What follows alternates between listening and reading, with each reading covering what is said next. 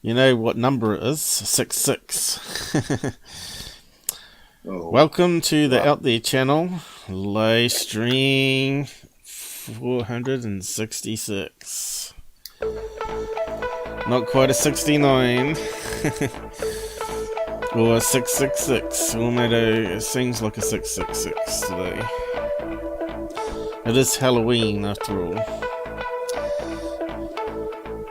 Hiding, I'm searching, I'm loving, I'm finding love, I'm hiding, I'm searching, I'm loving, I'm finding love.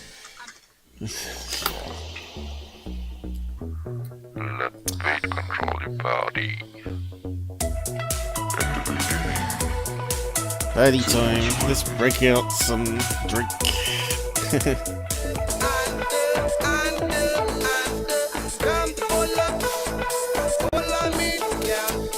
still have yet to get some time to carry on working on my new intro. I'm searching, I'm loving, I'm finding. Good to be back. I see it's lagging a wee bit. Hello. Alright, so we'll see how many people join us today. Not sure what's going on. Maybe it's Halloween. Maybe people got headaches. I don't know. But it's been very quiet today. On Discord, everywhere. I don't know what's going on. It looks like we're back. It looks like it's all up and running. So we have to see if anyone's out there. Okay. Hello, anyone out there today? I think it's only 4:30 California PM, and it must be like 7:30 PM on New York side things. So yeah, there should be people around, but is it Halloween over there at the moment? I think it might be. So it might be very quiet here, Robert, from the USA. It's funny you should say that. I think with the Halloween holidays and all the celebrations and that, my Facebook page was a little more quiet and a lot more quiet than usual actually today. Yeah, there was a few comments and what have you, but it wasn't the normal volume of people that I expect, you know. Yeah, Facebook's facing a wee bit of trouble at the moment too, though. Although that woman's claiming to be trying to stick out for the people, she's actually trying to implement censorship on Facebook by doing so. So she's a fake whistleblower, is what we call them. You know, so, Paul, I know several people now that are just good, decent people who've had Facebook bans, and it's generally because of what their political opinions. You can't move. You got no wiggle room at all with Facebook now. It's unbelievable. Yeah. There was a thing on TV last night about content. What do you call it? Approvers. What do they call it? Where they look at all the videos, and it was just a so biased side of things. You know, if you don't like something you're watching, don't watch it. You know, if someone's committing suicide, don't watch it. You know. If someone's being beheaded, then really, to me, it sounds like someone's on a platform that shouldn't be there in the first place. So just report it and don't watch it. And you know, you don't need these censorship content. What do you call them? Appraisers or whatever. It's just stupid. It's just out of hand. Censorship, really. If you don't like it, don't watch it. You know, if you don't like white supremacists, then don't get them censored, because then they go underground. You know, it just makes common sense that really you want those people to be vocal so you can keep an eye on what they're up to. even if you make sure it's flagged properly so kids and stuff don't get to watch it, you know. But adults should have the choice to watch it, and then you know who's accessing it by their IP address or whatever, VPN IP address, and the government can check into those people a bit further if they're watching that dodgy stuff. But if what happens is if censorship keeps going the way it is, nanny state as we call it, then it's going to push it further underground. And there's a thing called dark web where they got no control over it whatsoever. Oh, I know. Normally they can shut it down by a domain name, right, on their normal internet. It's searchable publicly. But on the dark web, you don't need one. You know, you could just run your crappy server off your laptop and just get yourself an onion address and just post it around, and people can access your web server on your box, you see. And they can do all sorts of nasty things. You know, sell drugs, sell sex, or traffic, and all sorts of nasty things. Well, I mean, I've been on the dark web and I had a look around, and I was quite shocked at some of the things I've seen. Hitmen for sale. Good God. As far as drugs are concerned, you can buy anything. Now, I'm not saying those sites are reliable, whether you'll actually get the service or not. But it's once you've accessed it, it's a bit of an eye turner. Although the dark web can be used for good, you know, if everybody gets censored and someone sets up a web server on the dark web where they can then communicate and show their UFO videos or whatever, that's fair enough. But really, censorship's just gone too far. And really, people should be self-censoring. You know, that they don't like something, they should just report it. And you know, if it's stepping over the line, which is obviously gore, death threats, and all that sort of stuff, or just plain mental, then it should be easily to have those accounts deleted. But still, I say, really, they should be sort of limited somehow, but still monitored. I reckon by reporting them and removing them, it's just going to push it underground. I think it's going to go the opposite way. It's going to only get worse. And of course, people will be using these alternative dark web options to get content. Well, I certainly hope that doesn't happen to UFO channels. Well, it might do, you know. Yeah, I know. Well, Richard Dolan, I mean, you can make of him what you want, you can love him or loathe him, but he's been saying this for a long time, you know, that they'll probably knock them off in the end. Yeah, they might say it's corrupting young minds, right? Well, yeah, and fake news. Yeah. Although we know 99% of them are kind of in that category, not all of us are. And that's what the message we're trying to get across. And we still got... Yeah. Well, everyone gets the same dress, you see. Yeah. But there is options, you know, like if YouTube keeps going the way it is, and Facebook and all that, where you can't where you upload videos, then you'd have to go to BitChute, right? And BitChute will probably use the dark web. They'll probably set up a dark web portal, so if their domain gets taken out, you could just go to the Tor browser and access it that way, right? And all the content is not on a local server. It's all it can be seeded by anybody in the world. They can have that set up, or they can use seed boxes all around the world. So it's really hard to take it out. It's not in one central location. So yeah, already that's come about because of the censorship in the last few years, right?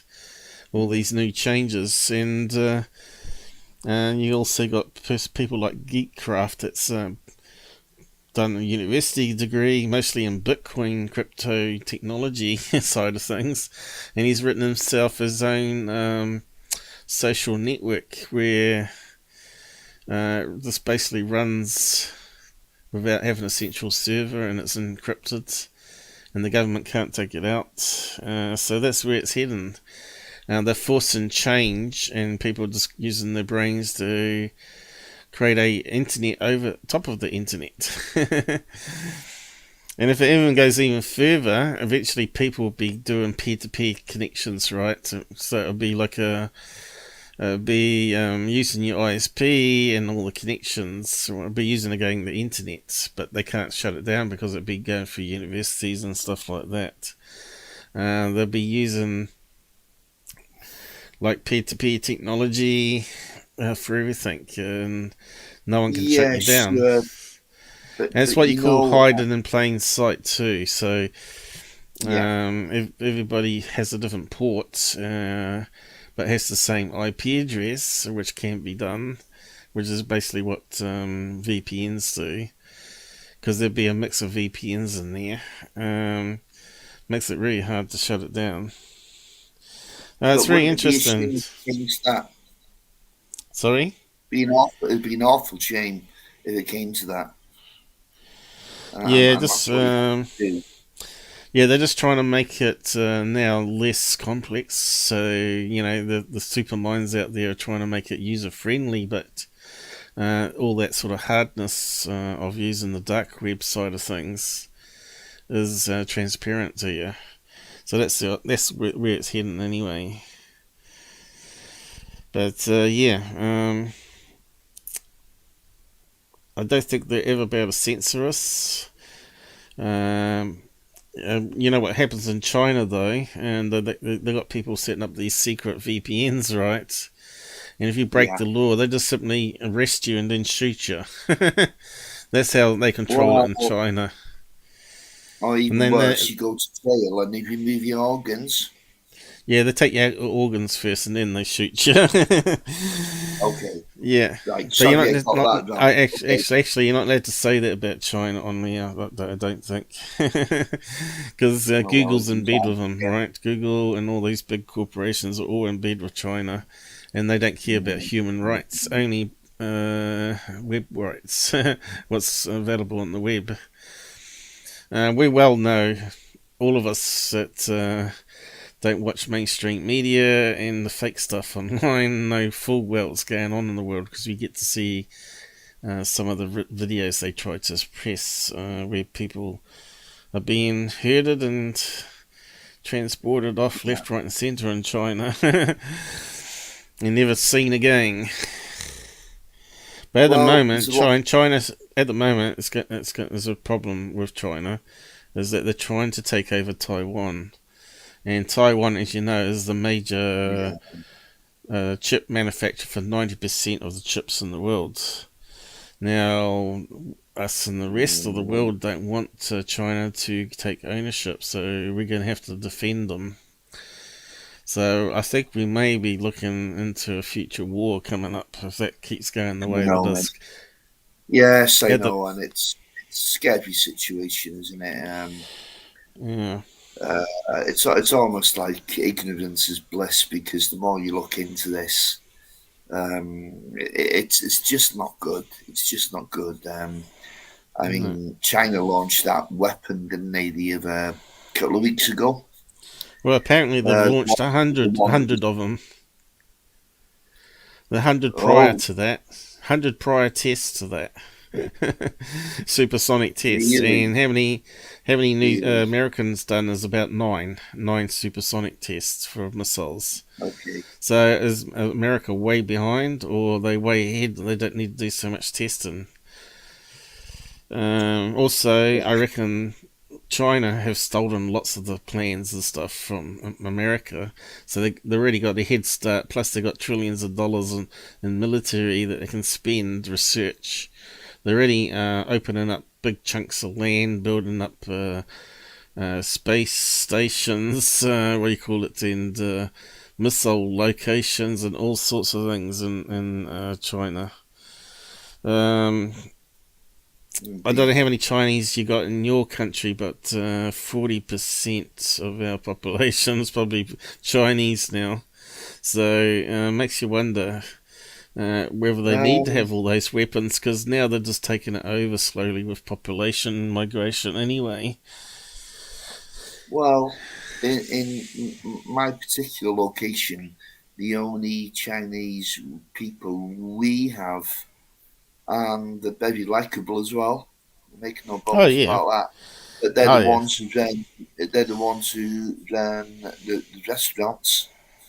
yeah. And I think they're glad to be out of China themselves. To be honest, Oh yeah, yeah. Of course, yeah. yeah. We had homestay Chinese, and they always talked about the toilets over there. When you go to a public toilet, you got to squat down, bend your knees, and squat. And there's nowhere to sit. You got to squat there No, and try and crap into a hole. No, yeah, no yeah, kidding. It's like Middle Ages, yeah, yeah. barbaric. That is, yeah, that's medieval. Yeah. You know, as the Chinese said, they said, "Oh, I go to toilet before I go to my son's school, in case I have to go to toilet, because I don't want to use their toilet system." And they're quite funny, really. Why didn't they change it? Why didn't they force the government there to adopt a lot of the West ways? It's this communism. That's really what it boils down to, right? Of course it is. Yeah, it's and, it's a and yet, dictatorship. yeah. You step out of line, you find yourself in jail, and you know what happens to you then. So Yeah, you just no, can't. everyone's just the stepping out of line. It's a brutal regime. There's no other way to put it. Well, there's two words for it: Squid Game. Mm. I think there's a lot of truth in that movie, TV series, or what do you want to call it? So yeah. There was another few other ones like Hostel. Hostel was the precursor to that. I recall Hostel, yeah. Yeah, where people go on holiday and then they get sort of Yeah. mugged and taken away to be tortured or whatever.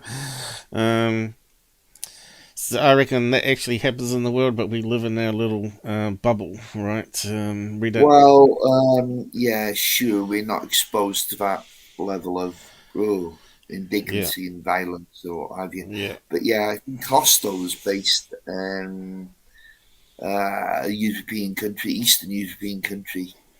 Yep. So, yes, Squid Game, if you've not seen it, it's actually, is it Netflix? I think it is. I'm aware of it, Paul, but I haven't watched it. Yeah, it's very addictive, so you probably watch one after another, 9 hours straight or whatever it is. And you make sure you get the English version. It has normally Korean or English spoken, and subtitles, of course. But yeah, it's a good thing. Actually, I've just seen someone pop up a review from what is it? The robot guy. So I might post that around later after the show.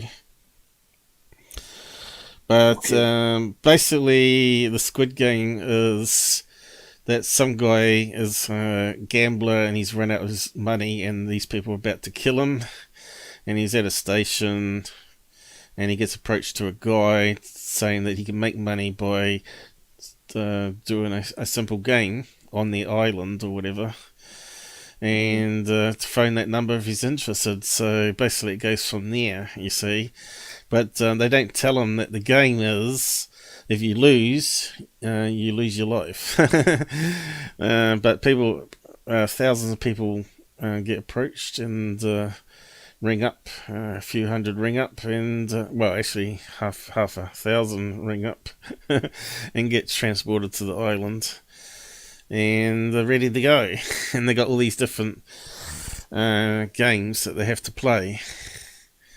And the first one is to sneak up to this, to cross the line, without, what's it called, peekaboo or something like that, where this person turns around and spots you, you lose if they see you moving. But anyway, it's very addictive. At the ending, it's got a few twists for you, but I sort of guessed it. But see if you can guess it. I guess the two main plots at the end, it was going to be fairly obvious, I thought, but still quite enjoyable, even though you can guess a lot of the plot is going to happen. It's way better than anything that Hollywood's putting out at the moment, because it's not so woke. They ruin everything now by being overboard woke.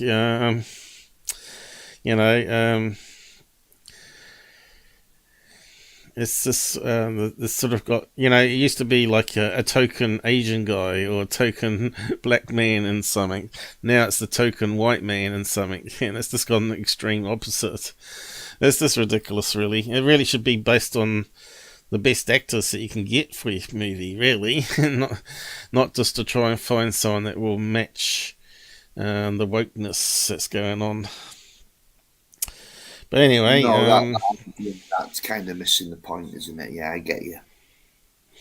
Yeah, it sort of ruined quite a few good UFO stuff that sort of popped out too. Sci-fis and stuff. Like, asylum movies normally do some really good piss takes, and some of them, they have really good effects, but they have really bad actors. They've got one called Planet June, because they've done a June remake for God knows why, because the first one, they've done a June remake and it's only part one of the movie already, and God knows why, because it's just long-winded and it's no better than the original one that was made, back in the 80s, so totally pointless from what I can see.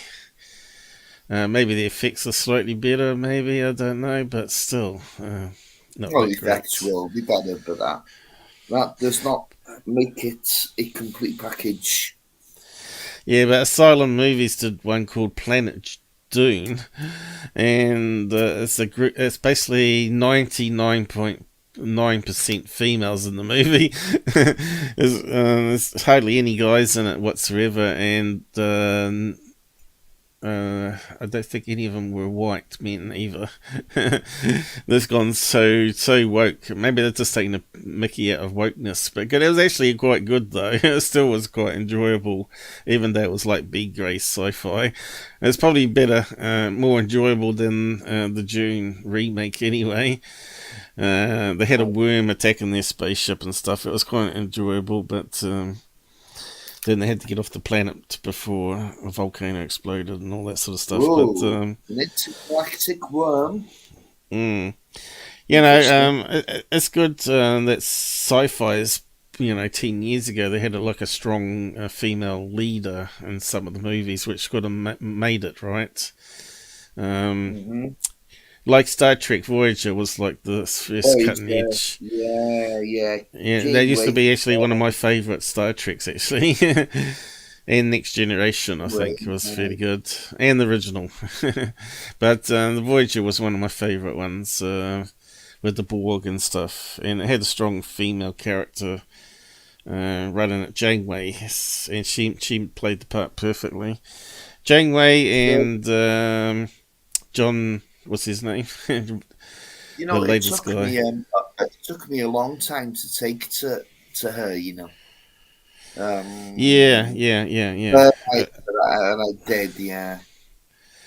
No, it took a few episodes to get into her, actually, yeah. But, yeah. I think she slotted into it. But the other guy, what's his name? With the bald head, Make It So. Picard. The newer one, not the original. What's his name? I'm not. No. What's his name? The one that does the X-Men as well. What's his name? I can't remember it. That's something Patrick. Yeah. Yeah, that's it. It's funny how as you get older, your memory gets more crappy. But anyway. Yeah, but Shakespearean actor he was. Yeah, he was. Yeah. I thought he was one of my favourites. I think I liked him better than what's the other one? The original Kirk. What's his name? Shatner. Oh, William William Shatner. Shatner, yeah. Yeah, I found him a wee bit too arrogant and sort of look at me, super sexy. I'm gonna bunk all these women on the first Star Trek. Right? It was just Yeah, absolutely yeah, I know. over top. Like he was over top. But yeah, even in the real life, he's like that. He's like known as the Twitter warrior. Like he fights everybody on Twitter. You should just join his Twitter and just start something with him, and he'll start fighting you, and he'll start reposting your comments about saying, "Look at this idiot." Okay. He done it with Uni Rock and a few other big players out there. So yeah. So for him to go into space on SpaceX was like the biggest news of the year, wasn't it? For that sort of stuff, who cares? He might have been the oldest and one of the most famous celebrities to be up there, I suppose. But yeah, I just wish he wasn't so arrogant. In fact, I liked him probably as the best actor on Boston Legal. I don't know if you ever watched that series about the legal system in America. He played I watched a couple of them. He played like the dementia guy who owned the firm, but they couldn't get rid of him. He played the part perfectly, but yeah, if you get onto his Twitter feed and you'll find that you don't like his character really much at all. I tried to interface with him and send him UFO stuff, but he's just not interested. He's just not interested in I said, oh, that stuff you put up on your episode last night has actually been debunked. He's not interested. So he follows all the ancient alien nonsense and all that sort of stuff. He's deep into it, you see. Okay. Yeah, you should probably have a chat with him. Maybe you can educate him. Hey, John's joined us. It all depends the way you come over, But at the end of the day, I don't really have time for numpties. Do you know what I mean? If people don't get it, then they're just not going to get it. That's what I find. Yeah. I've been talking to Tony Hawks on Twitter. I've been sending him corrections to his proof is out there. Because he's been putting up the last 5 these are UFOs have all been debunked by Mick West and myself over many years. And the last one last night, you could clearly see it was a drone that was moving forward and zipping along. And they said, oh, it's definitely a UFO. Oh, no, it's not. So yeah, I post up stuff last night and went to bed. I'm not sure if he's reposted one of my things where I said I don't debunk everything. Here's some legit stuff. So I actually gave him a link to our episode about the UFO frame that we're looking at, and I said check this out, and also Mojo's one. But yeah, he retweeted it to History Channel. So I said, well, that's all you're going to get, but don't expect us to be able to allow you to get access to the video. But you never know where it'll lead anyway. But yeah, I just wish more people who have got footage like that would come forward and let professionals analyse it and verify it, because a lot of crap out there, dots in the sky, is basically dots in the sky, and a lot of it's debunkable, right? Even though we might say it's a balloon, we've now noticed that you can say that, but if you had a higher definition, it may possibly change it to UFO, because you can actually then see detail that you couldn't in a overexposed blob of light moving in the sky, right? Which moves like a balloon. So yeah, what's John up to? Has he left already? We can't be.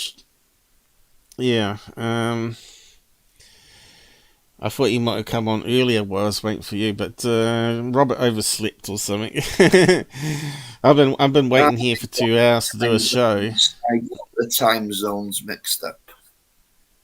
Yeah, turns out they went back another hour, and I already booked it for 11:30, roughly start time, in case we wanted to go early, and that's 10:30 his time, which I knew he wasn't going to be around.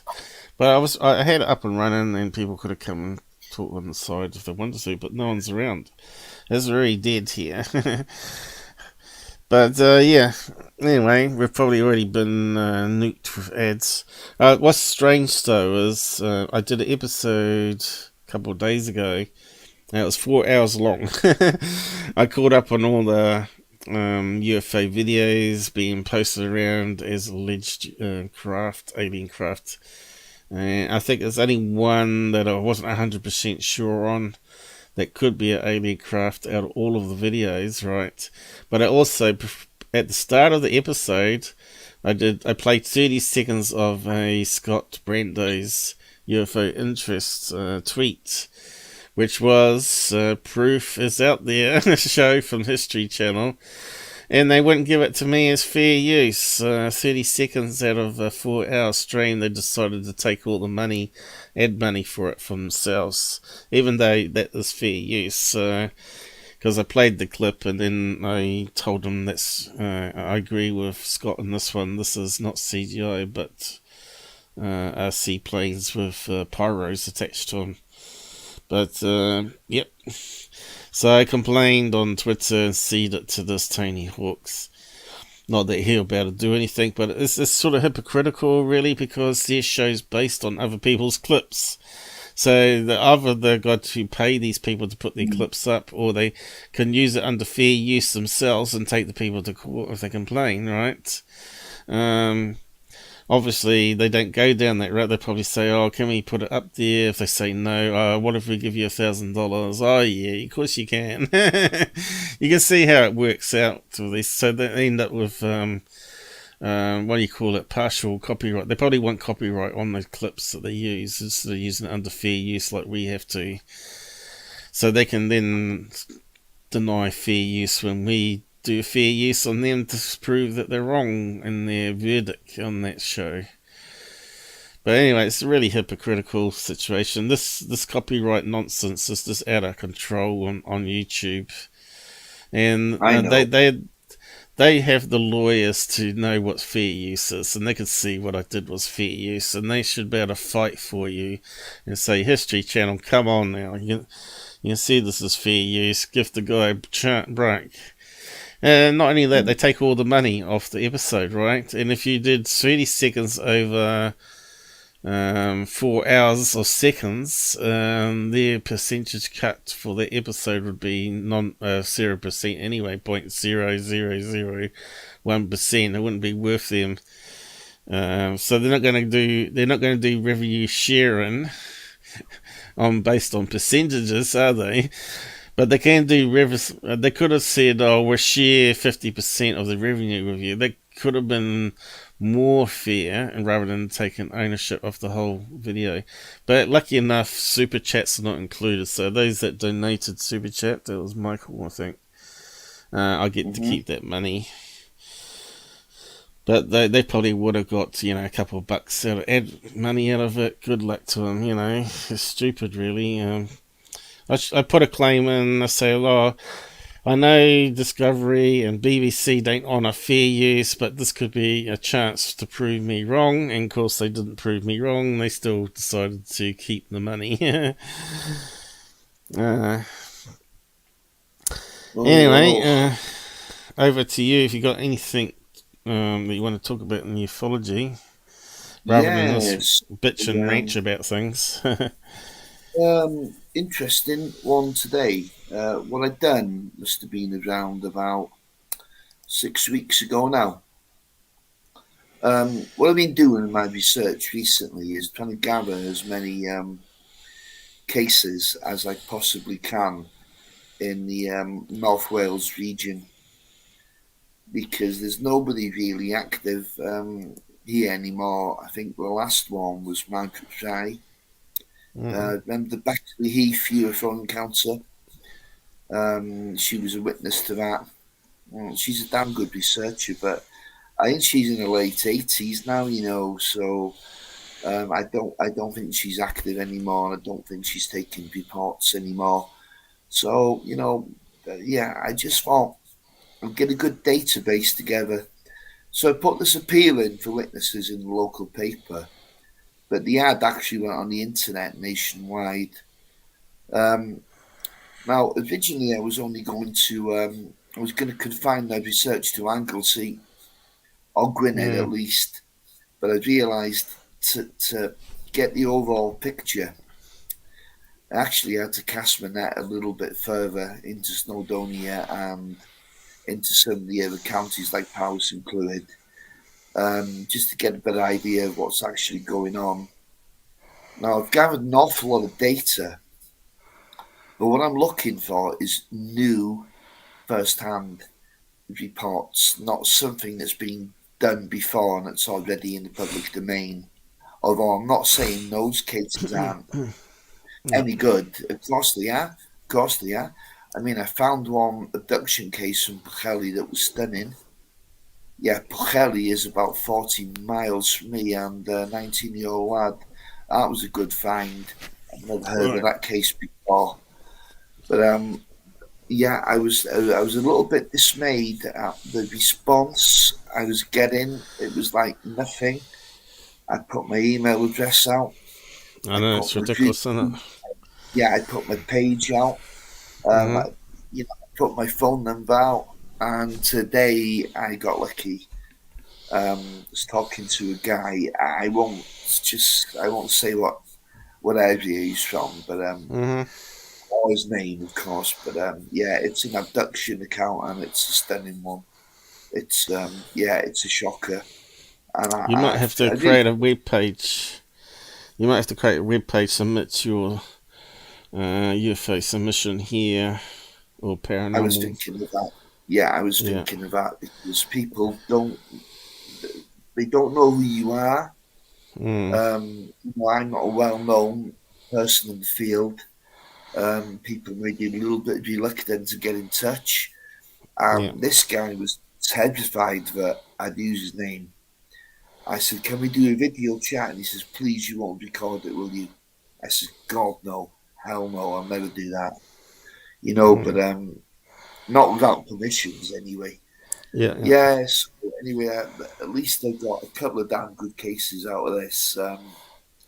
So I think I'll continue the ad for maybe another 6 weeks, but it cost me £25 a pop. Well, a website is not cheap to run too, especially with a database. But you could be spending up $10 to start with, probably a month. So you need to find that money from somewhere. Obviously, it's going to be out your pocket, or if you can do a donation thing. But you know how well that goes for me, But we are getting up there. Let's see, we've got $40 since you joined the team again.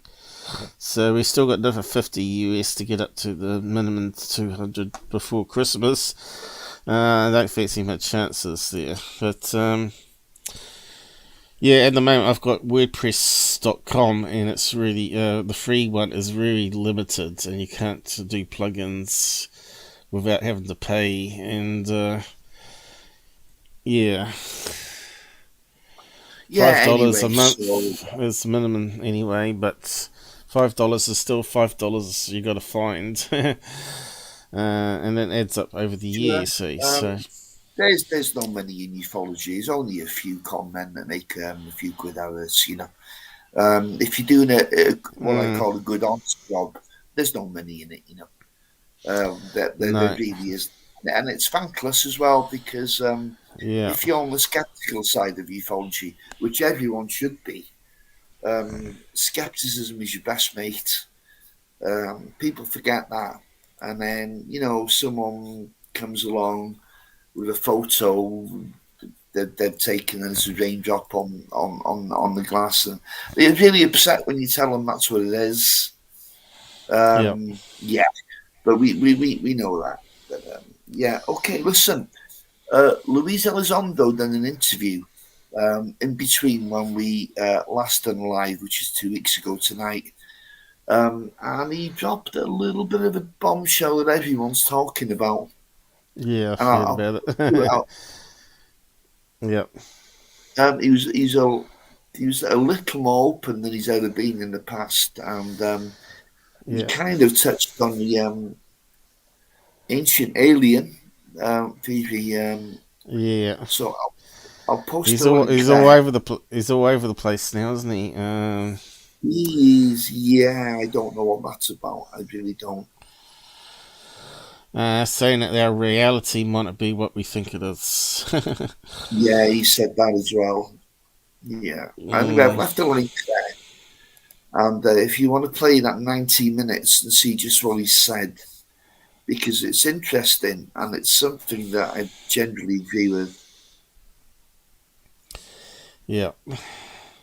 I always thought we'd been sweet. Oh yeah, I forgot about changing the link for us. Oh, Thank you, Google. Thank you, Google. That's so stupid. That's it, I think. Yep. Oh no. Yeah. Oh well. No, that's not it. That's our show at the moment. Yes. What? That's what it's saying. What? You sure you ain't set the wrong one? Hold on a minute. Good God, I'm so vain now. I'm sending links to my own show. Or your show, I should say. Oh, right. Well, it's I don't really class it as my show. I just class it as everybody's show, right? Everybody can join in on the fun and make the show, right? There's no direction. We're live debunks, we're live research, and we're live interviews. It's none of it scripted. Okay, this is the link. My apologies. But yeah, probably wasn't cached, right?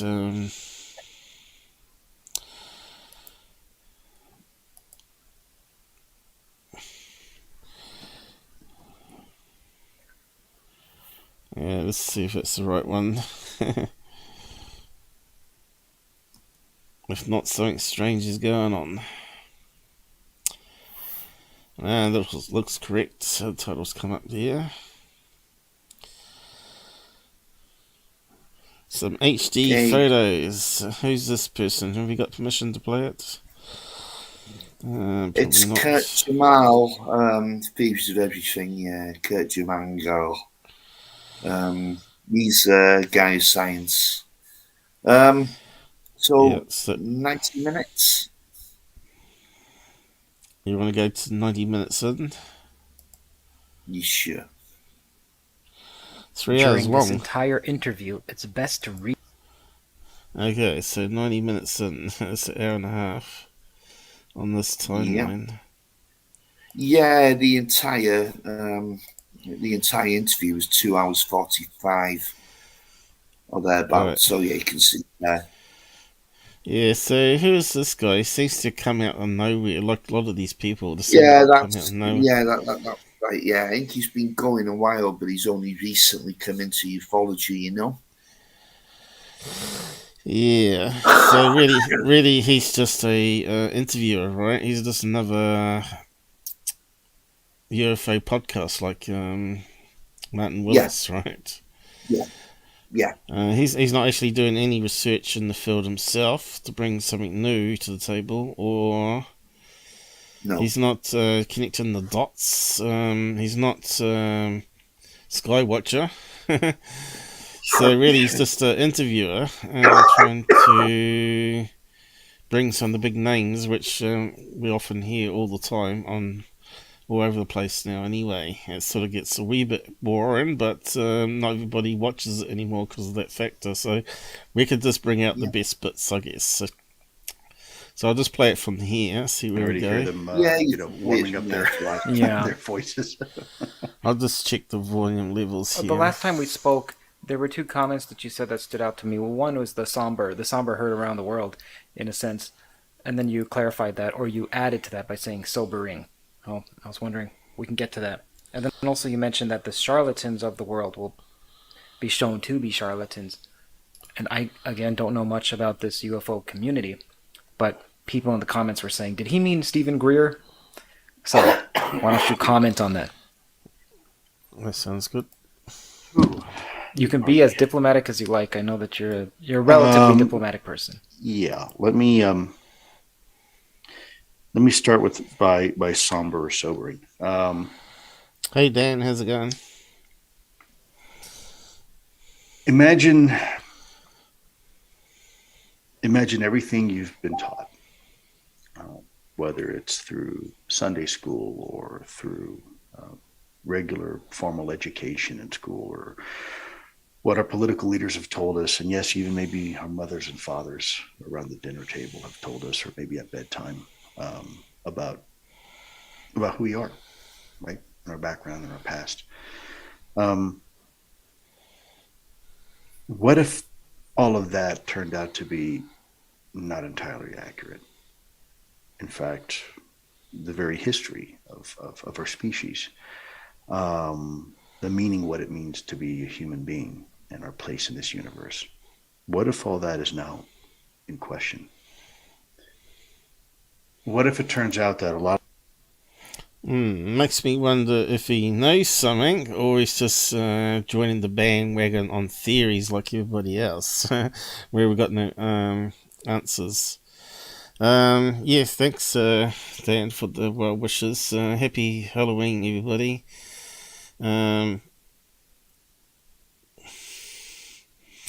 Yeah, his interviews with everybody now.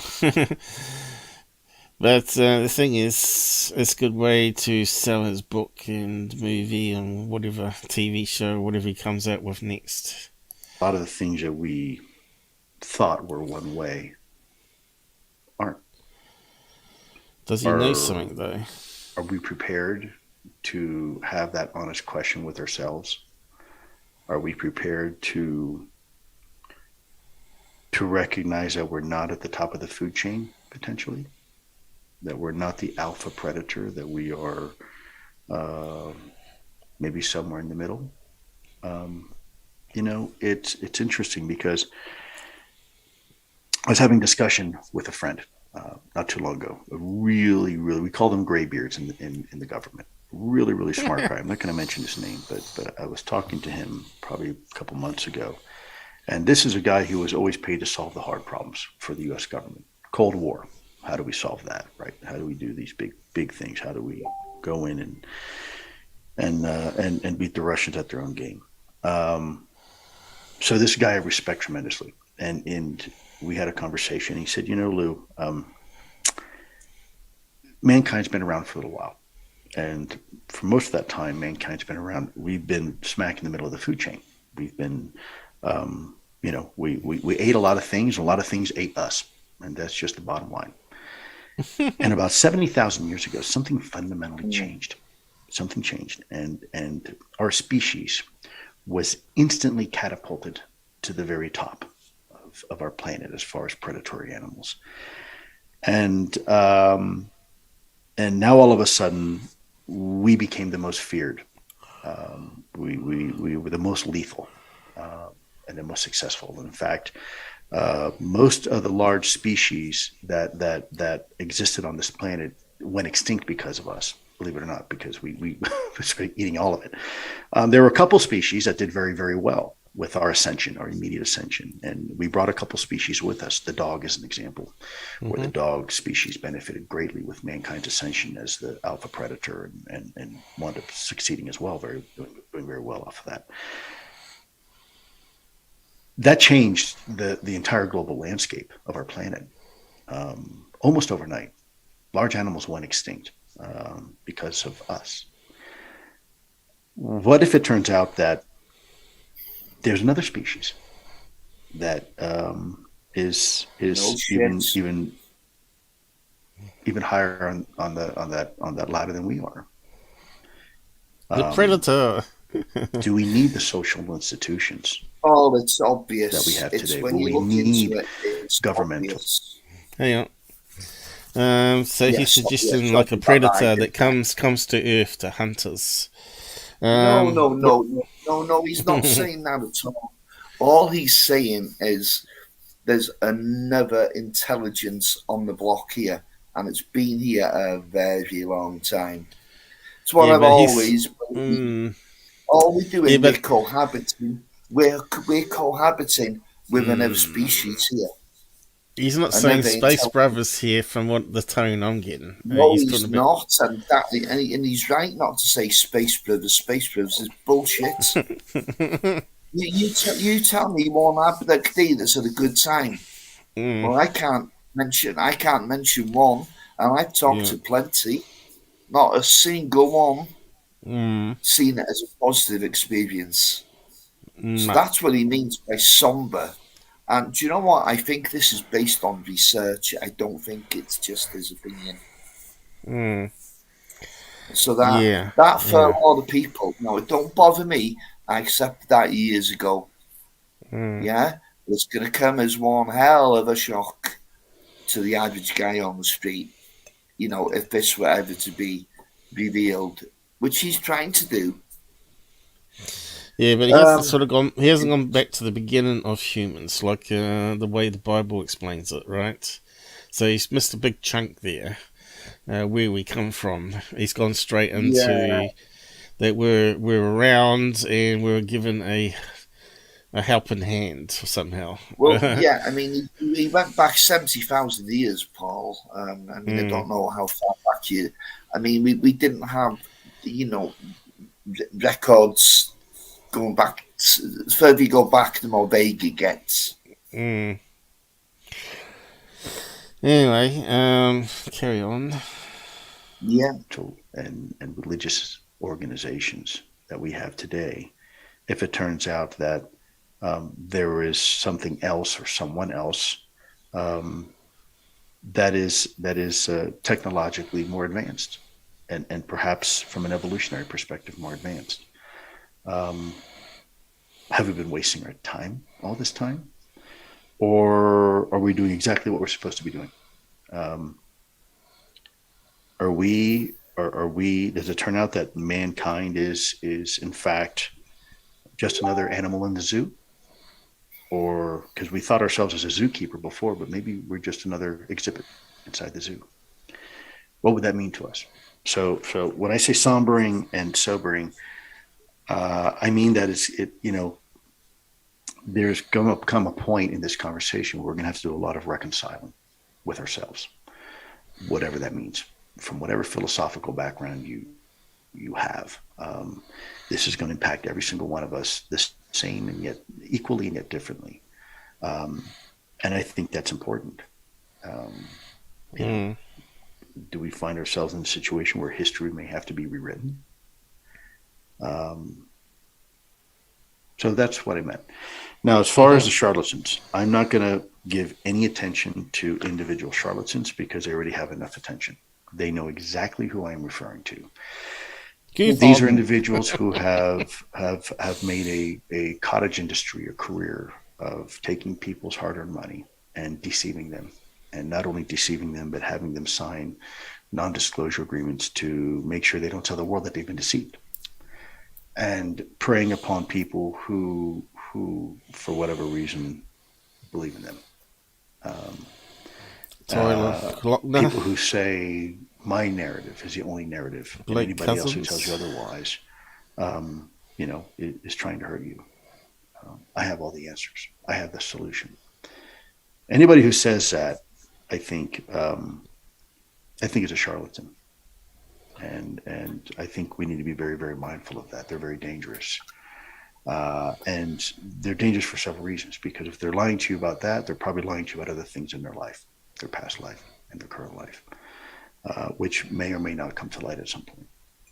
These are people who have taken advantage of people for a very long time, and The correction there, though, is they don't have all the answers, and most of them don't admit to have all the answers, right? But they're still. The thing is, Paul, there's far too many people who claim to have all the answers. I mean, do you know what I mean? Do we have a galactic hotline? Do we have these aliens? The only one I can think of is Billy Meyer. No, Billy Meyer's a con man. No, but he's the one claiming to have all the answers, right? Yeah, Michael Horn. No, come on, Greer's got all the answers as well. Has he? I don't think I've ever heard him say he's got all the answers. No, he's got most of them, for God's sakes. But that's what I'm saying. You got to remember, there's a lot of charlatans, but they don't admit to have all the answers as well. So you got to be careful of everybody in this field. We never claim to have the answers. That's why we're here, still trying to seek the answers, and that's why we keep doing research in our own possible way we can do online. And like you said, you try to reach out to people to bring their stories to you. This is the only way we can do research when we're not in America. So the internet is only our possibility of connection to people. But he's obviously got some information. It sounds like he's got some information here where he's been briefed, but could he have been disinfoed himself? Someone may have given him information saying this is the real reality, and it still could be disinformation, and now he's bringing it forward saying no, I don't think so. What he's saying makes perfect sense. It's what I've always believed. It's just about time somebody said it. I mean, other people have said it, but nobody of that kind of standing and background has said that before. You know, and I mean, talking about the Space Brothers thing, there's loads of people. Preston Bennett's pushing it. Whitley Strieber, my God, Whitley Strieber, he's got all the answers. I tell you, unbelievable. Have you heard this recent stuff? And I haven't been keeping up with all the charlatans. Yeah. No, the person who's gone down that way of Space Brothers crap is Grant Cameron. Fast fire bullshit. You got to remember though, a lot of these people hang out with like cousins now, so that should just be a warning sign straight away. Oh well, I mean, if you sell your soul, yeah, sure, go ahead. You know, the garbage they put up, you know, and they recycle it as well, which is getting ridiculous. The recycling. I mean, where are their models? These people know full well that the Blake Brothers are full of it. They know Third Phase the Moon is full of it, with a stupid, sensationalist, crappy videos of balloons and God knows what. Well, obvious CGI as well, don't forget. The obvious CGIs, yeah, some of which you wouldn't be a bit surprised if they'd done themselves. They have, actually. It's the only possibility, because they never ever proved, they never got anyone that sent those in to come on and do an interview, right? Well, you know, Tyler did. Tyler tried to get a woman on for his fake cube UFO he did, which is his wife, I believe. But one day we might be able to prove it 100% if we get a good voice print. But you notice that even when he shows her on his Twitter account, she doesn't talk, because she knows if she says the right words with the right accent, it'll be matched to this. There's people like me are watching like a hawk for the mistakes, because hoaxes always make mistakes, right? And we can catch them out. But, yeah. I think Lue, what he's saying here does make a lot of sense, like you're saying. We've said it ourselves, that maybe they're not from other parts of the universe, maybe they are, maybe they're interdimensional or whatever. So maybe it's a wee bit more complex. They're talking now that NASA believes in multiverses, so maybe there's something going on in that line of it. And I've been saying it for years, right? Even before it's come out. Maybe I was always talking about multiverses, and after my experiences, I believe it sort of fits a multi-universe, how they sort of pop into our existence and vanish in the room. That can only be done interdimensionally. It's not like they come from straight out in the sky, straight into your bedroom. They just simply walk through, right? So, a bit like the Bigfoot stories that we hear about them vanishing, and little lights appear above them and they're gone, sort of thing. So, like he's saying here, he's trying to say that craziness, even though it sounds craziness, is actually probably more the reality of UFOs that we're going to find out, and that's probably why the government won't release it, because the world will go crazy because they can't defend us and they can't do anything about it. They can't even detect when they're going to show up, because they're like, we're in the middle and they're way at the top of the food chain, is what he's saying here. I don't think they're more aware of us. They've got more intelligence than us. Yeah, They've got better photos. They've got better video. We've got a better understanding, but I really don't think they've got to the bottom of it. Yeah, but he said.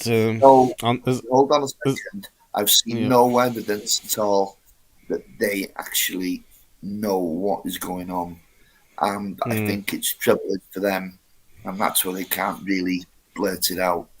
So he's saying here in this title, it kind of suggests that they're talking about UFOs being biological as well. Oh, that was early on in the interview. No. I'll tell you what was said there. Apparently, they found some wreckage of a UFO that contained biological samples. Right. Now, you can read into that what you want. That could be a body, couldn't it? Or it could just be evidence of... and he was also asked if there was any good video or photos of an actual occupation aboard these craft. And he didn't say no. He talked around it a bit. He certainly didn't say no, but the big hint he was dropping was yes. I'm pretty sure he said he's seen HD footage of UFOs being chased. He said there was one video that was I think it was 23 minutes long. And he said it's irrefutable evidence, but there we go. Because we can't see it, can we? Yeah, I've heard wrong information again being put out by Goofon. He was saying that so far all the Navy footage has been thermal. Well, that's incorrect. The very first 2004 one was actually switched between normal vision and thermal. It had a TV mode and a thermal mode.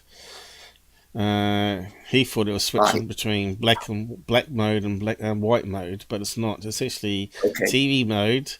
And it's SD video from far away. If it had optical zoom, we could have actually seen the true shape of that UFO. Unfortunately, what did you say? Standard definition of that? Yeah, standard definition for them is like 1080. I mean 180, not 1080. So we're talking about really grainy quality, Yeah, that's going to be.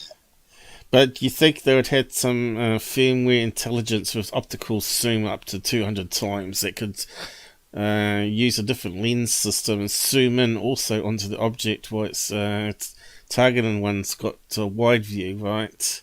There's no reason why another part of the system... Yeah.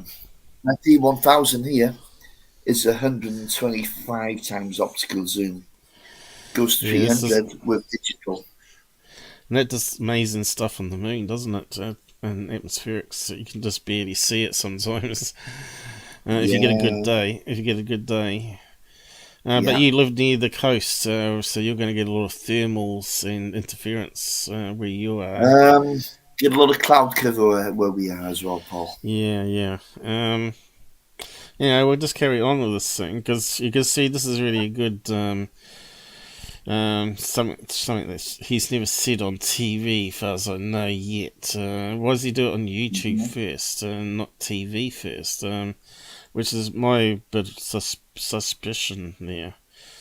You know, you think you'd say that on Fox News, but then again, Sure, but I mean, maybe they're scared of the backlash from all the religious types. well, this is the thing. This is where there's kind of a contradiction coming in, because according to him in the past, as soon as you start talking about aliens, don't mention the aliens, you know, as soon as you start talking about aliens, that the conversation shuts down.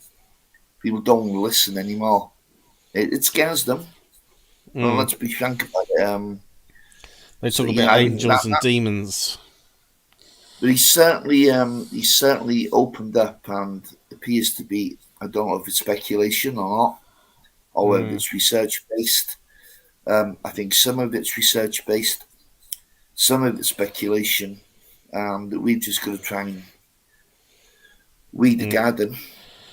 Yeah, I think our universe is more complex than the scientists think they have it all solved at the moment. Absolutely, 100%.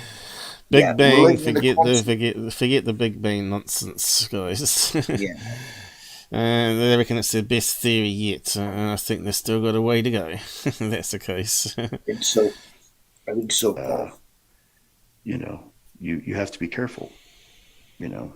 What else are the motivations of some of these charlatans, or potentially could be their motivation, other than financial? Well, look at any religious influence? charlatan. It's the same thing. It's a cult of personality. It's somebody who, for whatever reason, thinks it's all about them, and they manage the narrative. It goes to the basic core of pride and ego in human beings, and narcissistic behavior. You know, real, true, deep psychological issues. Some sociopathic, to be honest with you. Is there any gold in that rubble? I'm sorry? Is there any gold in that rubble? As in, is all of what they're saying, some of these charlatans, we don't have to name names? No, I think there's always fibers of truth in a blanket of lies, because that's what holds it together. There are some aspects of truth. The problem is when you take that truth and you distort it.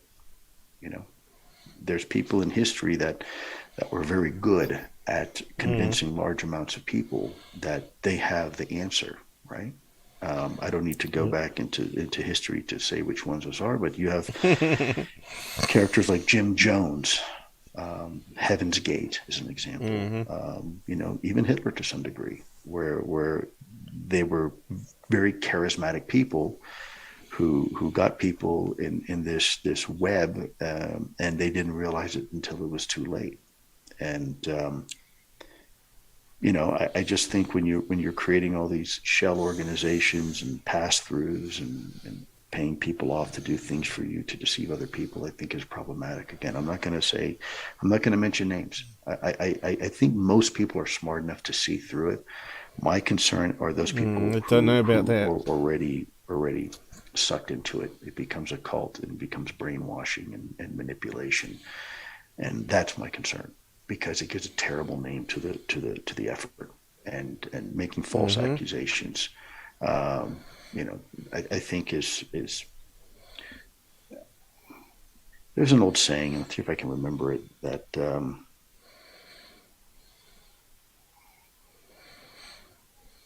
ye be careful of the knife ye uses to stabbeth the back of others, for surely that knife will be used against you in the future or at some point. So, you know, anyway, being just, you know, right, karma's a bitch. Be careful. You know, Mother Nature has a vote. She's got a way of always squaring things up at the end. And yeah, goof on page. That's what note to that. Remember earlier I was asking you, what can we do as a culture? I think based on some of your statements, what we can do is something like we've already been doing, which is keep talking about it so that we can destigmatize it. I know that I don't particularly like the word destigmatization. I think it's been taken by certain people, but essentially to destigmatize. However, there does seem to be the tendency from those who are believers in, or who are part of the UFO community, who deride people like, see, Neil deGrasse Tyson and other skeptics deride the UFO community. And I don't think they should do that. But then I also don't think that they should be met with condescension as well, because I think that that comes back at you. I think that love and extending an arm and an olive branch is what will.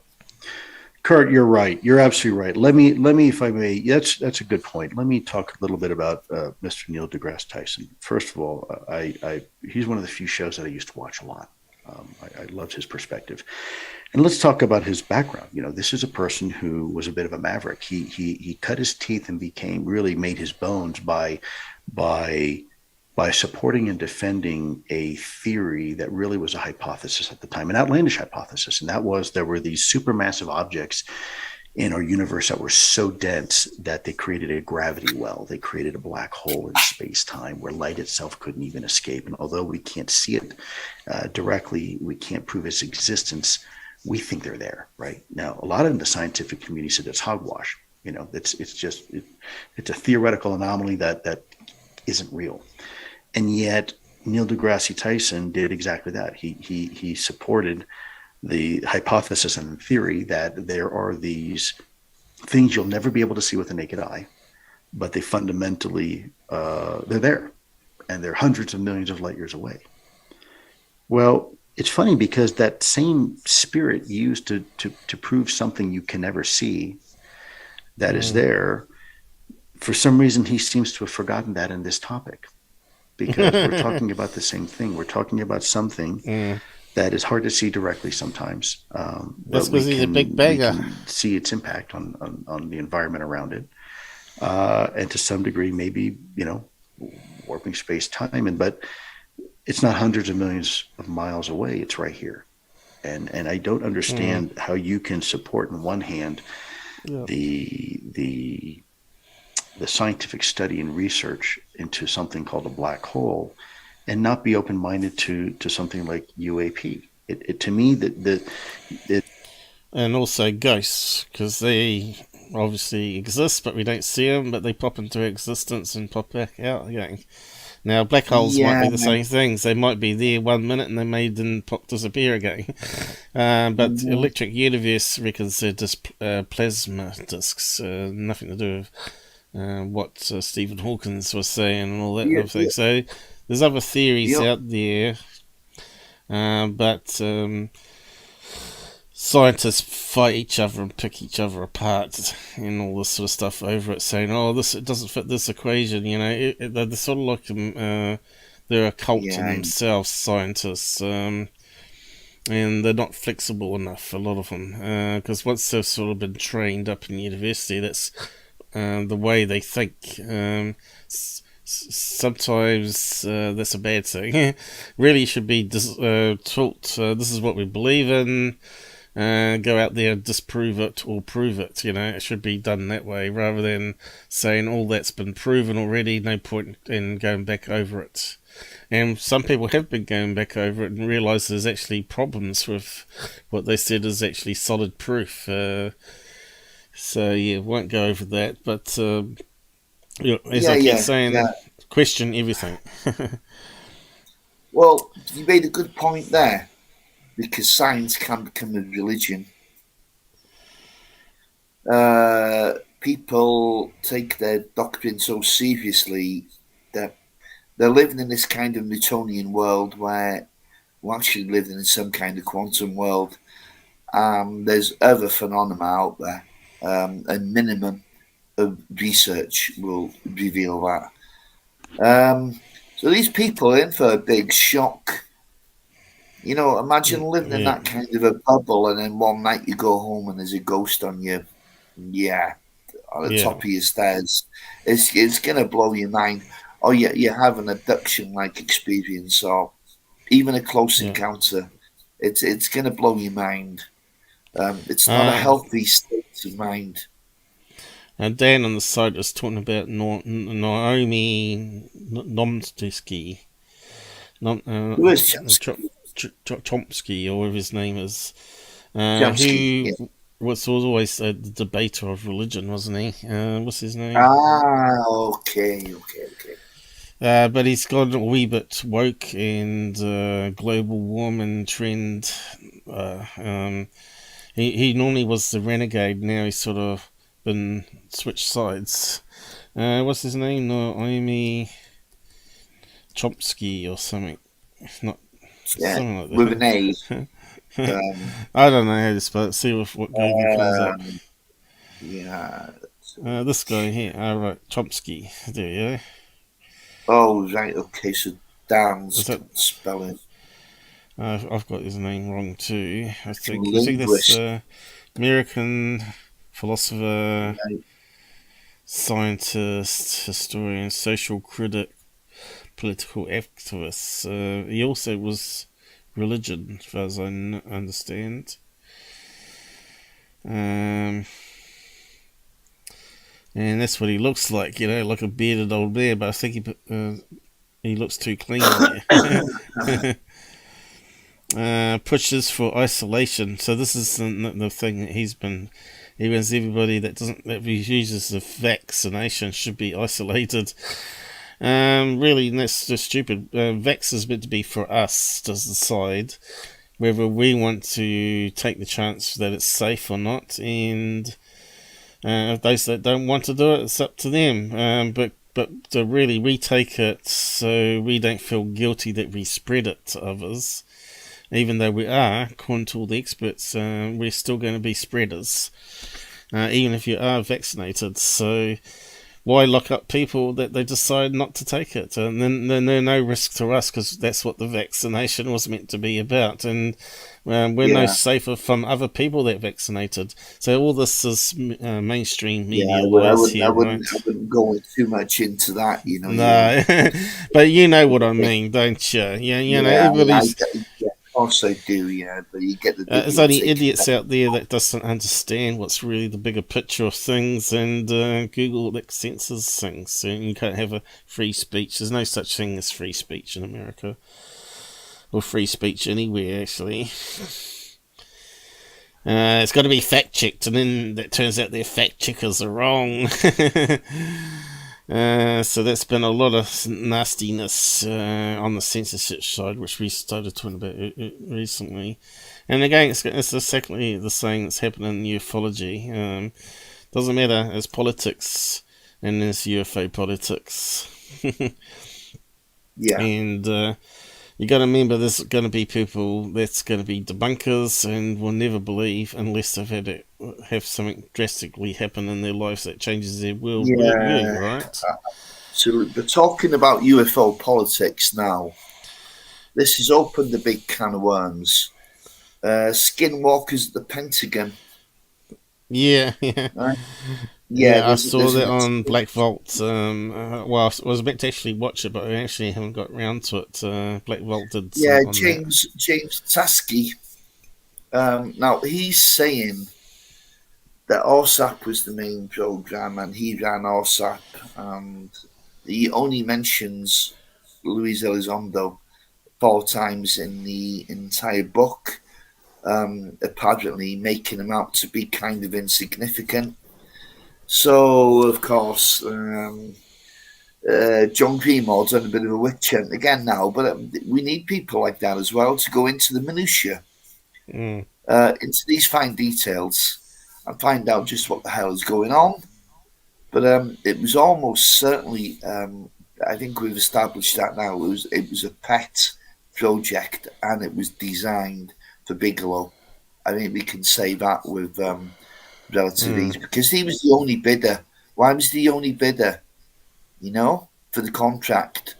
Yeah. That was some kind of deal between Bigelow and Harry Reid, that, no doubt. And then you got all the usual suspects again. You got Kit Green, Hal Puthoff, Eric Davis. That I'm not saying that they're deceptive, or they're not telling us the entire truth. Bigelow. But this is the thing as well, which Greenwald pointed out. We paid for that. That's taxpayers' money. Now, why haven't we seen the results of that research? Yeah. Because that should be available to us. Yes. But I agree. You try launching a FOIA request, and it's not really getting It's yeah, there's definitely some deception going on. Yeah. Plus, a lot of them hide behind NDA, and Lue does that too, right? He's saying all this out, but he can't actually tell you what he really knows because he's Yeah, yeah, hiding yeah. behind the Well, NDA, and well, it's hold sort on. of Let's make it clear now what an NDA is. It's not really an NDA he's hiding behind. An NDA is a non-disclosure agreement. You know, let's say you were on board a ship and there was a major event, UFO event. The next day you might get called into the office and you sign an NDA, non-disclosure agreement. Then you were silenced about that particular incident. But people use NDA as like a blanket term. What he's really hiding behind is his security clearances. Now, if he was to talk out of school, he'd lose then, you see. And that would affect his future chances of employment. And also, possibility he could go to jail. yep. You might have to do a Snowden. Amazing, really, America. Makes you wonder what the Russians know and the Chinese know, because they're big, the next biggest continents, right? Yeah, absolutely, Paul. Absolutely, yeah. Mm. Well, Um, we know of a lot of stuff that's happened in Russia has leaked out, especially after the wall came down. It was in 1989, wasn't it? A lot of stuff leaked out, but nothing comes out of China. They've got the biggest UFO research team you can think of. They won't even let you on. They won't let you in the club unless you've got a PhD. And even then, you've got to write a thesis, yeah, on your own yeah, personal theories of what may be happening. So if you haven't yeah, got anything to offer, you know, like you mm. might have half a chance. I wouldn't have half a chance. I'd have no chance of getting on. Yeah, I Oh didn't want my to do a God. PhD. I thought, no, I don't have to keep going every year after year after years, and end up in the education system entirely. I wanted to escape it. If Oh, you end up doing jeez. a PhD, normally end up stuck in university, and then you end up being a tutor for life, sort of thing. But Yeah, I get you. mm, I mean, um, my qualifications only go to really A level standard, and I was in further education, but as soon as the money came along, I just took the money. If I sod the education, you know, yeah, I'm yeah, yeah. skinty. I'm taking a job. Yeah, that's basically what happened to me too. But I went back to Yeah. university. I did so many years, saved up, and then paid my way through university, and just went from there, and realised that the world had changed in that time, and it went from university degrees to Microsoft qualifications, and then Mm. those that got those had to get Cisco, which is the next stage, and they all started getting onto their own sort of education system of stuff that's not taught in elsewhere, and you can only do their course to get access to it. But yeah, and all that costs you lots of money too. It's not free, you know. Yeah. But You know, unless you've got unless you're a bit of a spoiled guy with rich parents, it's not easy being a student. yeah, but then they become lazy though. I suppose Elon Musk might be the exception to the case where he actually wanted to develop things to make things better. But a lot of his come out through starting his own database, wasn't it, or social network that he did. And then he realised that they needed a payment system, so he got his dad that had all the connections to maybe set up some sort of online payment process that the banks would be acceptable to accept. And PayPal was launched. But yeah, and before then we only had ClickBank, which was a rip-off.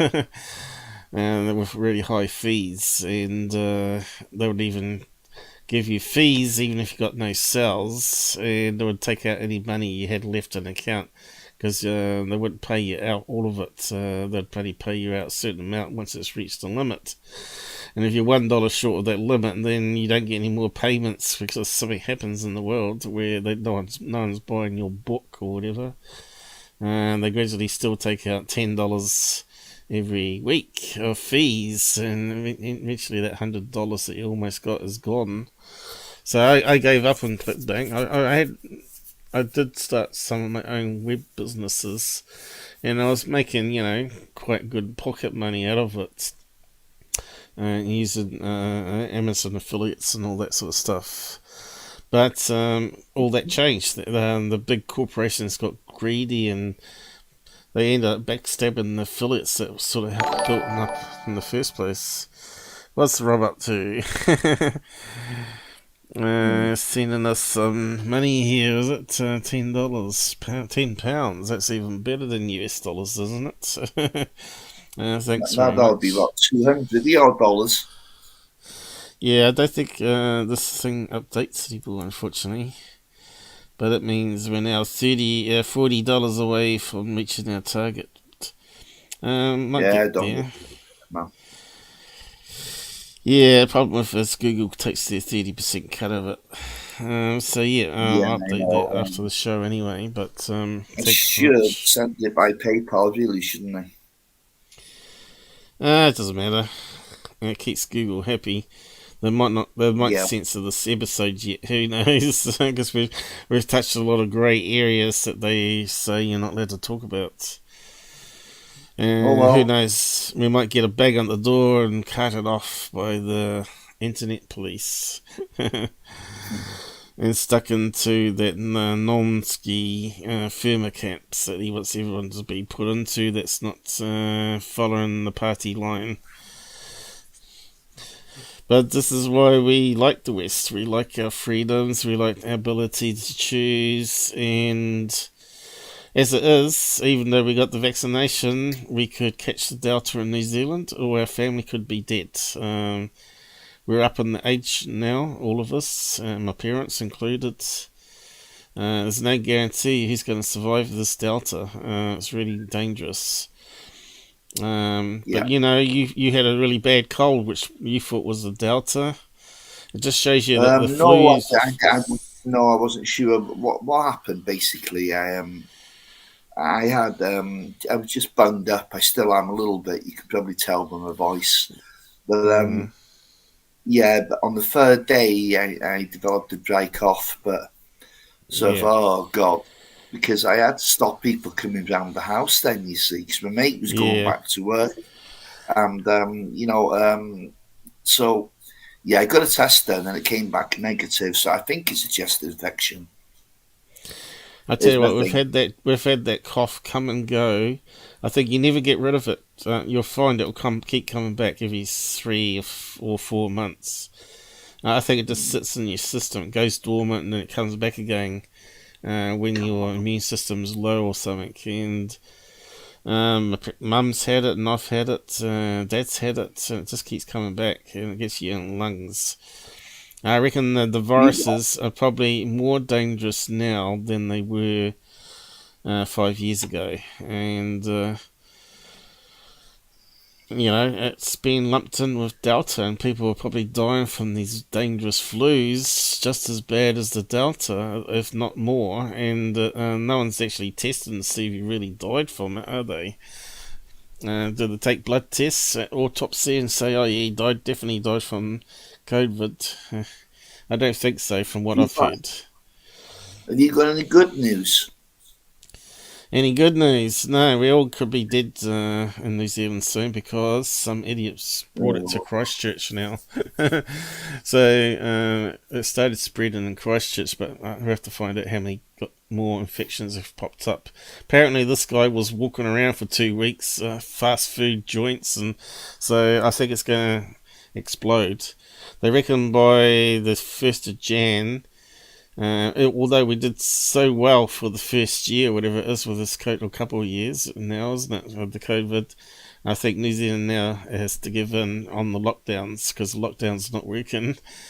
and it's going to spread it to everybody. It's going to be called what they call an endemic, not a pandemic.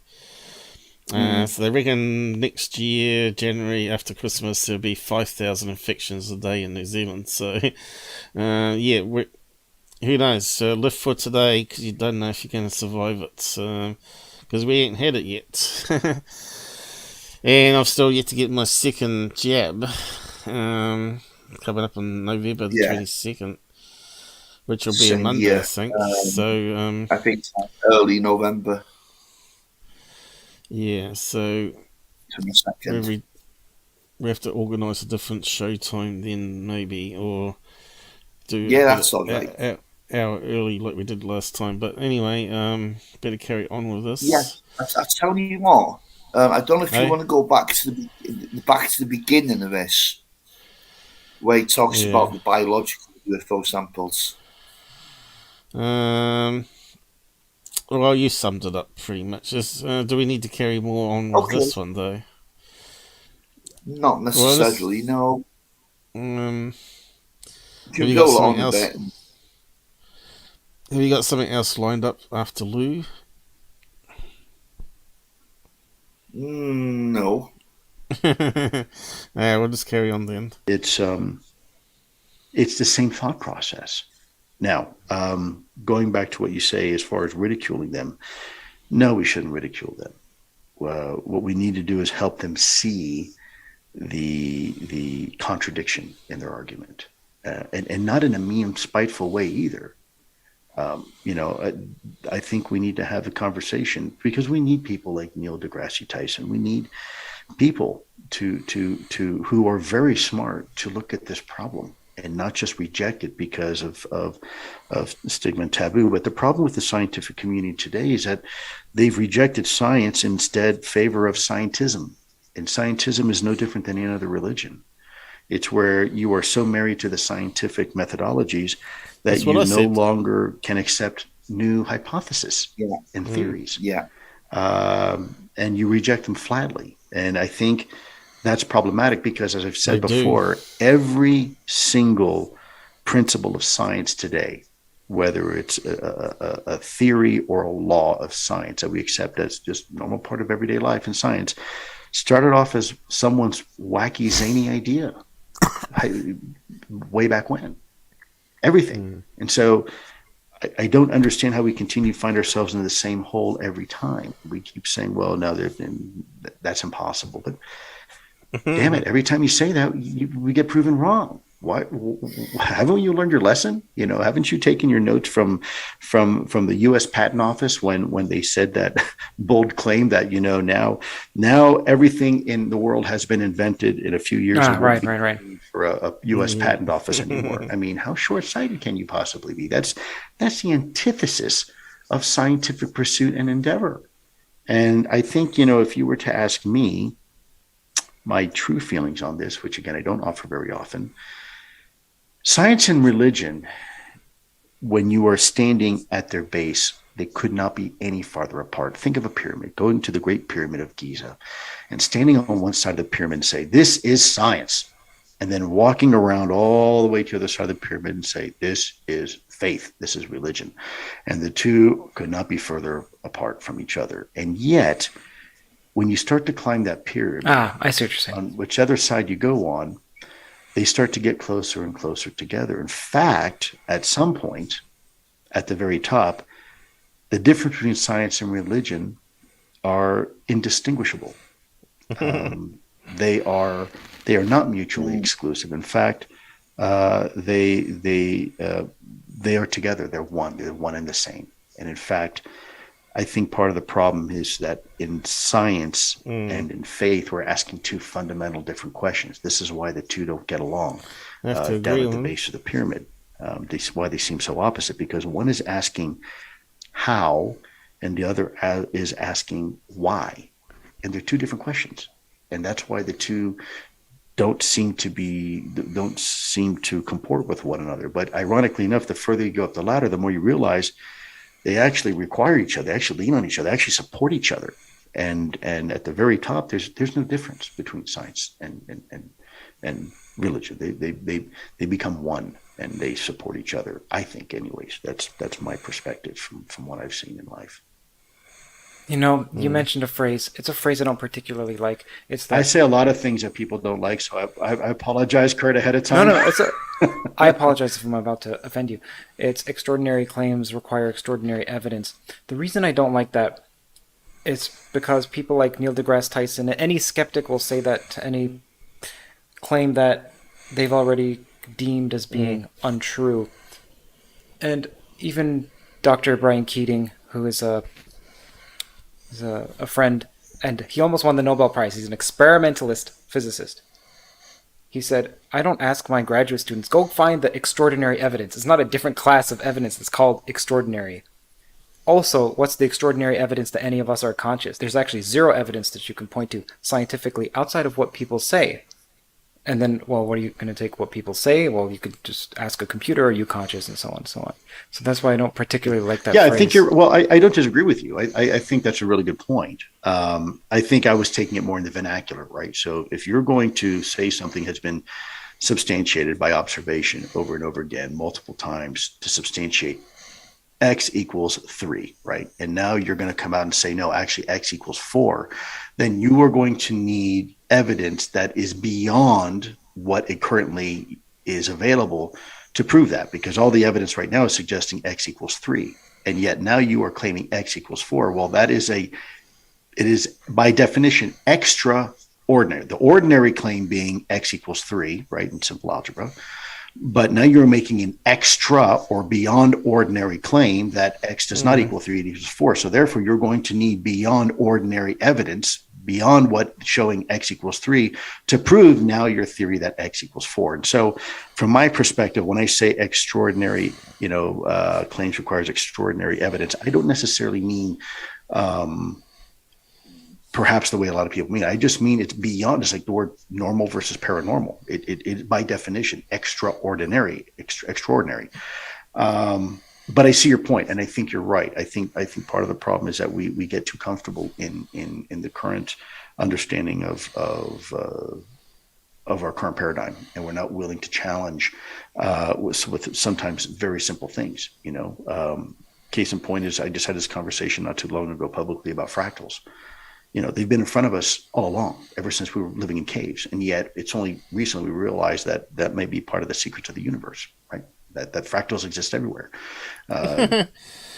My mate would be happy to hear that. He's done the fractal density unified theory, and he's tried to push it all over the place and no one will listen. And here he is, Lue's actually talking about what he's been pushing for a long time. That is part of the missing information. That does away. His theory does away with dark matter and dark energy, though, but doesn't include anything paranormal with his fractal universe. So I've never quite accepted it because it still just sounds like it's incomplete. But his idea of how energy and the universe is infinite and not finite, and Big Bang is totally wrong. His theory that and he's got mathematics and all this complicated stuff to back up his claim too. He's pretty clever. But unfortunately we've fallen out. We're not friends anymore because he had terrible mood swings, and I said, look, it's best that we don't talk anymore. But yeah. Well, sometimes people of that high intelligence tend to pay. They tend to pay a price. I'm not really sure what that is, but they are susceptible to mood swings. Yeah. It's not often you get a stable genius. But anyway, I have got some of his theory and videos on my Patreon, which you can pay and get access to.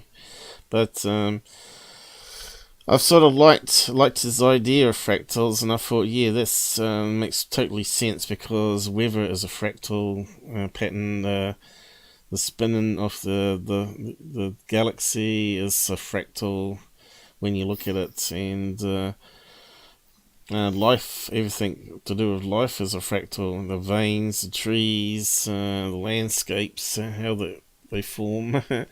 It seems to have a mathematicness to it. It's not totally random. It seems to be order and chaos, so to speak. But he talked about there's no such thing as the way the atom model was. He said it's really just dense energy and fractal patterns, which to me makes more sense than what is being pushed by mainstream science. But you got to have the outside thinking, though. You got to be like a fringe scientist to come up with all that sort of stuff. But here we are, Lue's talking about fractals. Sure, but you know what? Just to add there, though, once you've committed yourself, it's hard to go back, isn't it? Yeah, it's all right having a theory, but proving it is another thing. And you have a lot of people that fight you over it as well. He gets a lot of attacks on mainstream scientists, and he's always able to defeat their arguments, right? And they say, well, it doesn't meet this criteria, and then he goes back and comes back to him and says, well, there you go. That means your criteria is wrong, or your mathematics is wrong, and this is why it's wrong here. So he was able to do all that. He was able to debate them at their level, which is really good, PhD level. So he got fed up with not having any PhD, so he started doing all these online university degrees. I think he's got a whole collection of them now. Just basic Bachelor of Science degrees and stuff, psychology and all that thing. He's just doing it from home. So it just proves anyone can get degrees, but not everyone can come up with their own science theory and try to prove it. But anyway, the thing is, he was all over the place, though. He had too many fingers and too many pies to concentrate on that theory. I thought that he'll never ever fully complete it and satisfy everybody, because it lacks paranormal, right? Although he believed that the science is wrong, he didn't believe in paranormal, right? Same as Mick West, because he never experienced it. Yet he did have some strange dreams, colour dreams, and got information in his dreams, just like we've all talked about, that you get information passed to you in your dreams. But this guy apparently was a drug cop, undercover drug cop, and he got beaten up pretty bad, and he was left for dead, sort of thing. And of course he's got wire in his jawbone now and all that sort of stuff. But when he come back from the head injury, he was like a super savant type person now, and he could read books and understand the science and all that stuff. He could read a science book and understand it, sort of thing.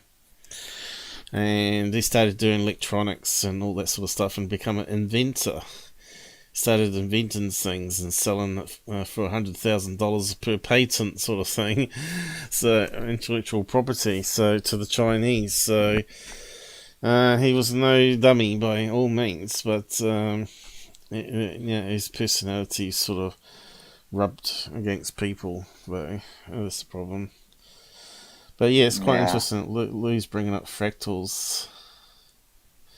Fractals definitely part of it. Fractal energy.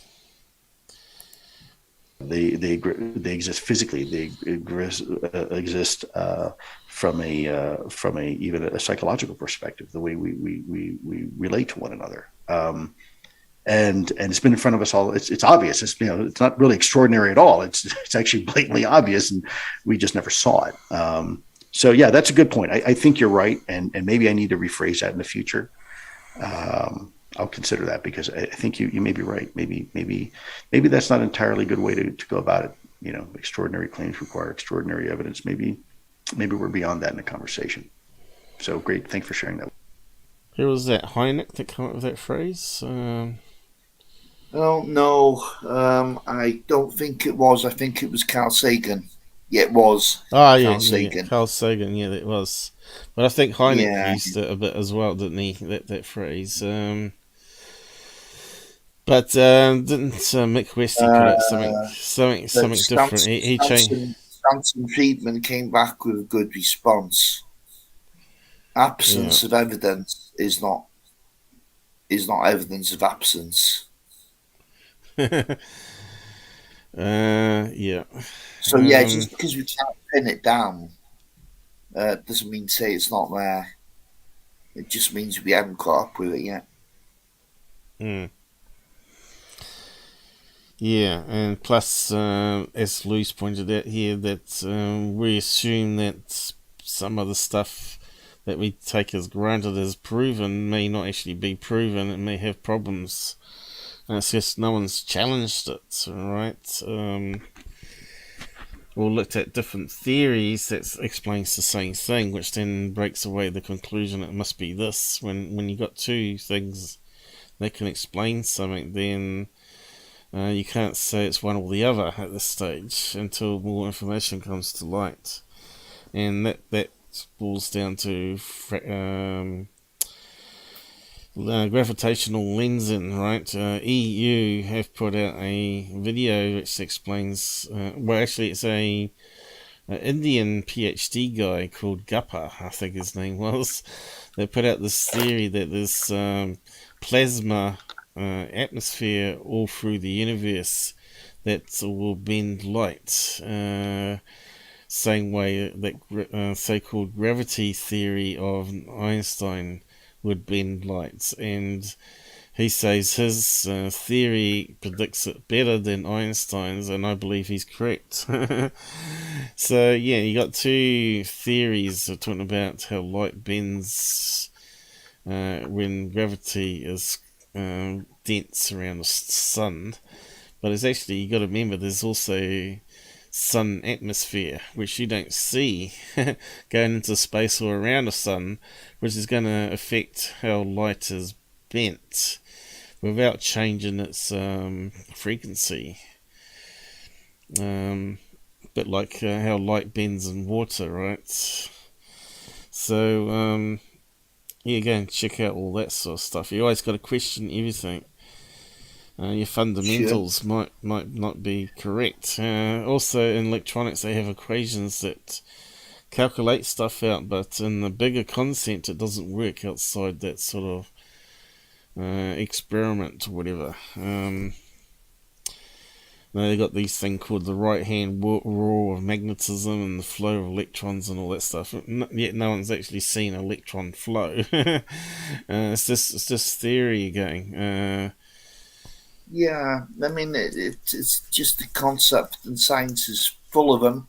But some are accepted, and some are considered to be nonsense. And I mean, a lot of the stuff that's considered to be nonsense, you know, the history books need rewriting, my friend. We do. Well, get there.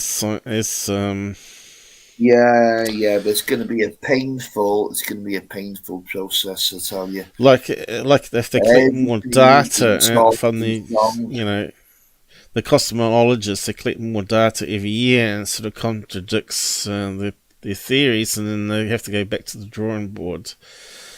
But I think until we get into space, not much is going to happen. So everybody's talking about why is the rush to get into space. Well, there's quite a lot of good reasons to.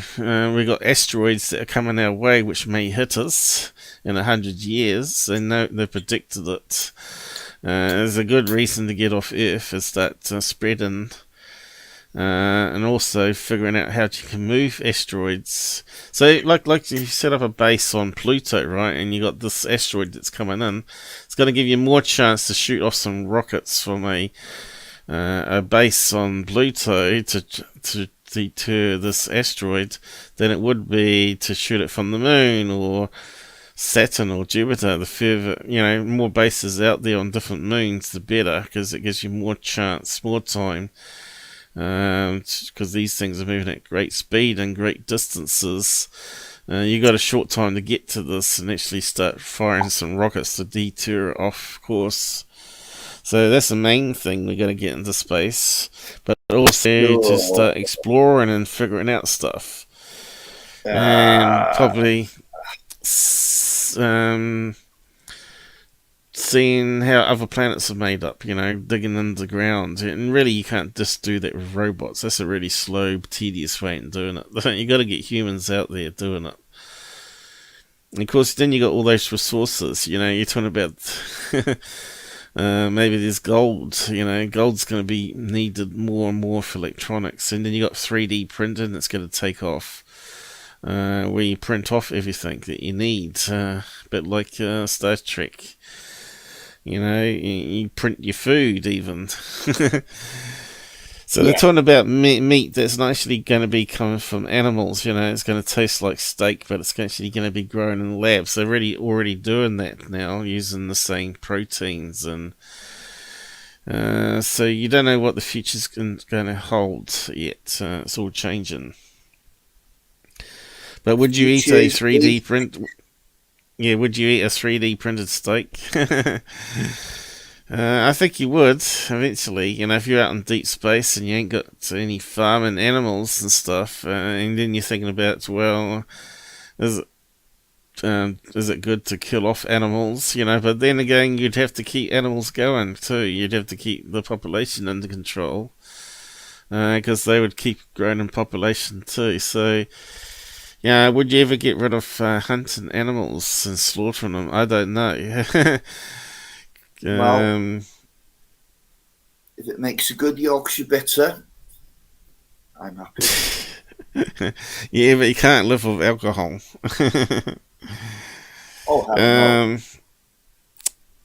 Yeah, I don't know. The future, we don't know where it's going to lead. Whether you're going to be less of meat eaters and still just simply grow it in the lab, or be vegetarians. I think we like the taste of our food. We must have tongues for a reason. So, whether it's going to be totally replaced or not, I don't know. But I think getting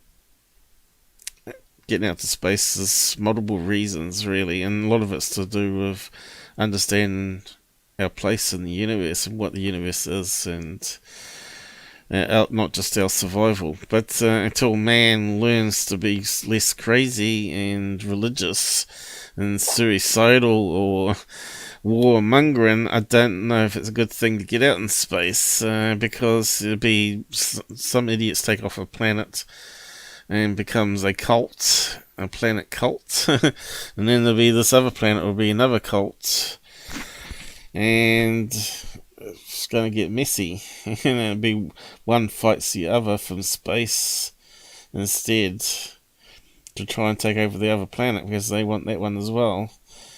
They'll never stop with humans and their thinking.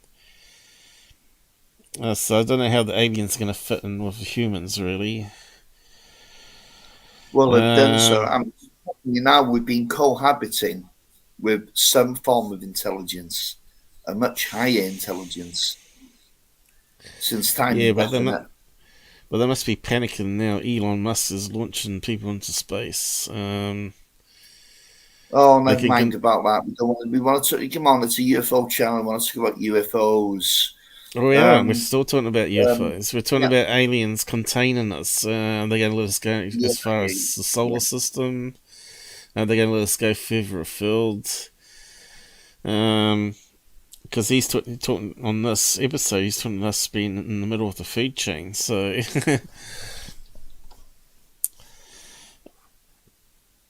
our intelligence levels is not that high compared to aliens in that case.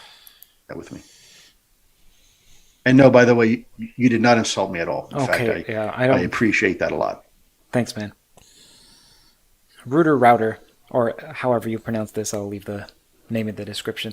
It says, great show. Can you ask Lue the following? Based upon what you've learned, Lue, would you consider yourself to be an idealist or a materialist? And if you are unsure what those words mean, No, let I me know. know what they are. Is there an option C? Which would be what, mix? Can I be both or neither? Yeah, that's something I've been wondering. Is there a duality between those two? There's plenty of dualities in math and physics where you think it's the option between two, but it turns out that they're equivalent ways of describing a system. Yeah, exactly. I'm not sure it's an either or. I'm not sure they're mutually exclusive. I think Super subsets. My background was science. In science, I found my solace, which I enjoyed. I grew up kind of a angry young kid, had some tough times as a kid. But science to me was it was unwavering. She was always there for me. She never lied to me, and so I get lost in science. And I do believe in the scientific method. It works. Is it perfect? No, but it's the best thing that we got right now that we know to test and apply theories. But at the same time, there's something more you said about human consciousness. Can't prove it. There's no mathematical formula, no physical evidence to prove consciousness, and yet here we are having a conversation. So, I don't think the two are mutually. I don't consider myself a materialist or an idealist. Like I said, it's I make fun of the fact that I love humanity. It's humans I don't like, right? How is that possible, right? Because humanity is a collective of all the humans, and yet, probably a little bit of both. Probably a little bit. I think there's an indelible aspect to the human being that is that transcends physicality. We have a body, obviously, and we have a brain. And our brain is inextricably tied for metabolic processes to survive to the body. The heart has to pump blood to get blood to the brain, otherwise the brain dies. And in the same respect, the brain is regulating all the autonomic processes for the body. So, breathing, which is automatic, thank God for most of us anyways, and heartbeat and temperature and whatnot. So the brain is a biological organ that is inextricably tied to the overall vehicle, which is the body, and that's organic as well. But there's probably something more to the human being. There's probably something more that is not necessarily physical. Because a computer has a processor, a computer has a body, right? The laptop I'm talking to you on right now, and it's got a processor that's thinking, if you will, for the computer, but it's not a conscious living being. It's not a sentient being. So the question is, what is that extra component, that extra ingredient that makes us human, that makes us a living, breathing, not only animal, but truly human, what separates us from everything else on this planet? And there's that third ingredient can be described potentially in cultures as the soul or the id or the chi, or put your nom de jour you want on there. But I think a lot of people agree that there's something different. Case in point, the notion of love. You can't really describe it. It's hard to describe. You can't see it. You can't touch it and taste it. But it's there, and it motivates a lot of people's actions. In fact, love to some degree actually works against individual survival, and yet a mother's instinct to throw herself in front of a train to save her child is almost reflexive. There's something there that recognizes the value of human life, human dignity. I could be in a car accident and lose use of my arms and my legs, but I'm still Lue Elizondo. I could suffer a traumatic brain injury and have a severe TBI and be mentally impaired, but I'm still Lue Elizondo. What makes Lue Elizondo Lue is something a little bit different, something that you can't really put your finger on. And so back to this duality, materialist versus, idealist. Mm-hmm. I'm probably a little bit of both because I believe in science, but I also know that there's limitations to science, and there's limitations to human beings, and there's limitations to you and me and everybody else. And that's okay. And that there's aspects to being human that are probably potentially more human than human, to use an old cliche. So great question. If I can ask you, Kurt, a question I never asked you. Just take a break here for a minute and ask you. What got you into this? Why did you want to get into this topic and have this conversation with your background? I mean, I suspect you have your reasons, but I'd love to know why. Originally, I was what people would categorize as an adamant atheist, and that was recently too, just a few years ago. And I'm not saying I'm a theist now, but I'm not an atheist. And just so you know, some atheists will say they don't believe in God because, well, the concept of God is volutinous and amorphous. How do you pin it down? Well, then technically you can't say you're an atheist because you can't be anti what's cloud-like without yourself being cloud-like. You can't be against nothing. So either way, I was speaking with someone who told me, aliens exist, and I gave him my standard spiel, which is, well, why do they look like us? It's two humans. It came out. The reports of aliens spike every time there's a movie, so it seems culturally related. The standard skeptic response. Yeah, anthropomorphism, etc. Yeah. Right, and also, look, given our exponential curve for technological progress, why do these craft seem all alike? Now, of course, they're varied in terms of shape and size, but still, they're recognizable as craft. And if let's say you're coming from a planet far away, then even if you were to travel there, you can travel there almost instantaneously, but thousands of years may have passed, and so then your technology would have increased. So I had the standard skeptical response. And then he said, Kurt, just watch this. Just watch. He sent me a few videos, and I watched them. And then I think I've said this before, if I have any skill, it's not math or physics, it's body language. I watch people's body language like a hawk, and I can tell when they're insecure about a certain aspect of what they're saying, when they don't feel intelligent enough, when they feel intimidated, when they feel like they have to... Well, you can continue on the list. And I didn't see deception in what I saw. And so that got me interested, and I decided to speak to Jeremy Corbell, because I was a filmmaker. I still categorize myself as that, and he was one, and still is. So I was like, okay, let me speak to Jeremy. He has a movie on Bob Lazar. And since then, well, I've been interested in it because of the physics, but I'm also interested in the deep mysteries of the world. And it seems like UFOs tie in to them. And even if they don't, it's still incredibly informing. So that's my interest in it. And look. So this is the thing also that these people seem to forget. Why do everything form to be like a two bipedal alien or whatever? Well, actually, it's not. Some aliens are, and some are not. The mantis is meant to be like 4 legs, isn't it? And 2 arms, or maybe 3 arms, or 4 arms, or whatever. I think it's because it forms to Mother Nature. It takes the simplest path to conserve energy. Now, why do UFOs form spheres? Well, that's a perfect Mother Nature shape.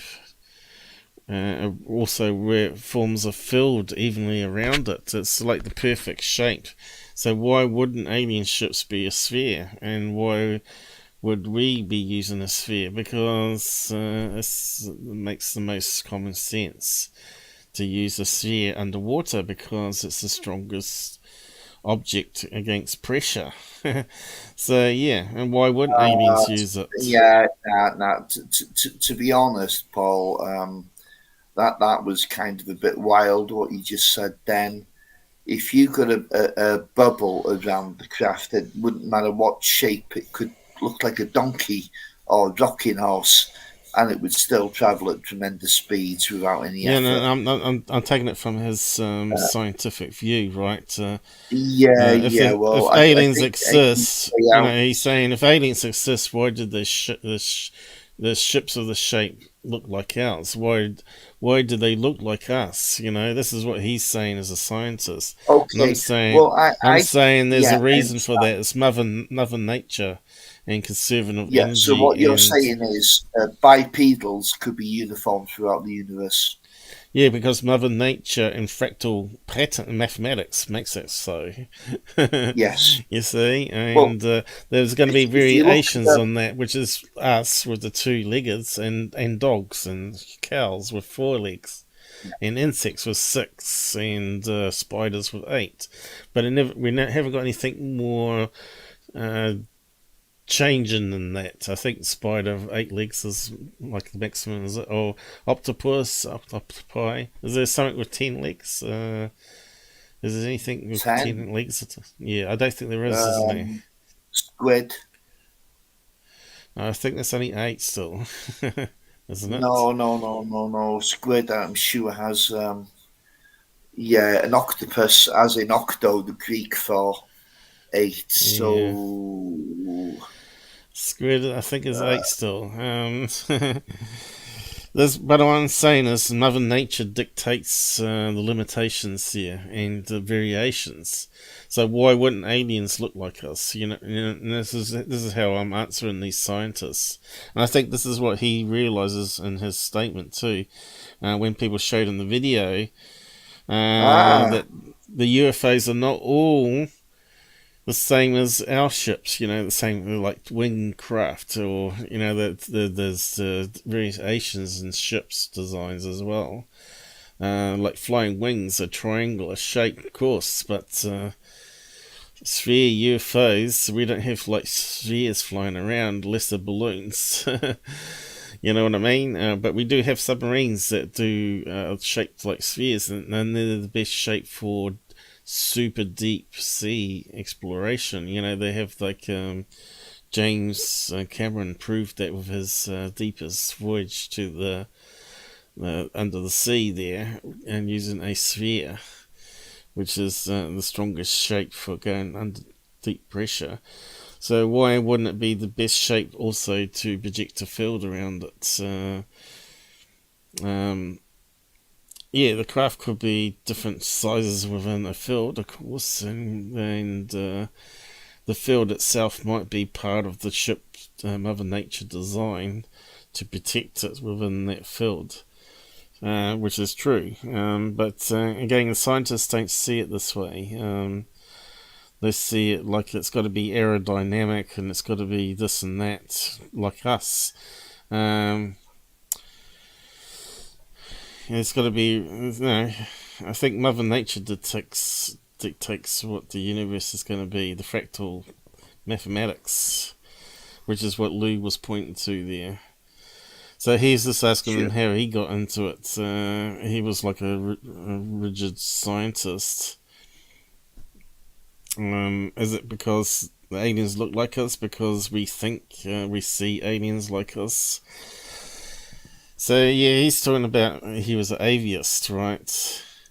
But we all start thinking there's no such thing as God. But then we sort of go around full circle. Then we start seeing have an outer body, which goes against that we just exist in our own brain, but maybe there's more to us, where we can actually live outside our body and still have the same thinking that was inside the body. So how's that possible? I think it's like a spooky action at a distance. Like your outer body, you're still connected to the brain itself through this energy level, right? So people talk about having a tether to your body. When you travel outside your body into different locations, you're still connected by this wire going back to your brain. And when you come back, snap into your body, you actually drag back through that wire back into your body and your consciousness. So whether you go into a tunnel, you're still connected to the body, unless the body dies, and then that tether breaks. And then what happens then is what people say is that you go on as a ghost or spirit. But I've always said that really boils down to not that you don't have to be alive, you just have to have those atoms where the information is stored in fractal energy, and you live forever and within the atom. All your experiences are stored in the atom as information, energy information. I think it's a lot more complicated than scientists believe. When you die, and that's it. I think it's not the case. I think you live on within those atoms. That I was think part the of you. consciousness lives. Yes, I'm not looking forward to it, but yeah, We it's won't know going to until we be die. going That's to right. We be won't a know. transition. That's for sure. It's going to be a A lot of people have transition. said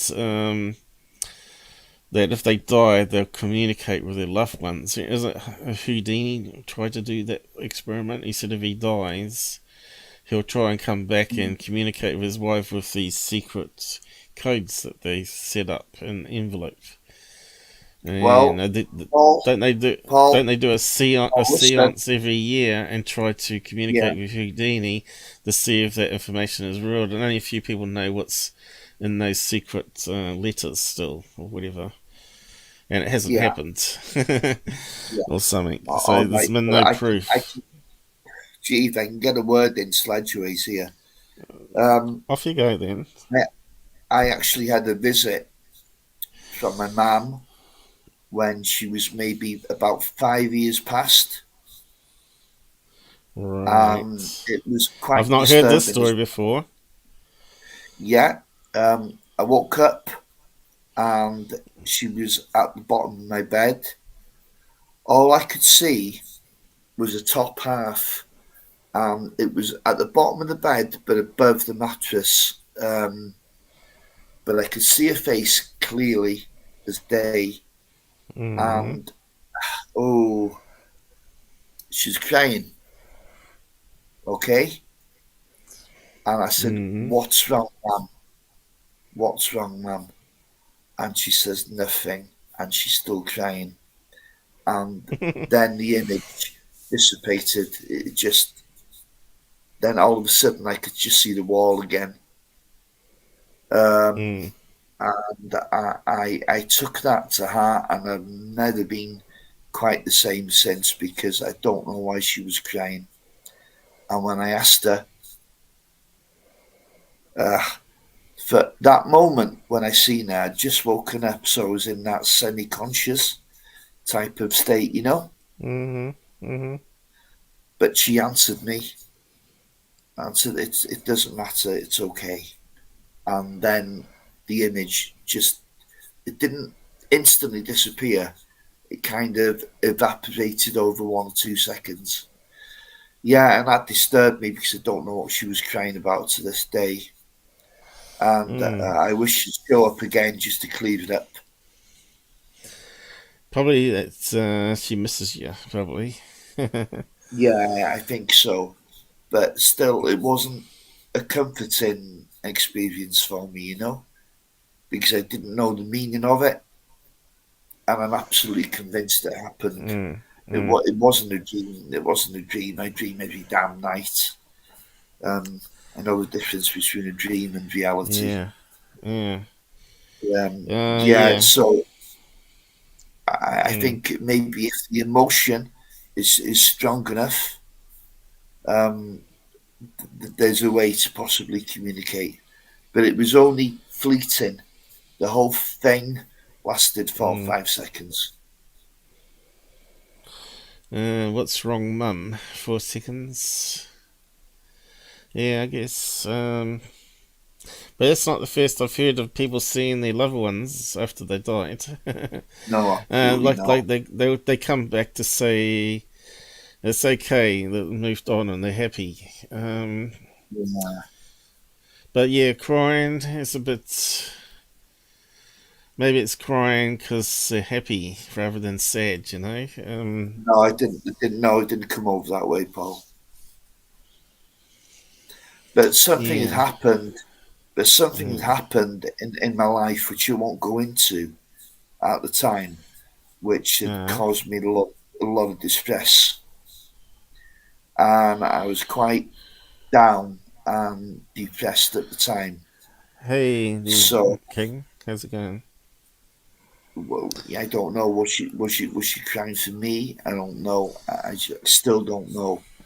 But it was. I mean, I spent the rest of the day just trying to the rest of the week and the months to come, trying to process the information, you know.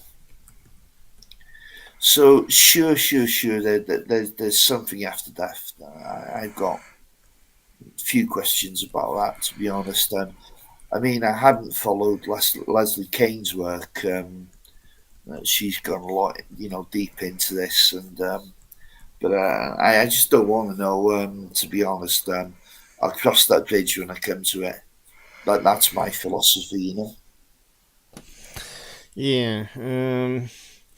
The thing is, her atoms are going to be in your house still, right? Even though you've cleaned it and decorated it, still, I think, you know, it just takes a few skin cells, or you know, to pass on those memories and still keep it in the house. Could be between the cracks in the floorboards or whatever. Yeah. It can even be passed off into the atoms of the wood itself, the carbon atoms. Yeah, they call it stone. And sometimes it can just somehow replay itself back into the environment somehow. You know, this might just take a certain stuff that we don't understand to make it happen, but yeah, I don't know. They might be just hanging around in the energy field, which I call dark matter. I think they might exist in dark matter, and they can make themselves known that way,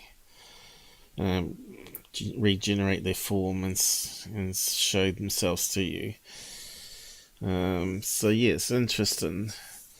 And this is why we keep. This is why we keep it. This is why we keep in this field, though. We keep asking people to come along and tell their stories that may be similar to our stories, and we get a connection or we get an answer that we didn't get from the experience. Why did it happen to us?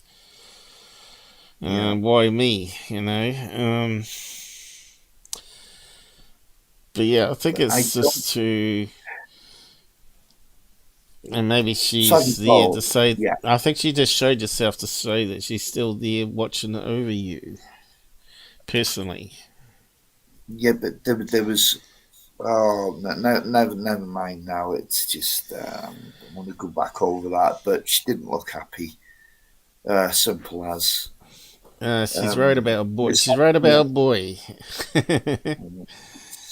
Even though she's not your biological mum, was it? Your adopted. No, she wasn't my biological mum. No.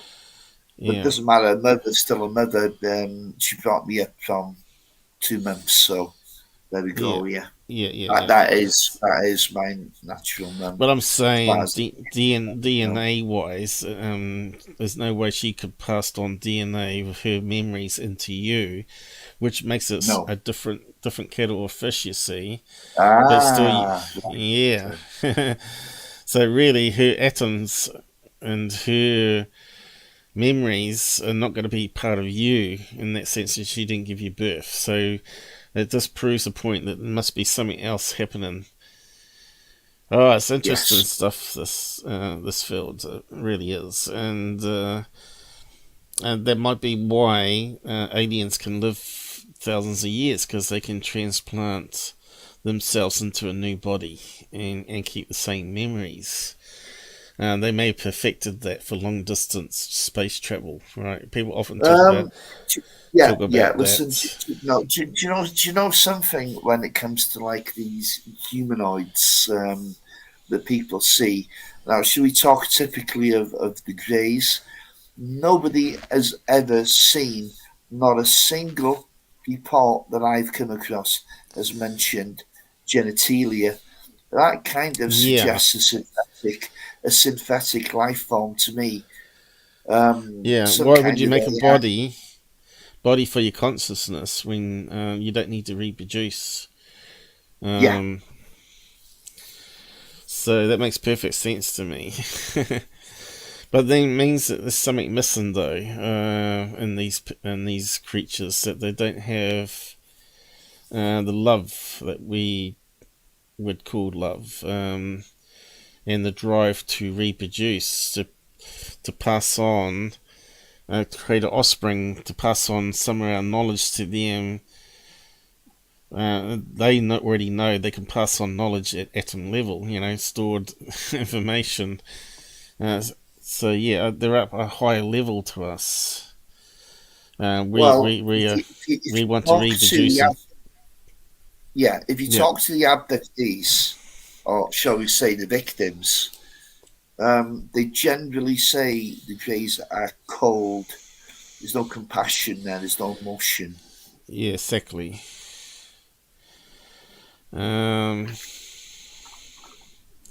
Like your granddad would protect would protect his grandchildren over other people's children first, because they're passing on his DNA, his genetic information, and also the family, knowledge, passed down through stories or whatever.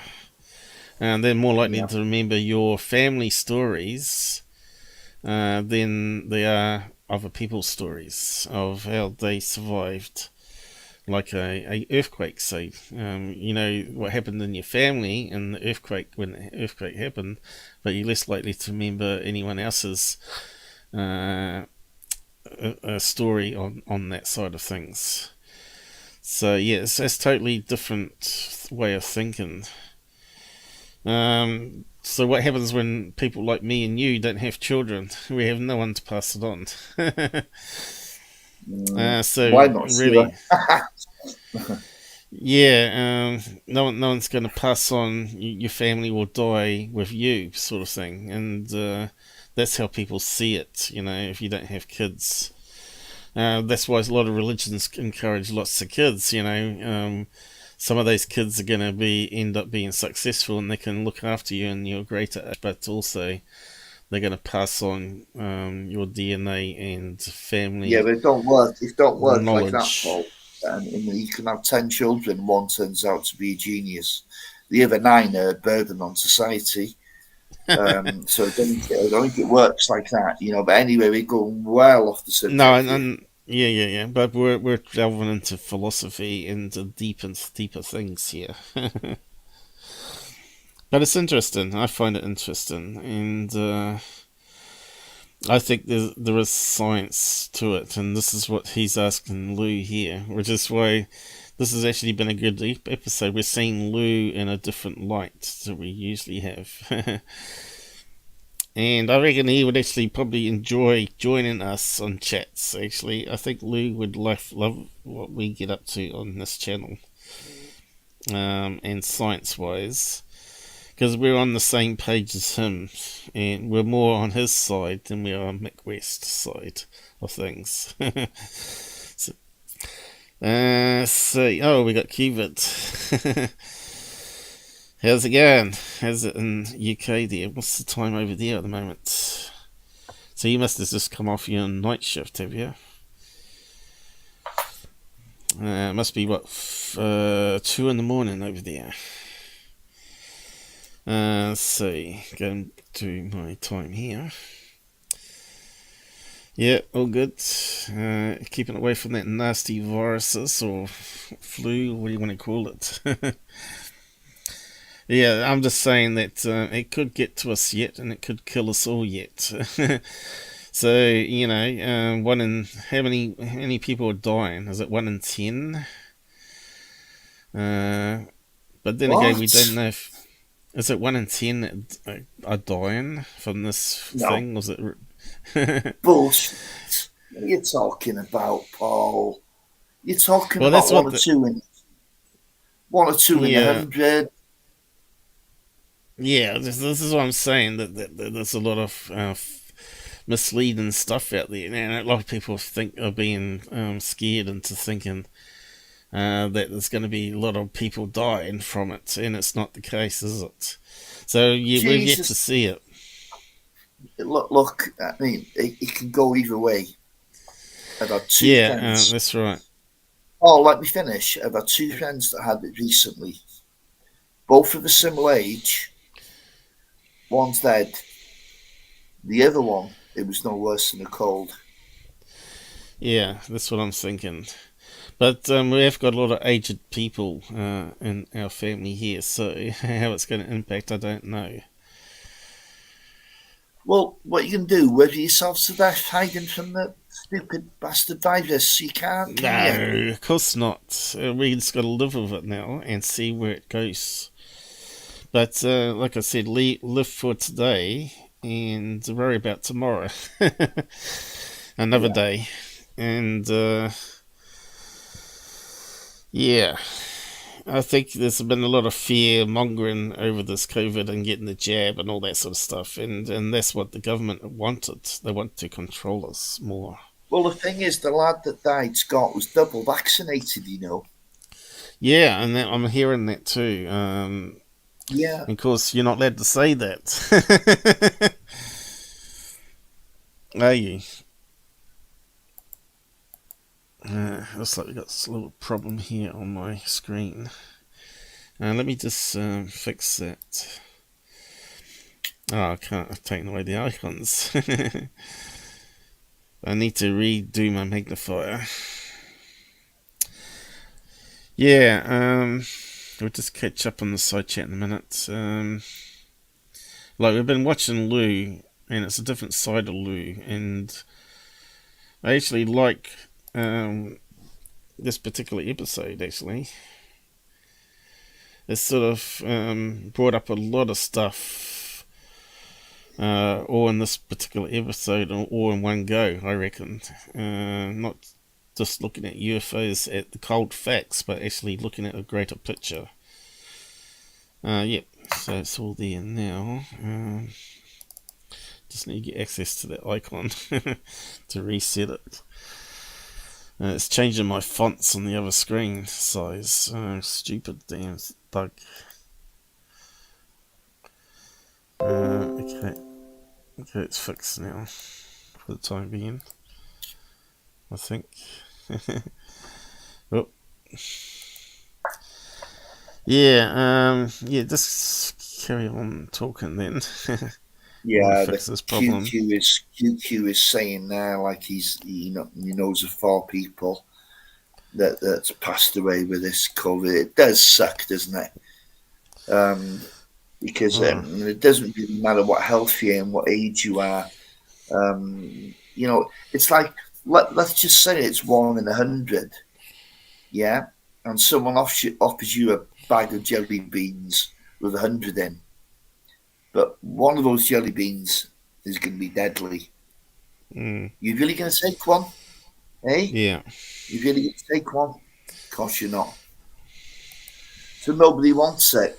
But at the end of the day, we've got to get on with life. It's a shit show.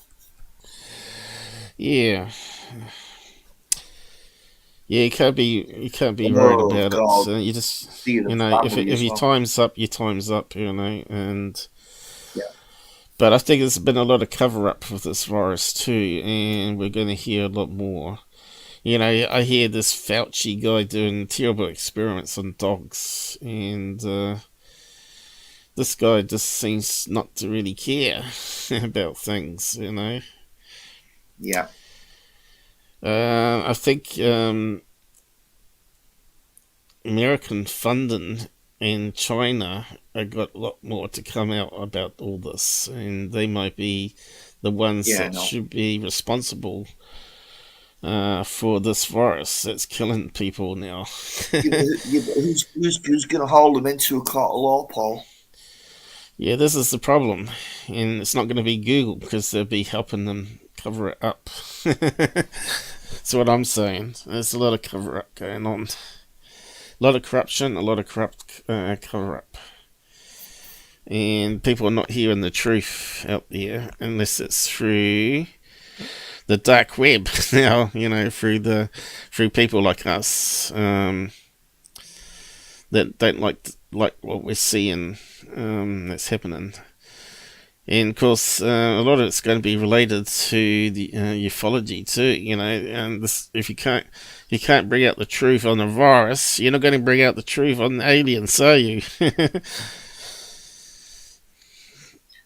Anyway, do you want to move on back to UFOs? Yeah, well, we've been all over the place, but it's because of this the thing that we've been watching here. It's Yeah, of been course. So deterrent. it's the way the conversation. Yeah, Yeah, it's because we're yeah, adding our of own, course, own bits into this episode here, which is quite good. So we'll just keep on listening to more of it because I yeah. Well, think hold on a second. Hold on a second. I just want to bring something up now. right. Joe Mergia, UFO Joe, tweeted Yeah, yeah, recently, last couple of yeah. days. Okay.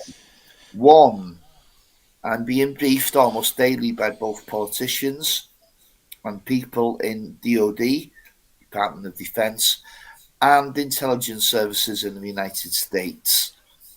The world is headed for quite astonishing revelations eventually to come from the US. I think we're going to be told potentially that we are not alone. Now, so who the hell is he talking to? Mm-hmm. Do you know, I get the feeling this guy is being fed a load of bullshit. And I it's think not the I first time. think a lot of us have been fed bullshit, and some of us are Yeah, seeing through it as well. yeah. We're waking up, as so to speak. But you could argue that Lue Elizondo is full of it as well. And he's feeding us a load of disinformation. Well, I said that earlier, didn't I? I mean, to be honest, I've seen no real evidence of a psyop. I'm not saying it, but something is off with that guy. I don't know what it is at this point. I think I go to bed with a different opinion every night with the guy. And I mean, who the hell would team up with the rock star? You know, to be credible. I mean, Yeah. you could argue that the only real motive is money making, but the whole time he's still connected to the government. Yeah. But that doesn't add up as well. If it was a coordinated plan for disinformation, why on earth would the Pentagon try and wipe his records out and discredit him? So what I think is there's a couple of factions out there, you know, and one is complete cover up. The other one is I'm not sure, but yeah. But as for this fake alien invasion bullshit, how can you have an alien invasion without the aliens? They will not mention aliens. They're shit scared of the word. That doesn't make sense either. Yeah, especially when they're saying that aliens are walking amongst us already for how many years now? For 10, 20 years they've been walking amongst us. So yeah, why would maybe they've already invaded, you know, and they're already taken over key aspects of everything already, military. Maybe the generals or control the buttons already. Is Biden an alien? He certainly acts like it. Yeah, well, obviously this episode could get censored. We've sort of gone off in all sorts of directions today. But do we care? Not really.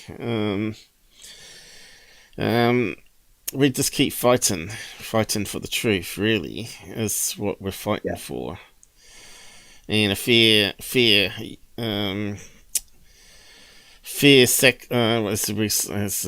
Australians or Kiwis would say, a fair share of the suck of the sav. In other words, we want our fair dues, you know, on, you know, getting out there, getting our information out there, getting our theories out there, getting our feelings out there, getting our thoughts out there. But we're being suppressed. And yeah, I'm not sure how this guy gets to interview such big people over us, little people. that have been probably on the Well, web a lot longer yeah, as well. yeah, but I think his podcast was popular before he even touched UFOs and that. And to be quite honest, Lue has been doing interviews on podcasts that only have 100 or 200 subscribers. I mean, if you were to appeal to him, Paul, you know, you might get him on the show. It's But the true. only thing, if he I haven't tried. if he came on here, there's going to be some hard questions. It's not going to be the usual. It's not No, going to be the that's usual right. shit where he goes through his platitudes and you know. But I think he will always say he can't answer that because of NDA or whatever. And that's what I keep saying. Yeah, the only time I've seen him put in a position where he was really, really uncomfortable was on John Greenwald's show when Greenwald asked him about the chain of custody of the three videos that leaked out, which was mainly down to Chris Mellon, wasn't it? Yeah. And he claimed that he knew absolutely nothing about those videos until they actually came out and it was in the New York Times. That's bullshit. That is a lie. That is a barefaced lie. Now, if he's lying about that, what else is he lying about? Maybe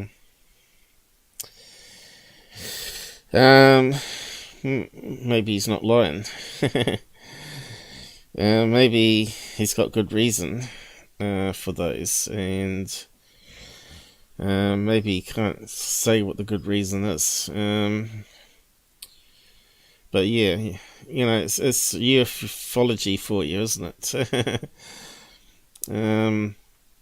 It's frustrating filled. Last night, a bit of a qqqvid question. saying if he come on to his show, that he would give him a new a-hole. Yeah, we've got to be civil though about it. You won't all, get anywhere and like that. That's the trouble. Like, you wouldn't get anywhere if you were like that. That's the problem. yeah. Maybe it's going to be drips and drabs of disclosure from Lue. Who knows? I think maybe he wants to bring the smoking gun HD footage, but he can't get access to it. You know, let's start by finding all that footage that Bob Jacobs talks about. Can he prove? Can he prove that? Can he prove Jacobs' story? You know, can he get that footage revealed? Has it been destroyed? Maybe a lot of footage has been burnt.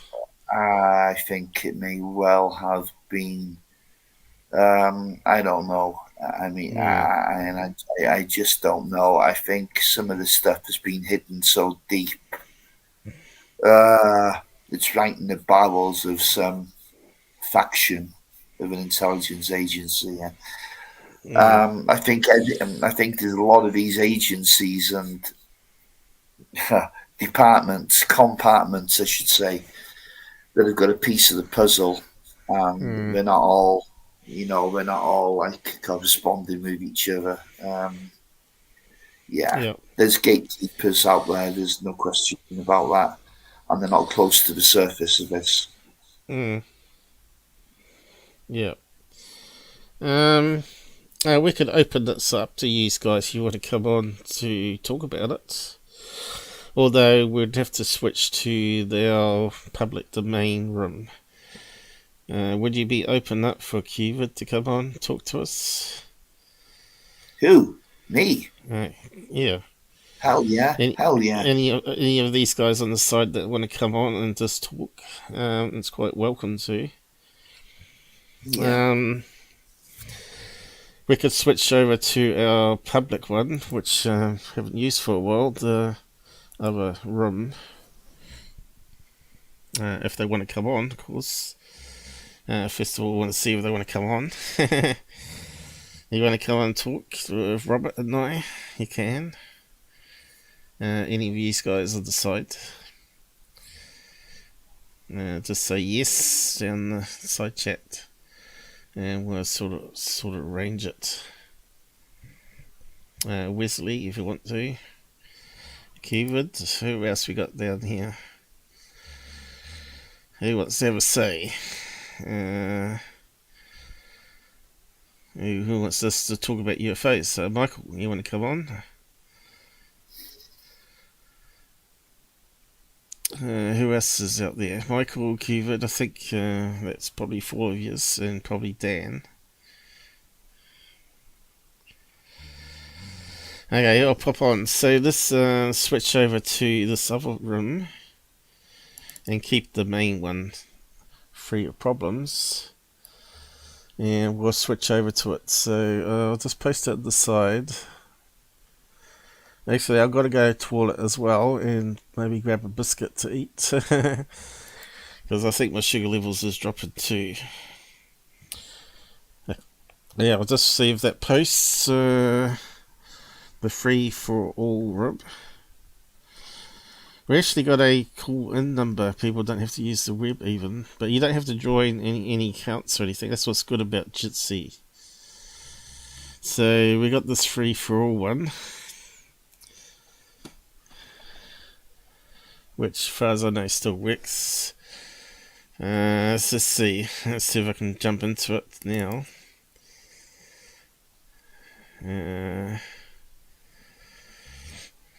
I'm not sure if we can do two at the same time. It might cause a conflict. I'm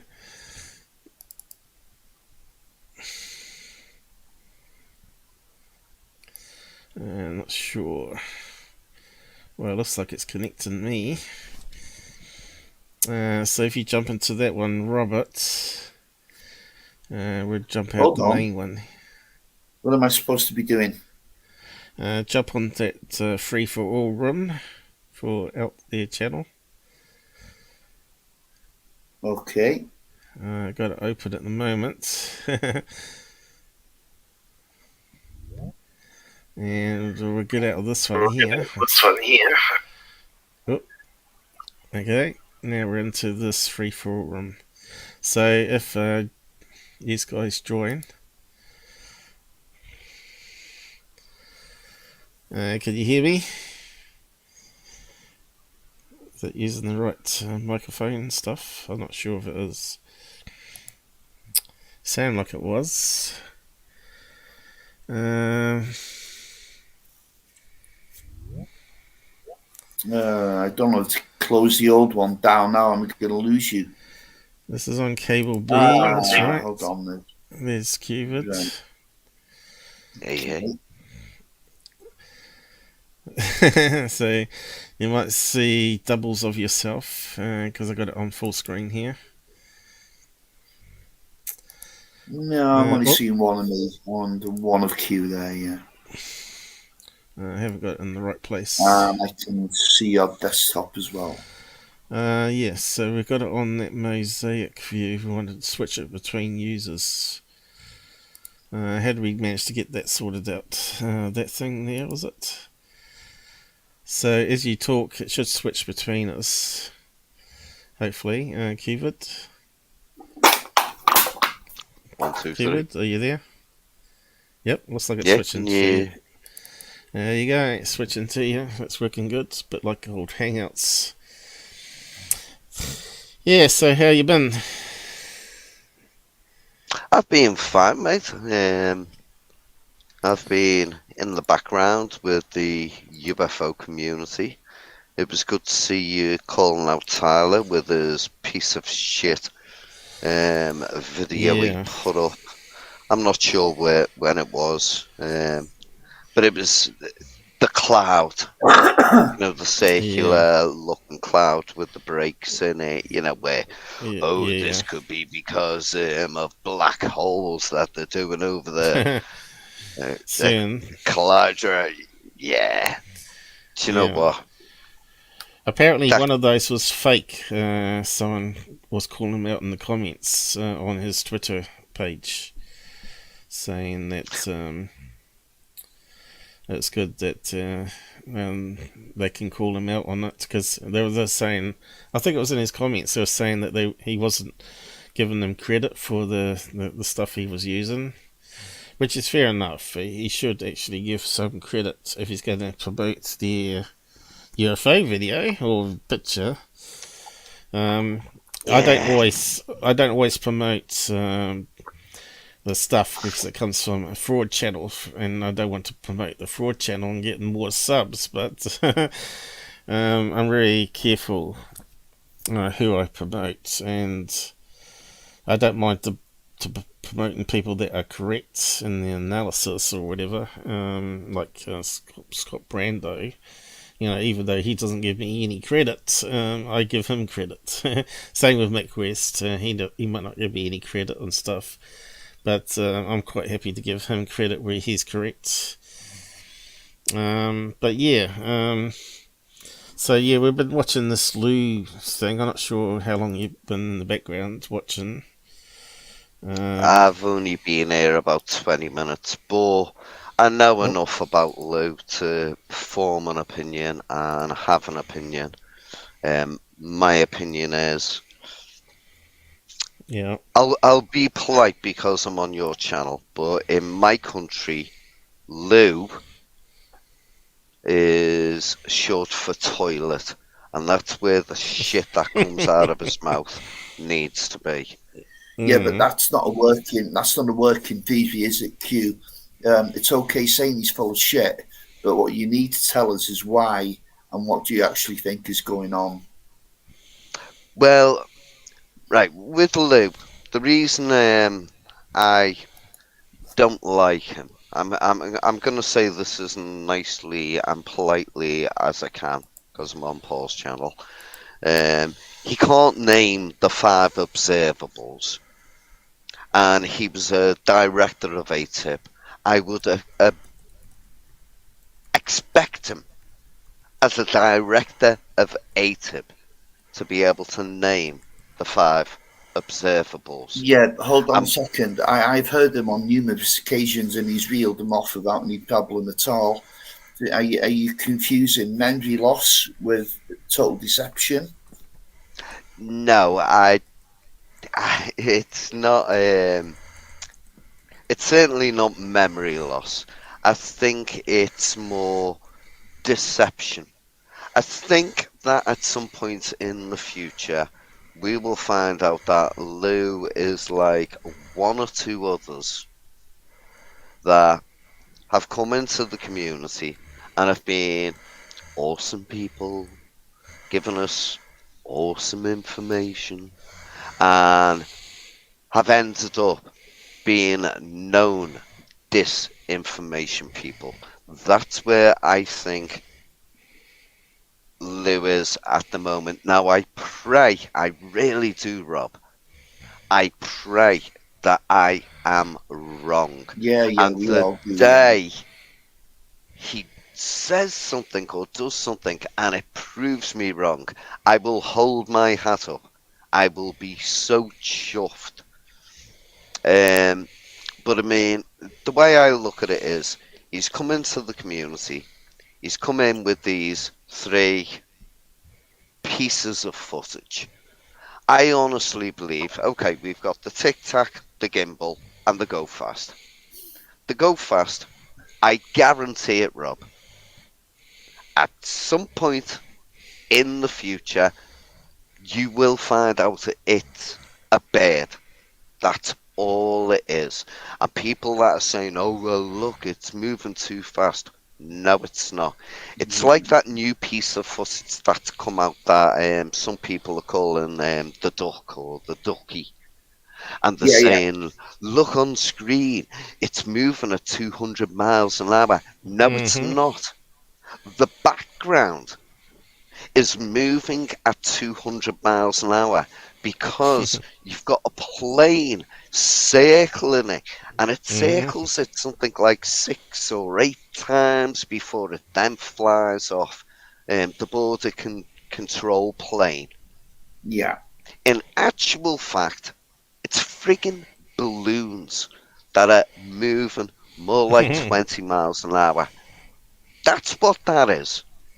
And it's no, you know, the whole go fast footage where you've got the dot going over the water. It's a frigging bird. I mean, they estimated the size of it as being a metre to a metre and a half. That's the size of a bird. And you've got to remember, on the actual screen of that footage, the plane is 3.9 to 4.2 miles away from it. And that plane isn't sitting still. It's friggin' travelling at some speed. And that's why the friggin' bird, because that's what it is, I guarantee it, 100%. That's it. It's just bullshit. We've got too much bullshit coming in. And then we've got Lue with these pieces of footage with the gimbal and the tic tac, and he says, "Oh well, I can't talk about them, not because of my NDA with the government, but because I don't want to break my trust with the American people." Now they're his words. I'm only paraphrasing them. What the fuck does that mean? I'm not gonna go into too much detail, not because of my NDA with the American government. Well, it's a because security clearance, actually, isn't it? well, And it's the fact NDA. is, does he really want to end up like Edward Snowden, you know, Well, hiding out in Russia? right, I can understand if he can't break his NDA, but why does he say it's not because I don't want to break me NDA with the American government, but it's because I don't want to break my trust with the American public? These are his words on his Yes. interview with the Washington Post. No, he said What that. does that even mean? That is the words of a fucking politician. Well, what And he's we saying all is know basically how he much wants to we get this trust that. out as best he can without violating the law. That's all. Yeah. And he also talks about how they've got much better footage than this. I mean, they show us 720p. They show us segments, fucking 12 to 20 seconds of what are apparently 12 to 18 minutes of footage. Well, he has the full footage, and he has it in high res. So show us the good shit. Stop beating around the bush. Instead of saying, I want the American government to come out and tell us, instead of sitting there and banging on your own drums as though you're the big whistleblower, fucking tell us. You're Yeah, supposed but to know the basically, truth. You've got the all you said so far is one, he's full of shit. Yeah. Two, the video's a bird. How does that explain? Well, that's just one of the You know, three how videos. does that explain the testimony of Dietrich and David Traver? Right. When it comes to the pilots, that's more interesting. But if you look at different things on the two different cases, right, the Tic Tac, certain things were said in that tape that don't actually add up when you look back at them at what they're saying now. Was it the Tic Tac or the gimbal? Yeah, the Tic Tac. Because the Tic Tac mightn't be what we think it was. It really mightn't. Now, with the gimbal, there's been explanations about the way the actual cameras work, and I'm very dubious to say, yeah, it's bad footage because of an actual thing, the way the actual camera works and the way it switches. Because we're talking military grade cameras here, so we're not talking about ordinary even high-grade flare cameras, we're talking the best of the best. Yeah, but what you're saying is the gimbal actually rotating? The or way it switches from front to back. Yeah, or is the object itself? And I don't know, but people who've worked with those systems say, no, that object is actually rotating. Mick West, who's a game coder, basically is saying otherwise, but he would, wouldn't he?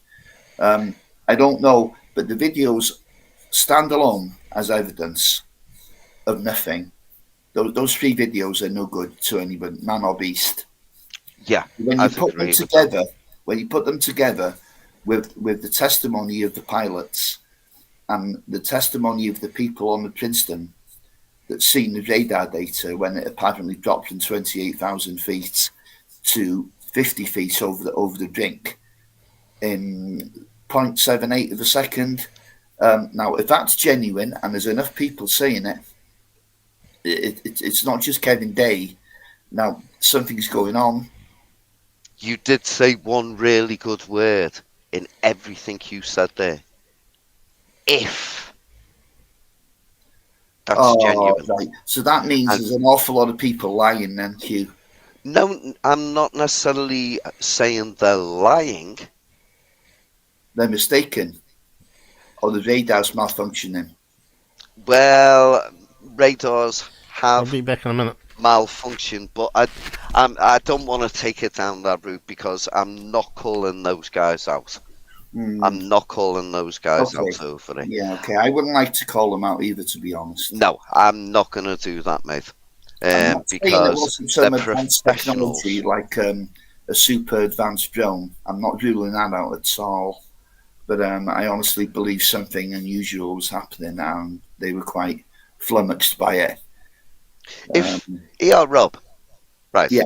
Let's just say, for instance, you're in charge of the military and all the latest tech.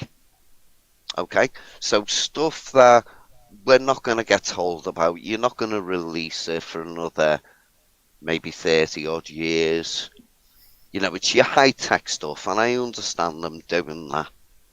You know, it makes sense to keep your best stuff secret until you've used it and it's become known about, or you've made something better and you release it, like with the SR-71.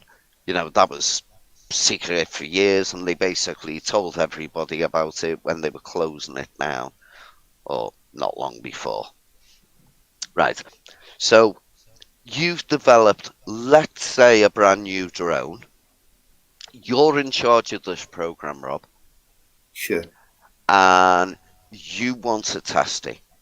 Where's the best place, do you think, to test it? Would it be better to test it over, let's say, Russian space or Chinese space?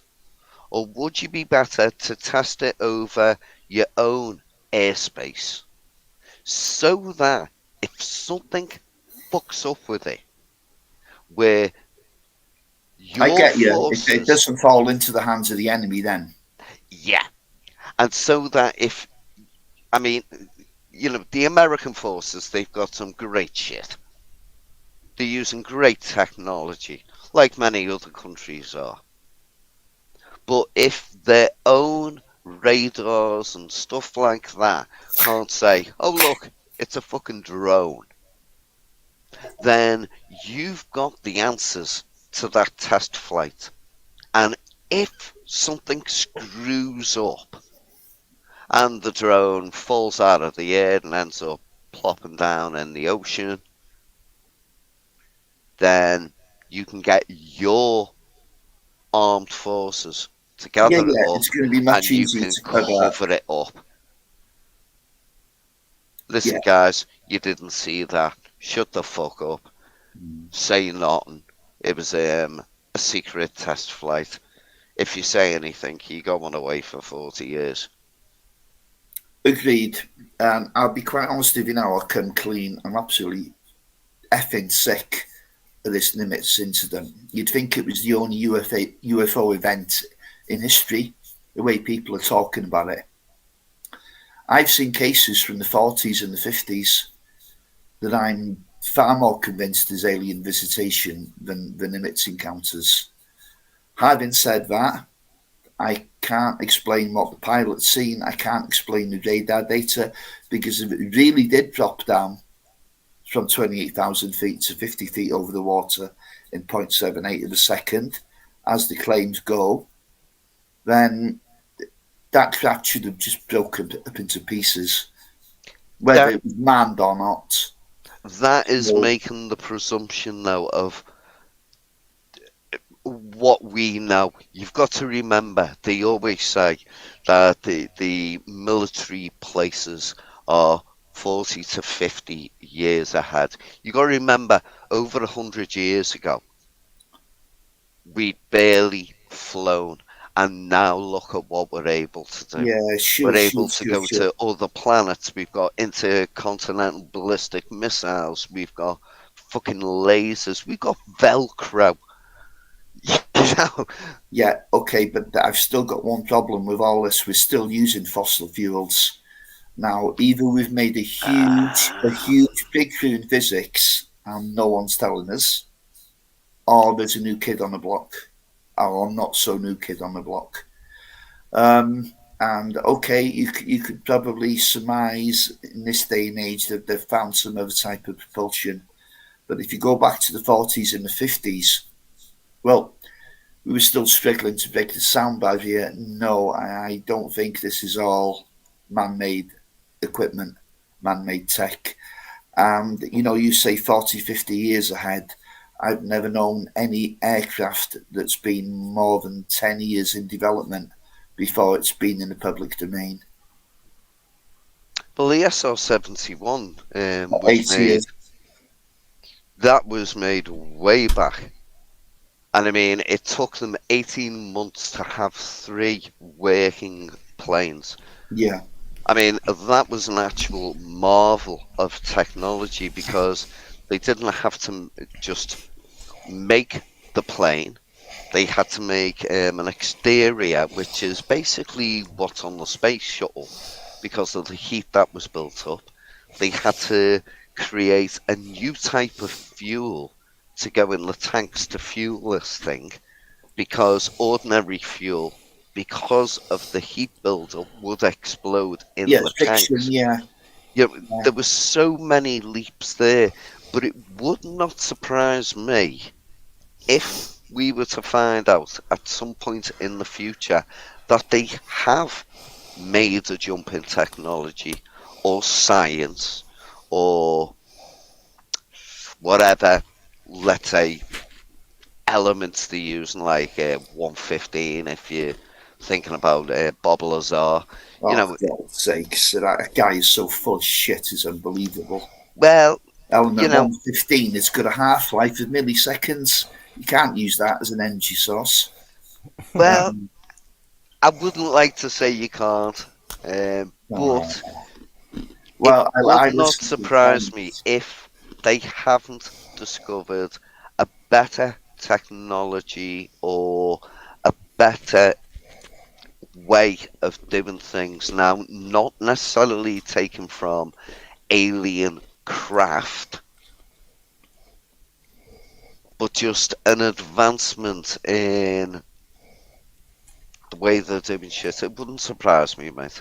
It really wouldn't. I mean, a big question. I'm not having a go at you, by the way, Q. No, go on. I enjoy the debates. A big question here is the triangles.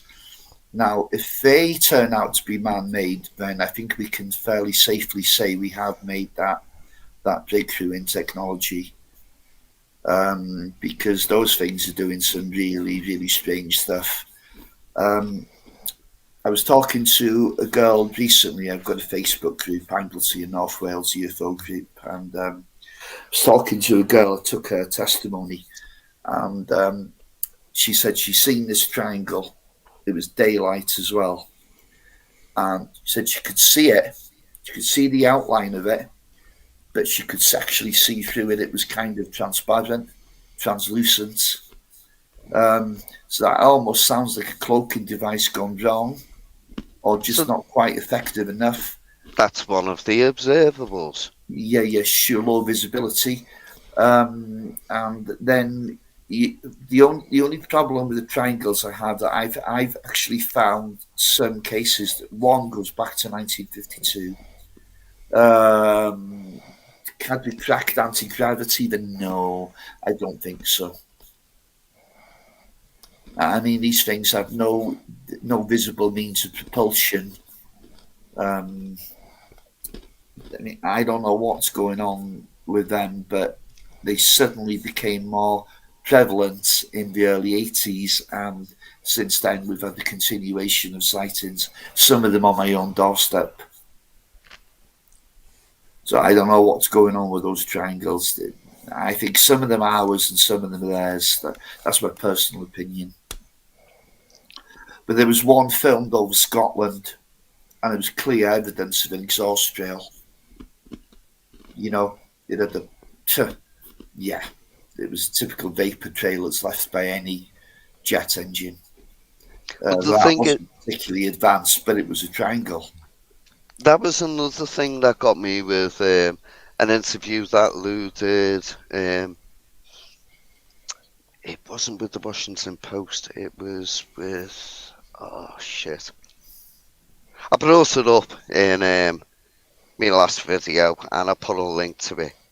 And Lue was saying about... It wasn't actually him, it was a gentleman. And I will call him a gentleman because he was a fighter pilot and he's done a service. And I even said in my stream, I'm not going to name this person because I'm not prepared to diss this person because of the service that gentleman has done for his country. But he said about engines leaving trails. And the way the actual video was edited together, I had more an issue with the editing of the video, not particularly with what the gentleman said, because I'm sure it was edited for entertainment purposes, shall we say.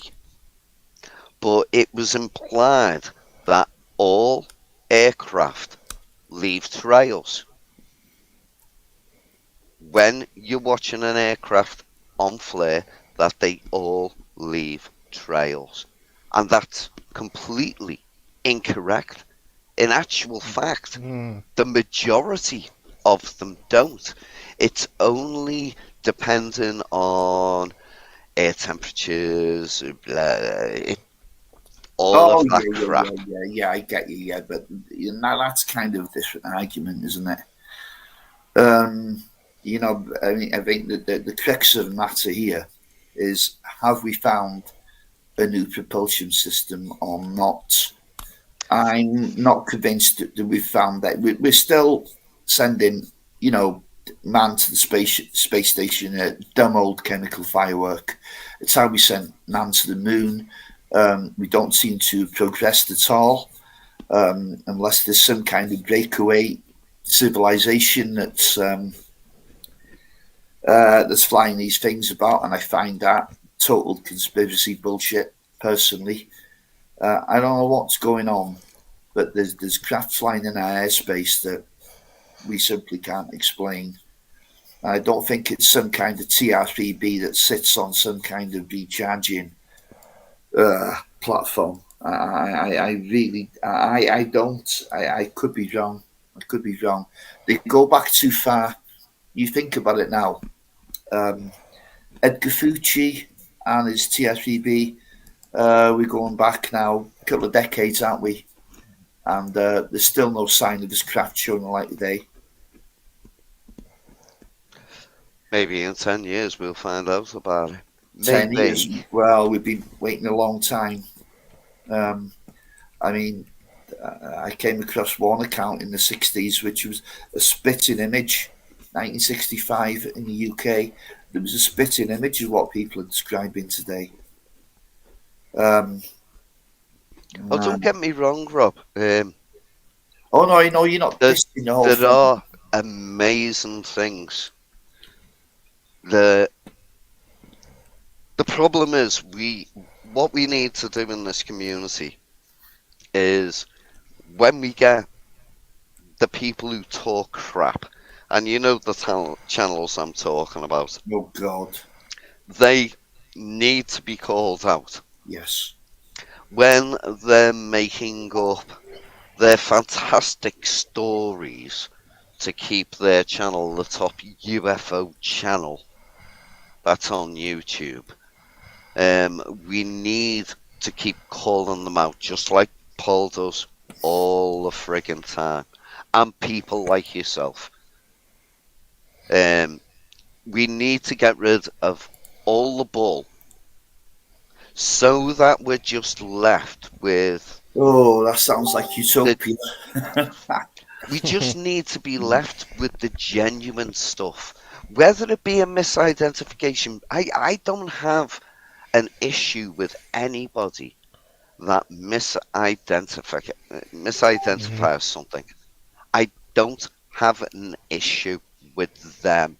I have an issue with the fakers, the people that purposely fake stuff, the No, people it's fake. that purposely fake stories, and the people that purposely only show you a little piece of segment of their full footage because they know that if they show you the full footage, it will show Yeah, it'll it be isn't exposed. anything interesting.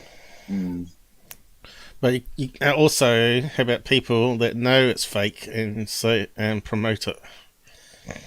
Well, Yeah. Third phase, they're the king of it. they know a lot of stuff they put up as balloons and reflections, and they're not stupid by any means. Those guys. oh no, they've been they're doing not. it. I was actually on about 4 weeks ago, actually talking live with Blake. Mm. And Blake knows that the majority of things that are being seen are not UFOs as in alien. Mm. Unidentified, okay, maybe, but a lot of them. He knows that. He knows that. But they know a lot of stuff that they're saying. Oh, we just got this, and they know it fits a certain category. Because if you watch enough of videos, you know the signatures of things like drones. You know they got to tilt to move because that's how the fans work. You know. The blades work, right? It's got to tilt forward to pick up speed. You look for signatures. Balloons move at constant speed with the airflow, but they can also hit a vortex and spin around and go crazy. But doesn't stay in that vortex forever, of course. And we know wind speeds and directions can change all over the place, so it doesn't, because it's going against the wind, it may not be, So it gets really, really complicated.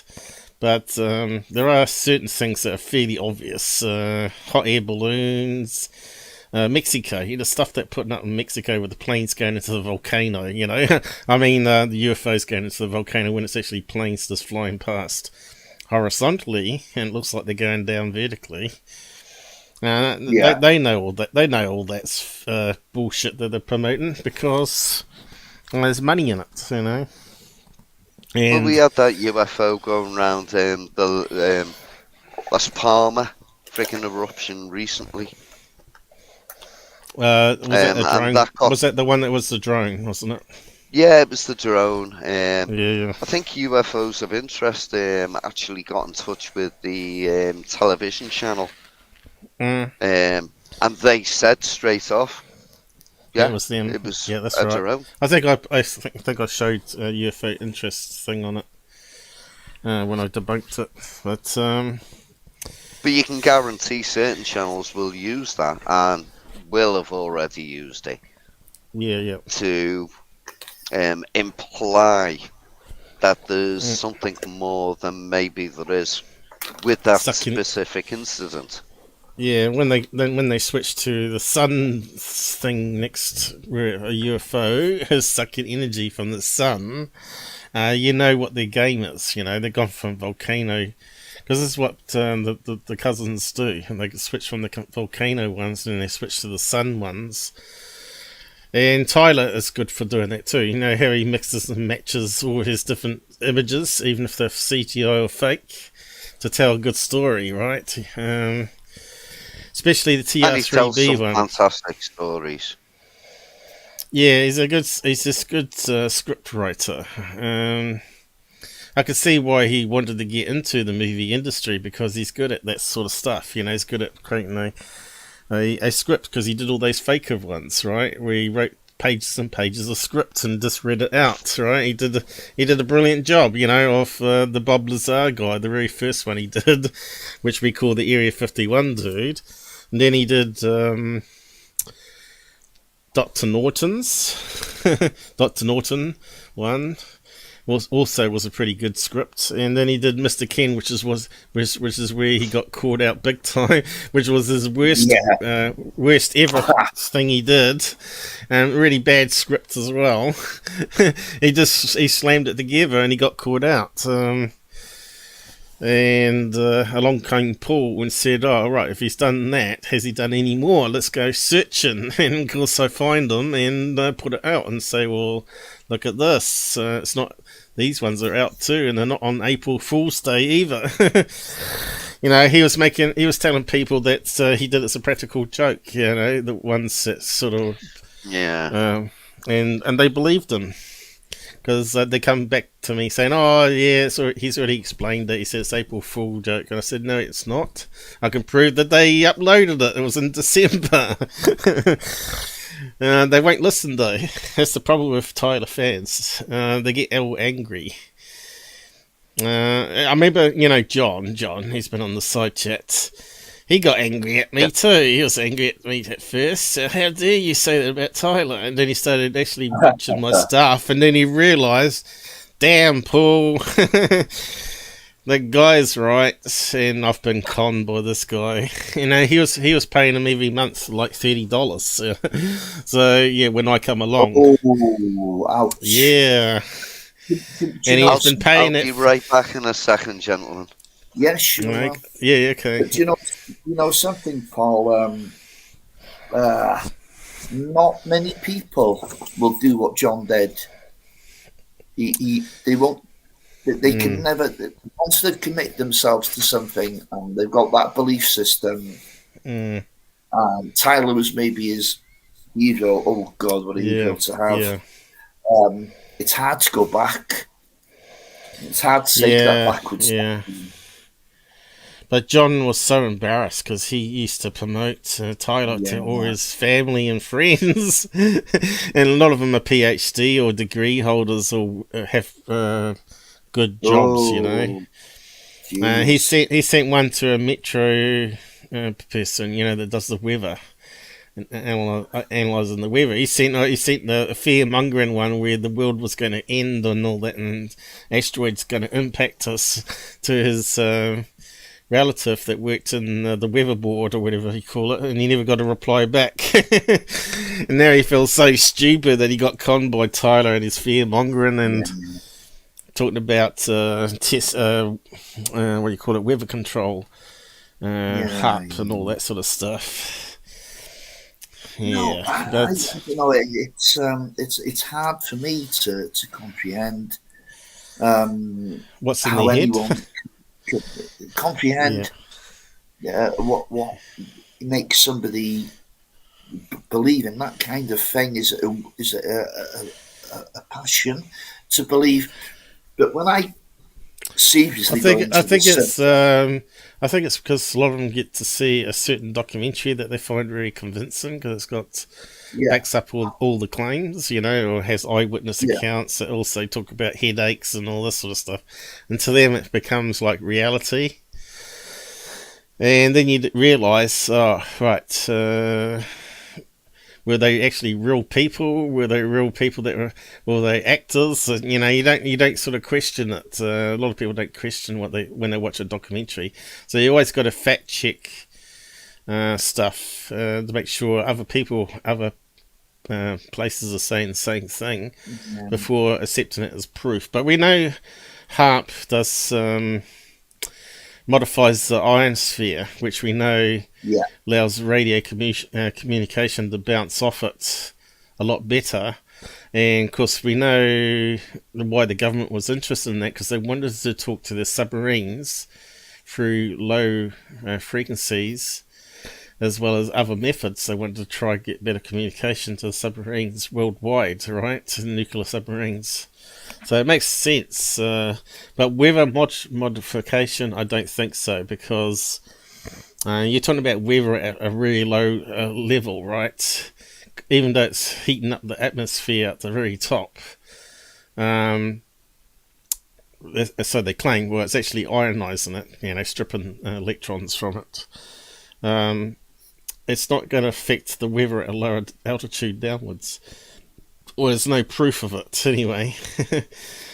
But if you fired a laser from the ground to space, that's going to punch a hole through the various ice crystal layers. That could affect climate. And if you fired a laser through a tornado, like they're talking about these high-powered lasers that they've got now, they could fire it through a tornado. It could disrupt its airflow and break it up. It could modify weather for the good thing then, couldn't it? It could get rid of tornadoes when they start up and take away the energy.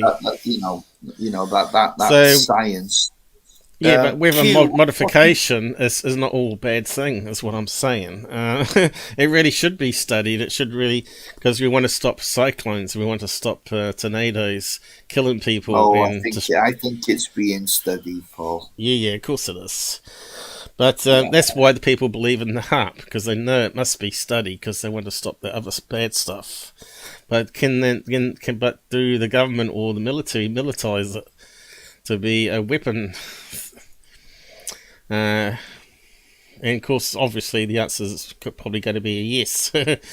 So you can understand why people understand it and they won't change their belief. But when you got Tyler saying, "Oh, you're getting these square clouds," saying it's due to HARP when it's actually not. It's actually due to other factors. They won't hear that side of thing, which is another side of the fake news, of course, that they start learning bad stuff and not questioning stuff. Did qvid go, did he? No, he's here. Can I just ask you, Q, what do you think of this Ross Coulthard that's been on the scene recently? Who, sorry?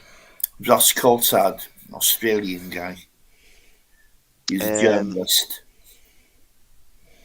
Offhand, I'm not sure who you're talking about, to be perfect. Yeah, well, anyway, he started out really well, and all of a sudden he's saying he's become interested in Bob Lazar, the Aztec crash, UFO crash in Penturk. Have you heard that one with Kaz Clark?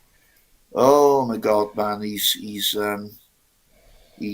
headed into trouble. I only hope his journalistic skills will get him out of that shite. You mean he's getting deeper into the rabbit hole? Yeah, he's getting deeper into the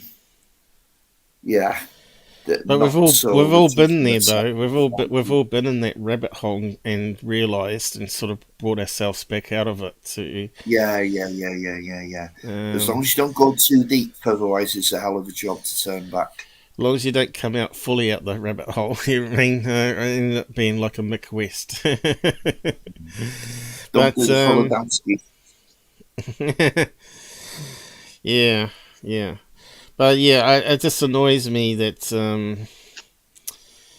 how much money these people make, and they just don't have any moral conscience. You know, they don't feel guilty about taking the money. No, they're feeding them story. You know, it's not like he has a disclaimer saying, "Oh, what I'm about to tell you is my own opinion. Could be fantasy. It's some of it may be factual, some of it may not." You know, he doesn't put a disclaimer at the front, and as people donate, then got it clear in their mind that what he's telling them might not be 100% legit. That's okay then, isn't it? Because you sort of just laid out your cards. You say, well, this is just a story. This is just a theory of mine. Take it as a pinch of salt, or add to it, or you can believe it, or whatever, you know. And then people can donate. That's okay. I'm okay with that if the person's open and honest.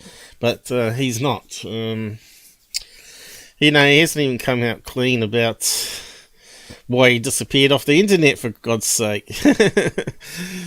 Well, Paul, if you don't mind me asking, because I did come into the stream like while you guys had been on for however long, and I see that you were obviously talking about Lue. Yeah. What are your feelings on Lue? I was just watching his body language on this one, and I think he's coming across the most genuine I've seen him on this interview here. Rob did post a link to it. Maybe you should go back and watch all this one because it's quite interesting. He's looking... but you can just go over what we've played as well. We started 1 hour and 1 hour and a half in on this 3-hour interview with this guy. And we've just added our own comments as we went, whether we believe it or want to add to it, sort of thing. But yeah, I think he's been quite genuine in what he's been saying here, saying that the UFO reality is going to be a bigger shock than everybody realizes, because it's not going to be what's written in the Bible. Basically what he's saying, which is quite an interesting episode, because it can get him into trouble. You see, he's going to get all the religious people maybe come backlash on him, you know, which is always another thing that's going to come over as a shock to the people is whatever this intelligence is, whatever these beings are, they're not our fucking space brothers. They're not here for the good of mankind, as far as I can see, going by my own research, and I can only go where my research takes me. And I'm not seeing no love and light, to be honest. You can have the likes of Preston Dennett going on about all the mythical cures that aliens have passed on to people, and I've looked at some of those cases, and under close scrutiny they just fall to pieces. Those cases, they just don't add up for me. There's only one or two where there's a possibility that someone's been healed by a side effect of whatever kind of propulsion system it's using or whatever. But I'm yet to meet an abductee that's had a positive experience. Well, I sort of had a positive experience with mine, but I can't say 100% that I was visited until it happens again. But they did stop that back pain that I had. Unfortunately, I got back pain in a different location now. So they may have fixed that problem, but it's moved on to a lower level. Oh, well, it'll be the second visit to the doctor. So I need to get them to come back and fix that now. I'd actually like that. I would actually like that. I would like aliens to come and see me, because I wouldn't be scared of them. I don't think I'd instead of just getting you in the middle of the night, which is like a devious, nasty way to do it. Maybe they work at night time, but it doesn't mean that they can't wake you up and somehow paralyze you, but start talking to you and say, "Oh, we don't want you to attack you, but we've got you paralyzed at the moment, and we just want to just have a discussion before we release you, and see if you're willing to come aboard our ship and maybe have a fly around or whatever." You know, that would be great, I reckon. And then you could see whether see whether they're friendly or evil. But I Well, think if that didn't happen, I don't want to find out. I don't want the fucking things near me. I'm telling you that now. but they might be friendly. I always find it really amusing when the likes of ourselves and others try to think about why aliens would be visiting us, because we always go back to, are they friendly or are they evil? Are they That's malevolent? our human Are they side this? of things. Yes, that's all the way humans think. I mean, That's if right. we were to find another planet that we could get to, and we discovered there were little green men, say, on Mars, I'm just poking fun, obviously, when I say that. We would go there and we would conquer them, and we would try and use them for what is good for us. We would have them in factories. We would make them slaves almost. But that is because it's something that's inherently built into humans. But if we were to find that, let's say, these aliens coming to Earth are more like, let's say, an ant colony. Yep, they think like insects. What is it they want? I don't think we can even guess at that. I don't think they're going to be thinking, oh yeah, let's go to Earth and let's enslave the humans to do this, that, or the other. Their thought process is just so different. Yes. To the human thought process. You've made an excellent point there, my friend. You have. We're trying to figure this whole thing out with the only tool we have, and the that's human perspective. A human perspective, human reasoning, and I'm not sure that's adequate to solve the problem. Yeah, but as Q's pointed out, we're able to reason that they think like insects, where they don't have love, they don't have sympathy. If one of their workers fell over, they'd walk past them and just carry on doing their job, where humans would make sure to help them out and get them into hospital and then go back to work. But that is if they think like insects. The problem is, we're talking if aliens, as in extraterrestrial aliens. Well, we're saying if they think like insects, or they think like us, or they think like this, or they think like this. You can only bring up so many theories. They will have their own mindset, and I don't think when we get people saying, "Oh yeah, they're coming to Earth because they want to enslave us," they're coming to Earth because they want to save us. I don't think so. I think whatever they would be thinking would be on a completely different level. Yeah. Well, I'm not saying a higher level. It might be a more basic level. It might just be a survivalist thing. I honestly don't know.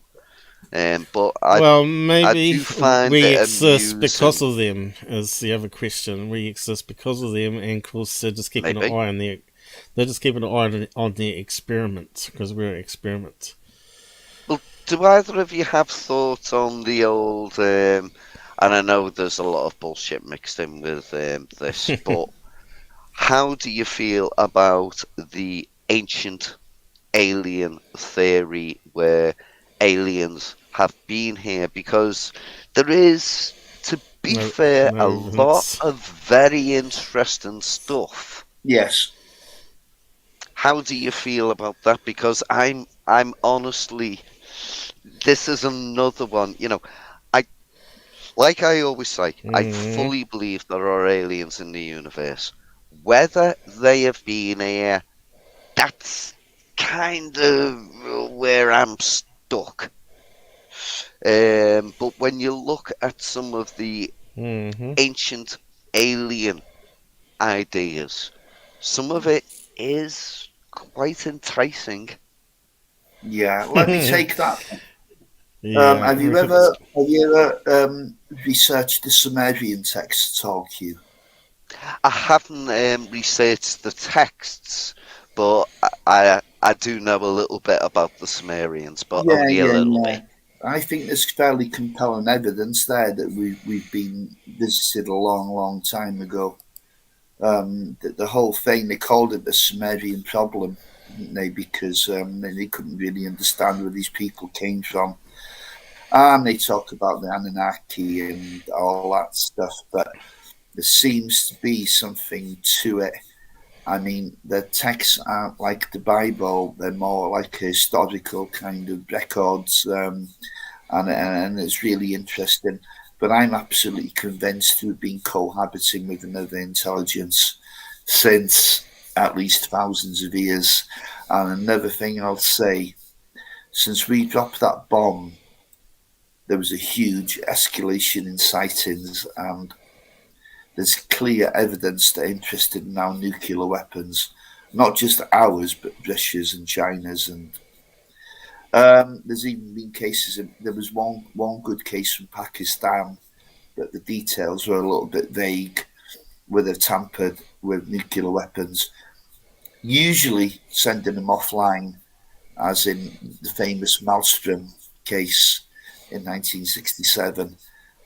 Then you had in 1982 the famous case in the Ukraine, the old Soviet Union, a base there called, or it was near a village called Bialokovich, where they actually turned the nuclear weapons on. They went into a launch sequence. The Don't know if Maelstrom you're note, familiar with that case. the Maelstrom, Um, sorry to interrupt you, Rob. Do you yes, go not ahead. think that could have been a software issue, shall we say? I know they were all on different No, I systems, don't. No, I don't. but All those missiles were powered independently. One all gun. running off the same software, even though it was independently run for each one, which I get. But it's kind of like having. No, I don't. No, I don't. Yeah, it does. It doesn't matter. They all had their But own all of power them got system. different encryption keys. That means you'd have to Yeah. send the right encryption key to each of the missiles to turn them off, wouldn't you? No way. Yeah, exactly. No way is that a software failure. For one to go down is rare. For two to go down is almost unheard of. For 10 to go down, bang, bang, bang, bang, one after Yeah, the other. that it's No, almost like an attack, really, isn't it? oh, it's a warning. Yeah, it's a warning, I think, saying that they can step in any time and disable it. Mm. But I think that fits in with the UFO shooting a laser beam at one of their test missiles, which they Oh, yeah, thought that's maybe that's they got Bob fooled by it Jacobs, thinking the it was big a nuclear scientist. missile. Yeah. Yeah. It was a dummy So, warhead, actually. But I don't know if they yeah. know this. Yeah. I'm not sure. So, Paul, Yeah. how do you feel about the ancient alien theories? You know, do you believe that they've maybe are walking between us and stuff like that? Well, Or there's how do you several ways to feel look about at the it. ancient scripts? Yeah, there's two ways to look at it. That maybe there was another race of humans that become more advanced and they built the pyramids. Because I don't believe the pyramids were built by the people that's currently there in Egypt, right? I don't believe But that the comes from there. Egyptians, when you read some of the texts on the smaller pyramids, because the Great Pyramid doesn't have any text in it. A lot of smaller But pyramids on were the smaller experimental, though. ones, Yeah, all of them got problems, though. but in the smaller ones, the Egyptians say in the actual hieroglyphs that they didn't build the pyramids. They found them. Yeah, but that's what I was going to say. It's possible it was a race of us humans, or maybe these humans come from another planet, and because they look like us, because we are part of them, maybe because they interbred with the population that was here. So maybe we weren't as clever as them or look like them, but maybe they had the knowledge to build the pyramids and have flying ships or airships or whatever, and flew around the planet that way. But I don't know if they come down on a ship or not. Maybe they did. Maybe they come from Mars, right, and landed there. But if you were in a spaceship, why would you land in a desert? Now, the theory is that the desert, it wasn't a desert there to start with. It was all green, and there was different climates back then, and it was all green and no sand. So where was all the sand? It must have been hidden way underground for the topsoil to be blown away, you know. So there's a lot of stuff that doesn't sort of add up, you know, to me, to be a race from outer space that built the pyramids and then went around the planet and found South America and Central America and all that to build the other pyramids. And why didn't they build them the same? But it makes sense, you know, my theory of the airships and the Great Pyramids being a machine, that they stumbled across how to split hydrogen from water, and discovered they could have lighter than air machines, and then some guys decided to put a boat on it and just fly across to see where they went to, you know, because someone's going to do it. And they ended up landing in Central America, you know, because of the crosswinds that go that direction. Makes perfect sense. And why did they only build simple pyramids over there? Well, they only had a handful of people on the ship with them, maybe one engineer.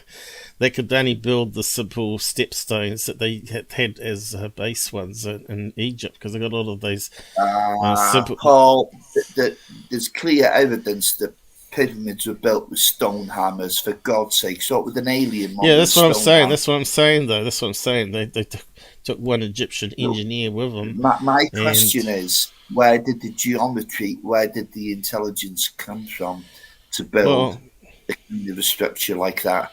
And I don't think the pyramids were built by the Egyptians. I think the Egyptians inherited the pyramids. Yeah, that's what I'm saying. Inherited from another race of humans that have been around a wee bit longer and migrated. Or some kind of hybrid human. Yes, it's possible. It's possible. How do you feel about the possibility that maybe at one time, and maybe it's happened multiple times before, which would not surprise me, that the human race have gotten to, I'm not going to say a technical level that we're at the moment, but you know, we always think of humans in the past as being like cavemen, and then they started using hammers, and then got wiped out by asteroids, making things. How about if they actually had advanced to a certain point, shit hit the fan, and 99% of the human race were killed off because of whatever the disaster was. Yeah, but I would expect to see some fossils of that, you know.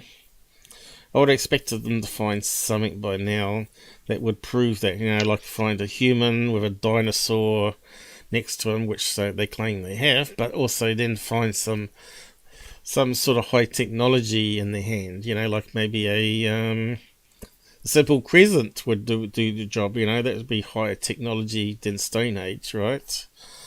Well, some people would say that they found batteries.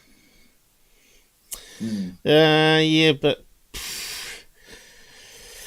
batteries are batteries could be accidentally found. But they may.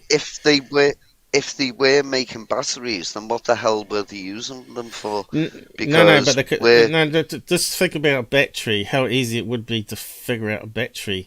They make a vase. They put wine in it, and then someone thinks, "Oh, I'll make a straw out of copper," and then someone thinks, "Oh, I'll make a handle." A ladle out of zinc. I'll just coat it in zinc so it doesn't rust. Stick it in there and get a shock. You know what I mean? And then they realise, what, something strange is happening here. We need to investigate it. And then they start putting in other vases, and then realise they keep getting the shock, and then it just eventually dies away because it loses its, potential charge in it. But you can see that's that's if a lot it wasn't made for a reason. Yeah, I'm saying a lot of stuff by humans is always discovered by pure accident, In fact, most of it is, I think, you'll find. They'd be researching something. Antibiotics is the perfect example. Yeah, they'd be researching something and trying to figure out something else, and then something happens, an accident, or they touch something and they get a shock or whatever, and it just changes their direction to figure out that we've got something invented here that we didn't know about. It's quite easy for humans to discover things by pure accident. Also, how to crack stone in half. They know if you put a little crack in it and just keep chiseling a wedge, eventually it's going to split perfectly in half, right? Because it goes down a fracture line. Or if they put little drill marks in where they want it to crack, or eventually it will crack nice and straight. Where they've put in fractures all around the block, It wouldn't take too much for humans to do all that heavy lifting, because they had lots of them and lots of slaves as well. It wasn't just the Americans that had slaves. It probably goes back quite a long way. Because a lot of them would come across as gods, and the people that would be serving them would see them as gods, maybe, for some reason. Maybe because someone gets struck by lightning and survives, or something like that. Or he gives a premonition or something around a campfire, and they think, oh, right, he's actually talking to God, so we'll make him our cult leader or whatever. It sounds a bit like Billy Meyer sort of stuff, but that's how humans work, and they go back centuries like that, thinking like that, right? Like if David Copperfield was Jesus Christ, right? Back in Egypt, he does a handy switch off the water with a glass of wine, and they think, wow, that's amazing. He can turn water into wine. And they would see him as the Son of God, That's how easy it is. Because if you don't know the science, or science is magic, it's easy to con people. I couldn't agree more. With UFOs, they just seem to, sometimes they just appear out of nowhere and they vanish into nowhere. It's not a magic trick, it's just a tech we don't understand. Science just hasn't caught up yet. Yeah, there's no such thing as the paranormal, really. It's all normal. We just don't understand it as yet. Mm-hmm. I'm sure we will in the future. I don't know how long it will take. But anyway, qqqvid and Robert, there's a lot of evidence out there showing how the pyramids and all that were built by humans. It's just that it's in different locations. Even on the Maya one, they've now discovered there was a canal that ran all the way up to the mountains where they used to carve the big blocks from. It might be 5 miles away, but they built this canal first and filled it up with water, and they directed a stream into it, so it always was flowing water from the mountain down this canal, and all they got is reed boats. And they worked out that you could stick a 10-ton block of stone on top, and it only goes down halfway in the canal, and it floats quite happily along the canal with the flow of the current. And they could just use it like a train, right? So they've proven this recently in last year or the year before. because they used LiDAR, right, to find this secret canal, and it went around all the major buildings which were built up with these stones. And eventually they filled it in, or they turned it into ponds, or water. They used the canal for like a water flow for the citizens to drink from, and all that sort of stuff, or irrigate the gardens. So it's quite clever. The ancient humans were. They weren't stupid by all means, right? So I don't think you need aliens involved in building all those big places. Even that one up on the mountain, what's that one called? Forget its name. The one that's like 5,000 feet up. These little young, short Indian type people were quite strong, and they could breathe in less oxygen than us big clumsy white people, and sort of lift all those heavy stones using just simply pulleys and rope and sleds. But even clip-on wheels, they recently found some clip-on wheels at a quarry 10 years ago, whatever it was, that goes around these blocks, and they can just wheel it along like a cart with just 4 elephants, or what's the other animals they use, the big horses, or something similar, oxen, something like that. But I think humans built most of it, and as far as I can see, I can't see where aliens have been involved in that. Paul, we built all of the structures that are on this planet. The question is, and that's where you're kind of going off the rails here. The question is, where did the technology to build it come from? That's the real question. Because there was some injection. There was something. We were definitely tweaked at one time. I'm convinced of that.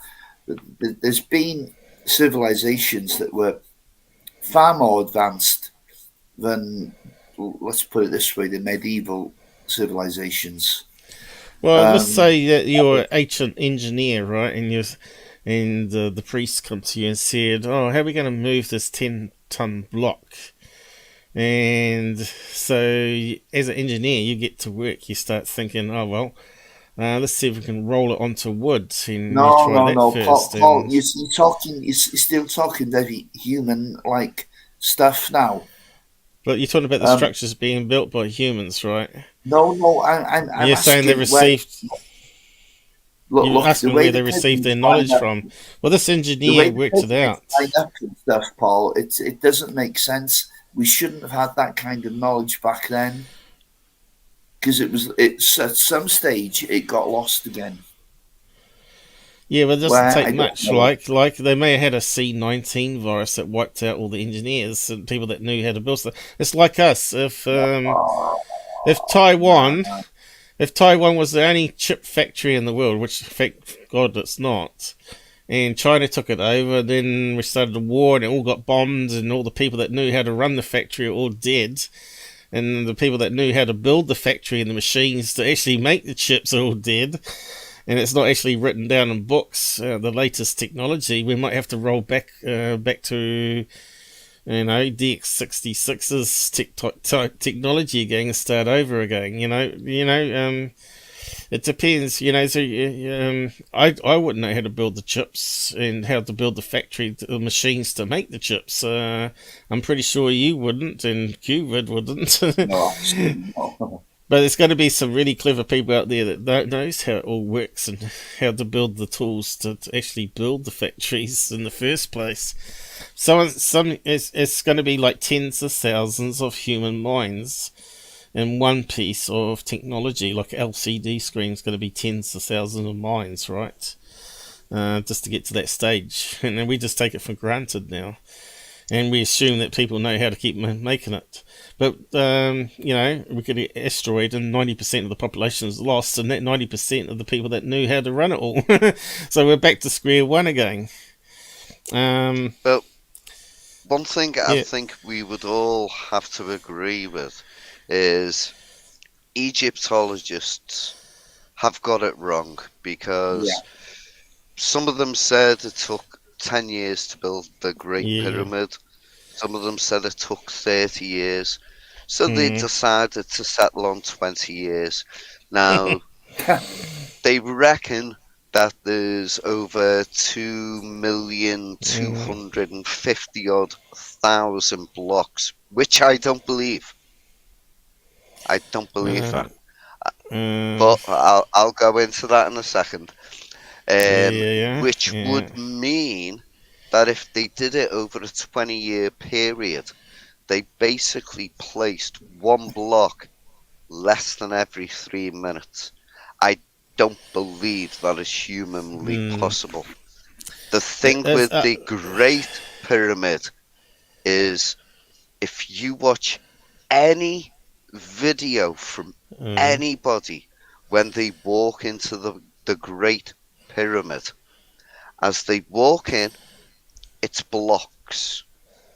But as they get about 30 odd, 40 odd foot into it's it, soil. There's no blocks. It's all soil, isn't it? And the only time you see more blocks is when they get to, like, I can't think what they call it now, the big long chamber. And then when they get into individual rooms. Now, Kyle came up with a theory, and I honestly think he nailed it.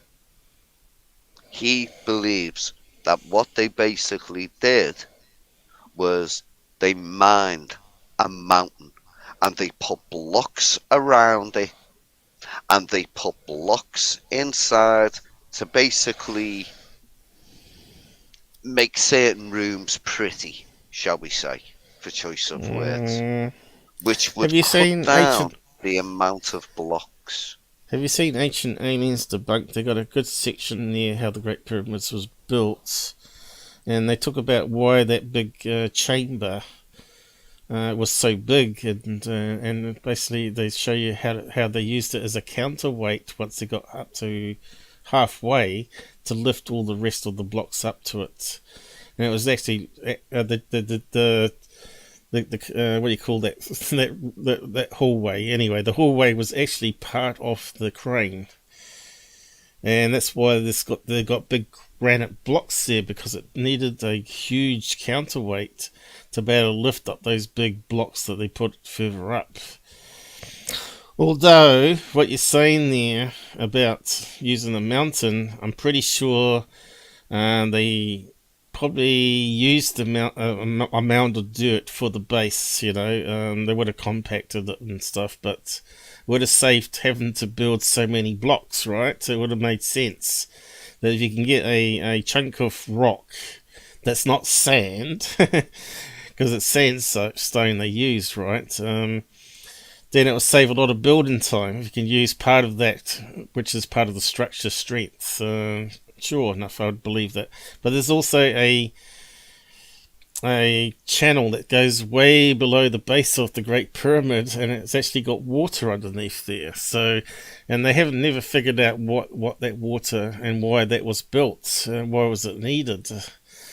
And it makes perfect sense that water and electricity forms hydrogen and oxygen, and it makes sense that the Queen's chamber is going to be lower, so it's going to trap all the oxygen, and while the King's chamber is way up, it's going to gradually trap all the hydrogen. Why the Queen's chamber, I think, was the one that had the best harmonics for sound, would be like a healing room. So they put people in there, chant, and they find people healed quicker over sickness and stuff because of the oxygen. You know, if you go to a hospital, they always put you on oxygen because you heal faster after surgery, twice as fast apparently, or something. And if you got burns, the pure oxygen helps you deal with the burns better. You know, 2-degree burns or 3-degree burns, that sort of stuff. So there could be some real science. Maybe whoever was in charge of that Great Pyramid knew there was a healing room where they could go and chant, and because they talked about the acoustics as well, which they would have designed into it. And then further up, the hydrogen, which had these vents going out to stars, right? Which is like tap-offs. If you open up the outside vent, you got the hydrogen pouring out. Then you could fill up little bags of, I don't know, like silk or whatever, something similar to silk, where you could fill it up and it would create these hydrogen balloons. And if you get a whole stack of them, and there's pilot inside another big balloon, then you got individual hydrogen balloons, which is safer to deal with, to be able to create an airship. From my point of view, I think that's a very plausible theory that I've sort of come up with, and it sort of fits the design of the Great Pyramids, you know. But of course, that also makes sense why it's not actually a tomb, because those chambers was definitely designed to withstand a great amount of weight at the top. You know how it sort of breaks off into steps, has these little granite sheets above the king's chamber. That's where the peak goes. It had to withstand hold on, a bit of a correction there. I don't think there's any granite in the pyramids. It's all limestone. No, there is granite. I'm pretty sure there's granite slabs lining the hallways and stuff. Yeah, okay. Have a watch of that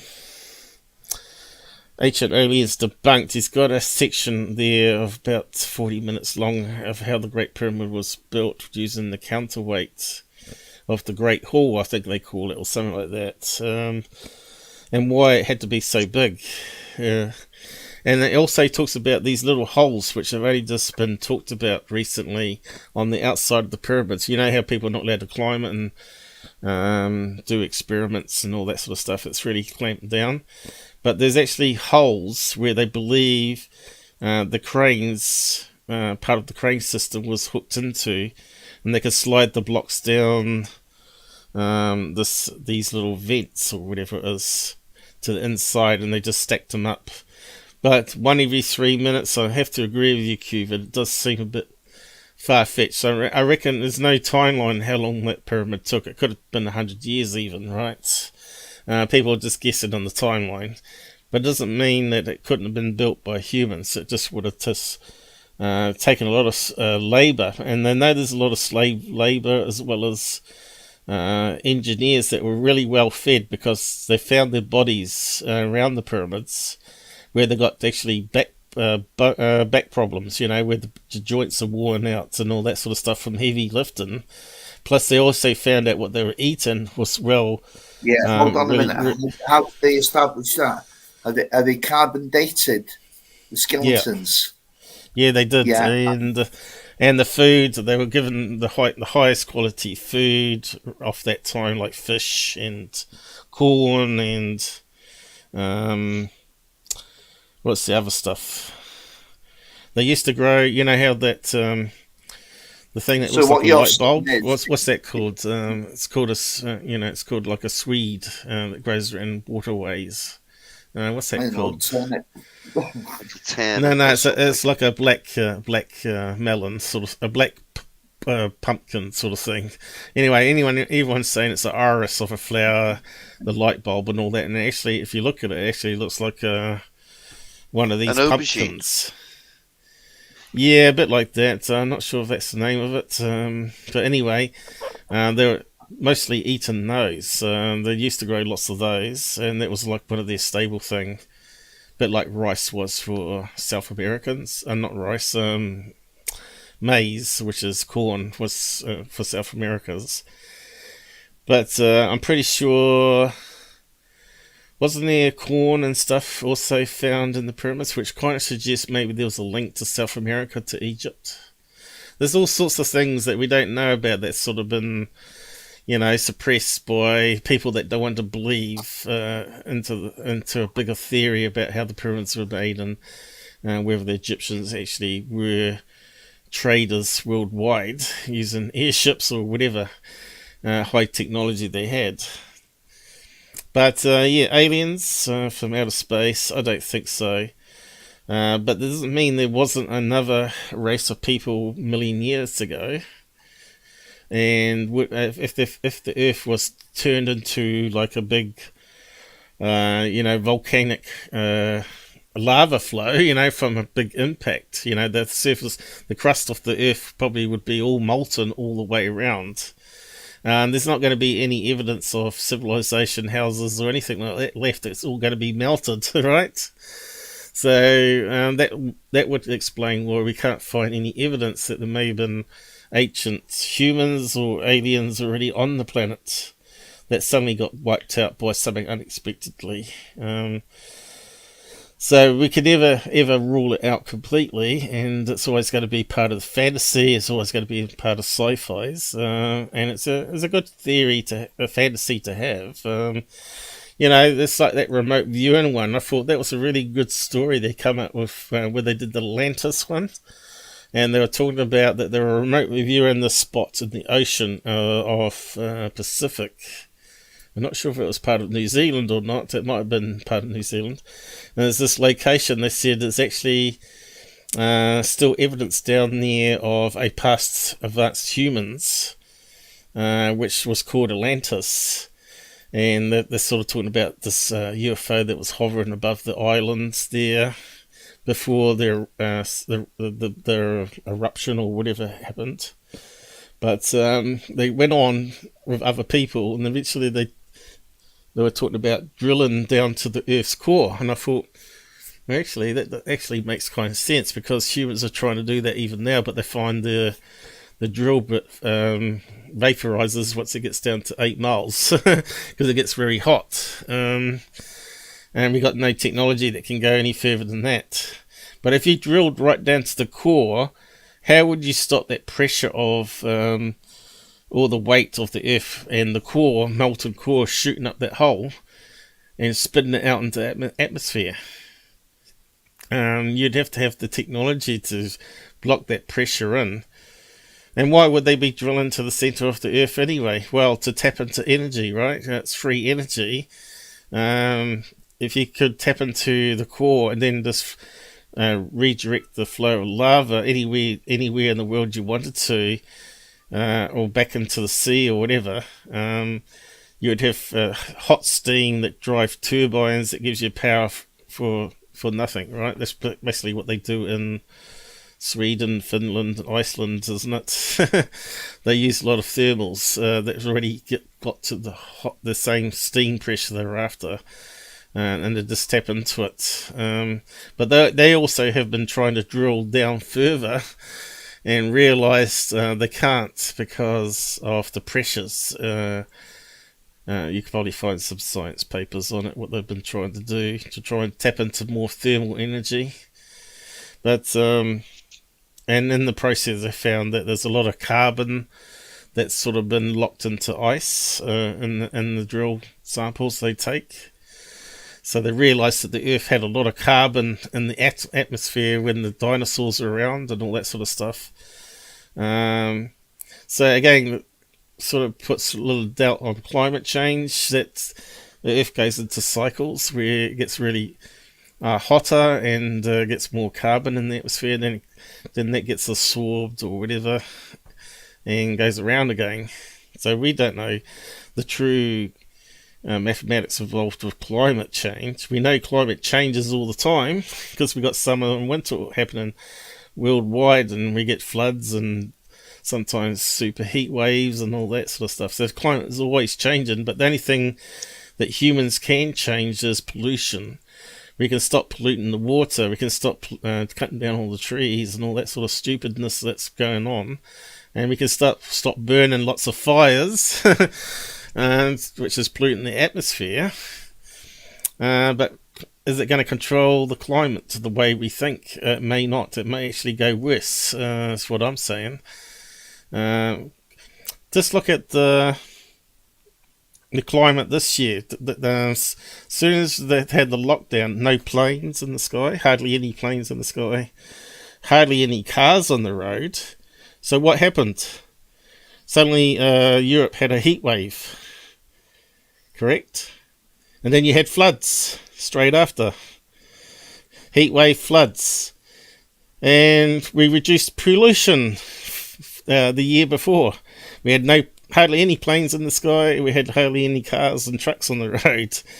So is that what's going to happen? If we get rid of all fossil fuels, cars, planes again, are we going to end up with more heat waves and floods? I think so, because we're changing the climate straight away. That was a big impact. We shut down all the planes, right? That's a big shutdown. You're talking about 17,000 planes in the sky every day, burning off kerosene, right? So that's Paul, going. can I just interrupt you there? Yeah, mate. I'm gonna have to get off now. I've been going over 4 hours, and I'm starving. Right. I just had a biscuit and drink myself. That's all right. You can always mute and eat there in the background if you want to. No. Yeah, listen, Q, it's been a pleasure.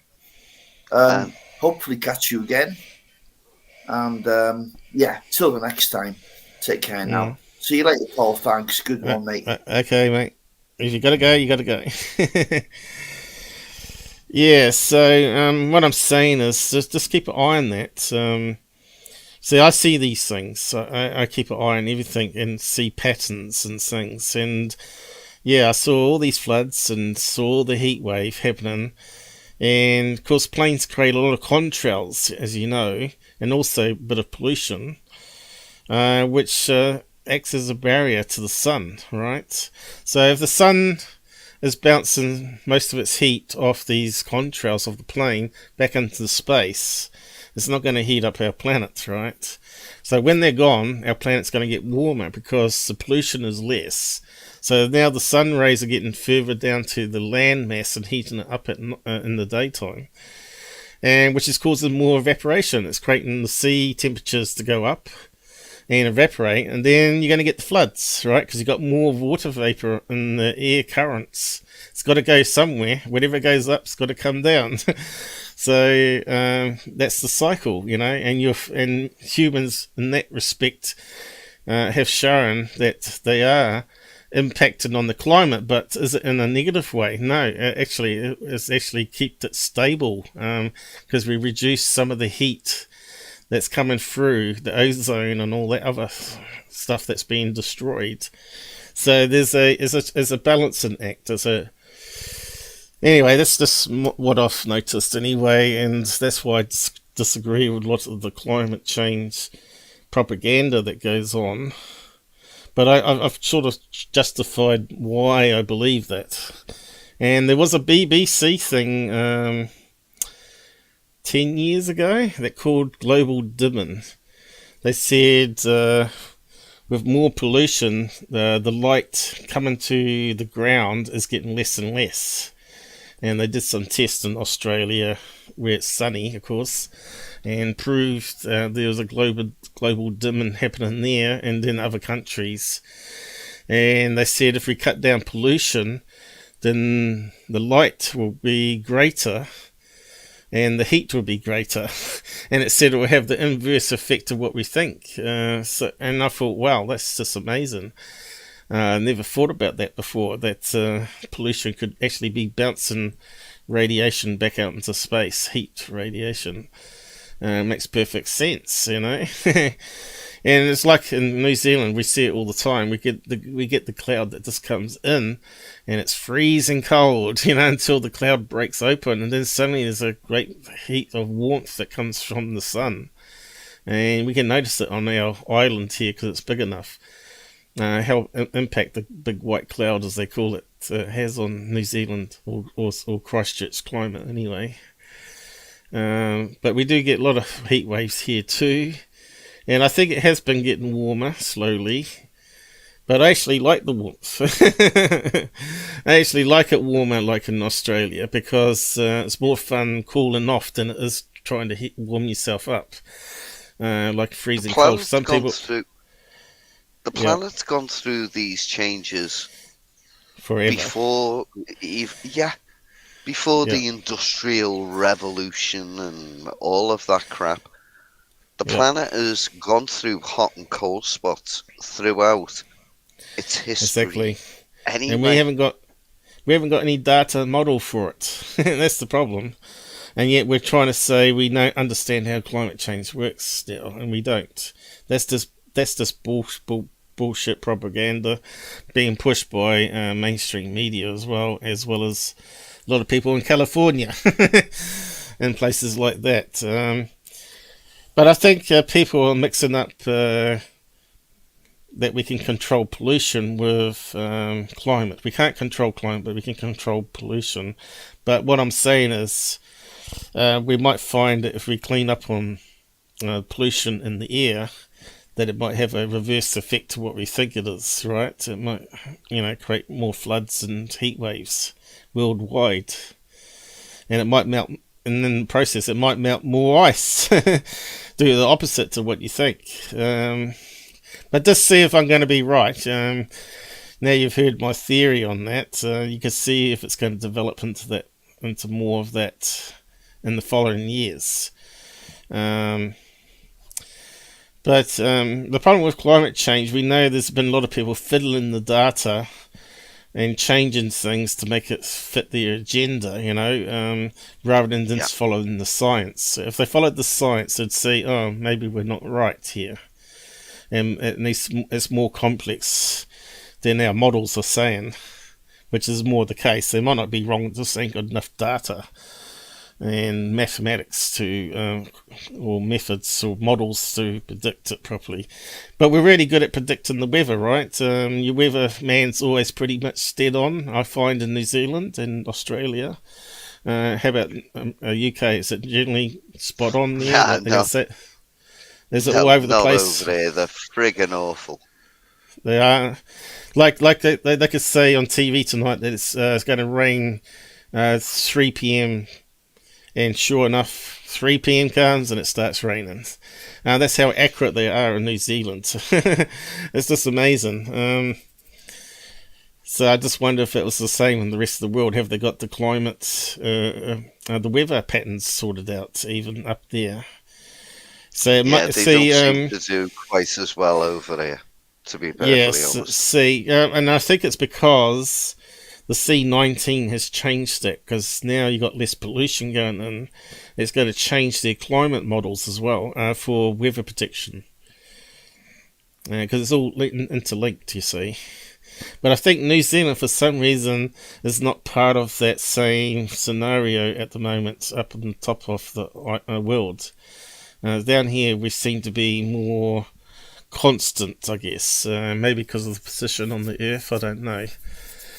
But anyways, interesting stuff, science and trying to see connections. But we better catch up with the side comments here, see what people are saying.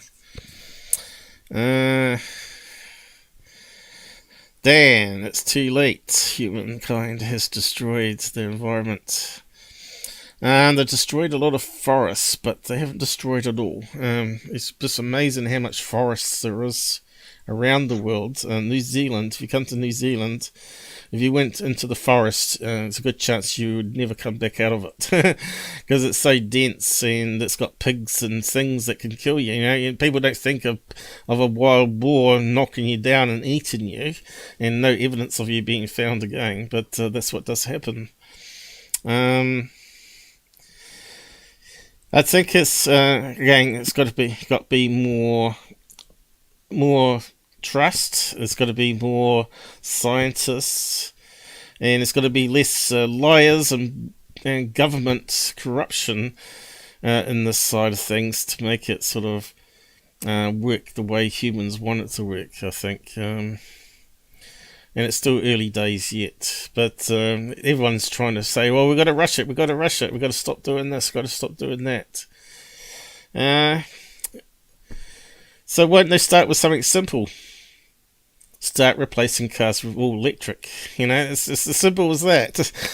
They don't have to do everybody at once. They could just start with, we're going to choose random cities in this state in America, and we're going to start offering replacing their car with a really cheap car, then they can pay it off every year a certain amount of money on it. And they could start doing that, right, instead of wasting money elsewhere. Yeah, and after the first big solar flare, every frigging car that's on the road at the moment will be useless. The same as every frigging computer. Not necessarily. I think they can shield it from a solar flare. The batteries and the circuitries. But realistically, Paul, is your computer shielded from a solar flare? No, and neither is mine. There'll only be a couple in the world that are. In fact, there's probably a gamma ray that's passed through our live show even today that may have caused a pixel corruption that you didn't even notice on the screen. That's how quite probably. Yeah, that's how quite frequent it is. You know how we talked about, something strange happened then. That could be like a bit got flipped in memory on your live stream where it caused a program to crash or whatever. You know, it happens all the time. And we put it down to we're just blaming Bill Gates for it. his bad coding. But a lot of it can be, radiation, of course. But you say that though, they can predict it pretty well, but maybe not all of it. But I don't think it's going to be as bad as what you say there. If the power grid goes down. But first of all, what you need if you're going to do it at home is they need to set up a solar panel farm in your backyard or on the roof of your house and some batteries and have that sort of set up first before they give you the electric car so you can just charge it.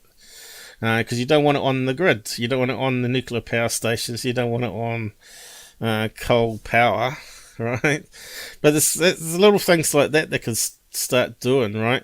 And if you watch that a Mark Robber guy, he did he just put out a video not long ago about these robot boats that go up and down the river and collect all the plastic and rubbish that's floating on top and put it into containers, and then it automatically has like a automation where it gets shipped off to the shore, and then they go and dump it into landfill or whatever, which is still a problem, landfill. But there is other countries that have these great big burning furnaces that can they put who was it now? I can't remember which country. Is it Indonesia? Something like that, where they dump all the rubbish from the houses into these big furnaces, and they got these filters in the chimneys that take out all the toxins, so that when the air comes out the top, it's all poison free sort of thing. And this makes this little fine ash, which then they have these like sea ponds that they dump it into. It's like a load of mud, and the mud sort of settles on top of it, and eventually that become like an artificial land mass, I guess. But anyway, there is some videos about what they're doing on that side of things, which the rest of the world probably should adopt, really. But really, we need to cut down on our wastefulness and actually recycle stuff, instead of getting a new plastic bottle, we should just really go back to glass bottles like we did in the old days, right? And trade those in. Was a really good idea. You probably Paul, remember that. I remember that when you used to take the limo bottles back and milk bottles you used to get reused. But you've got a big supporter there from Dan Culver. He says he's talking to you and Robert. And there we go. He says, please, he's talking to you, Paul. Please move to the US and run for governor or senator. So you can change the direction we are going, both of you guys. I will get my dad and mom to vote for you guys. Robert for governor, Paul for senator. There you go, Paul. Well, there you go. But they won't have me because you have to be born in that country, don't you? I'm sure they'd they'd accept you eventually, but Yeah. But yeah, if you just do it in stages, it's like they've been researching these sea power generators that can make 100 megawatts of power, can run a nice little city off the coast of Australia, right? So they've just got like 5 of these things bobbing around out to sea. It's enough to power that inland city, and also add the extra into the grid. I think that's a damn clever idea. And they're just using hydraulics and the wind, the motion of the waves, which is also related to the moon and all that, creating tides and all that, creating the waves, which is like free energy, right? Because it's all done by gravity. So why they can't build a load of these things off the coast of California? I think they have got something going. Whether it's the same idea, I don't know, or the same robustness. Apparently the sea is able to destroy these things quite easily in a heavy storm. This just shows the power of the sea and the currents. They use great big huge chains and blocks of concrete, because they can actually pour concrete into the sea and drill holes and have it set within like 5 minutes, undersea concrete.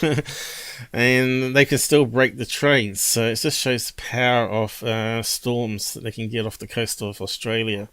But the project, as far as I know, is still going, and they're still playing around with it. But the clever thing is about it, it also creates fresh water from the seawater. And as you know, you get droughts in Australia.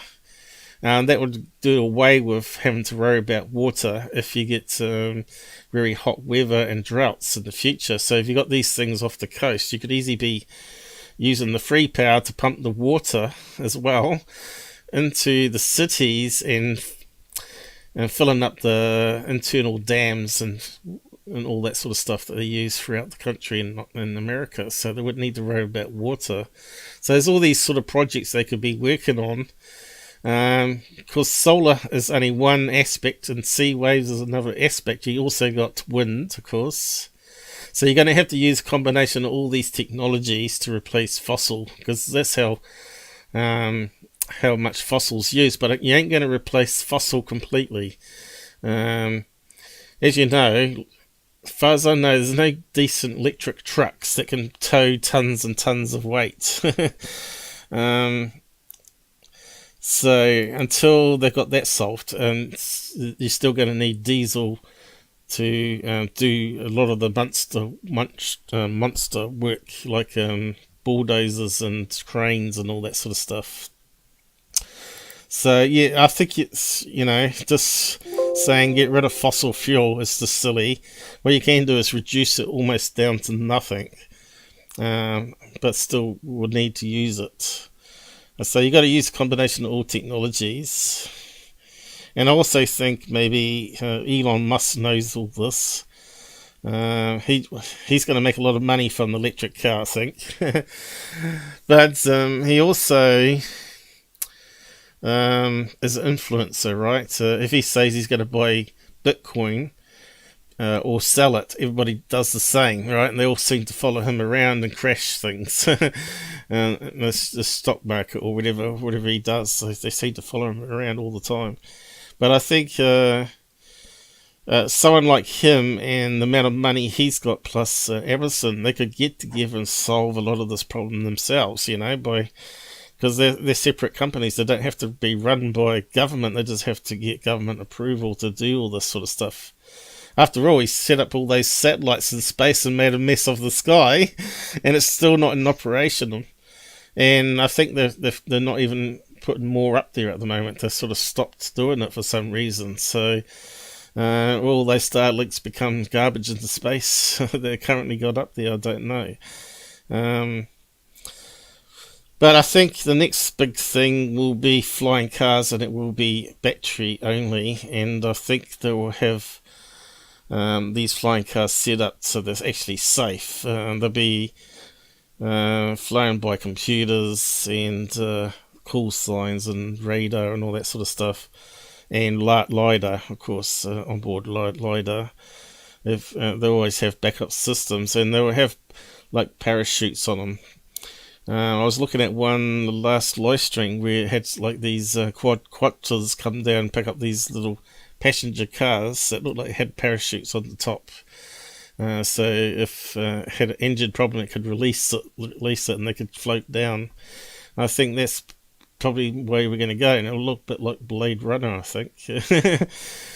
But yeah, I think we have to be sensible about things and not get too left and right-minded politically, and you got to sit somewhere in the middle and use common sense.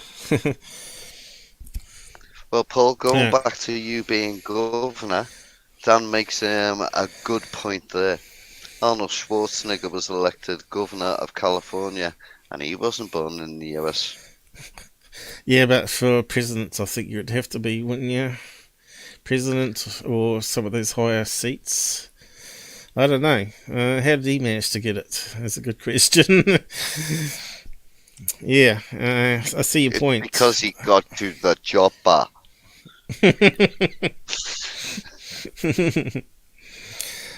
Paul and Robert, I have to go. My dad said school.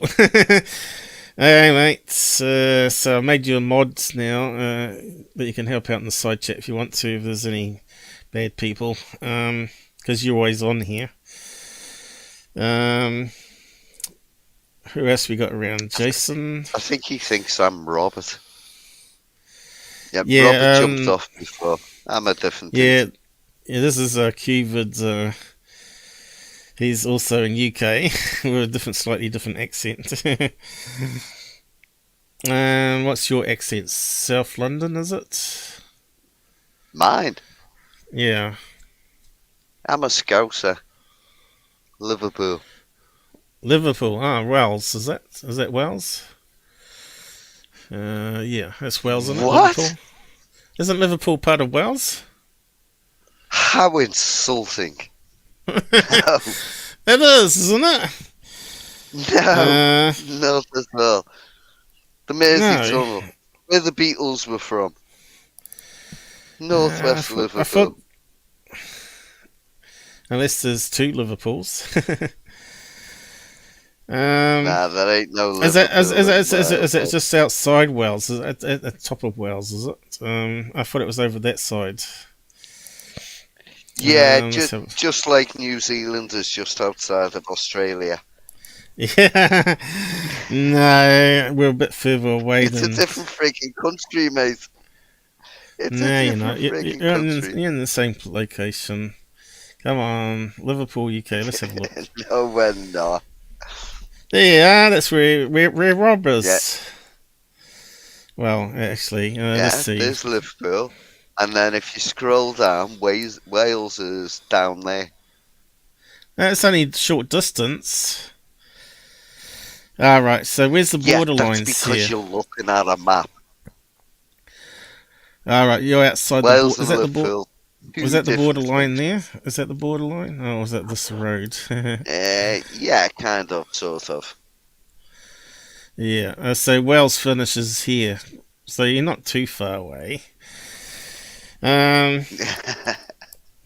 Robert's down here, I think, down this way, if I remember right. So wherever that distance is. Yeah, it's quite good. Jitsy's quite good, I find, for a video chat. Yeah, for some reason I thought Liverpool was part of Wales, for some reason. How insulting. Yeah, they like to be separate, don't they, the Welsh people? And where's Scotland? Where's the borderline of Scotland here? Yeah, where is the border? Is that the borderline there of Scotland? There, or is it further up? No, it's higher. Much higher. Scotland's the top bit of Great Britain. Yeah, so it's got to be here somewhere, the border between Scotland and the rest of England. It's funny how you got these three parts in the same island. And then you got Ireland all by itself out here, you see.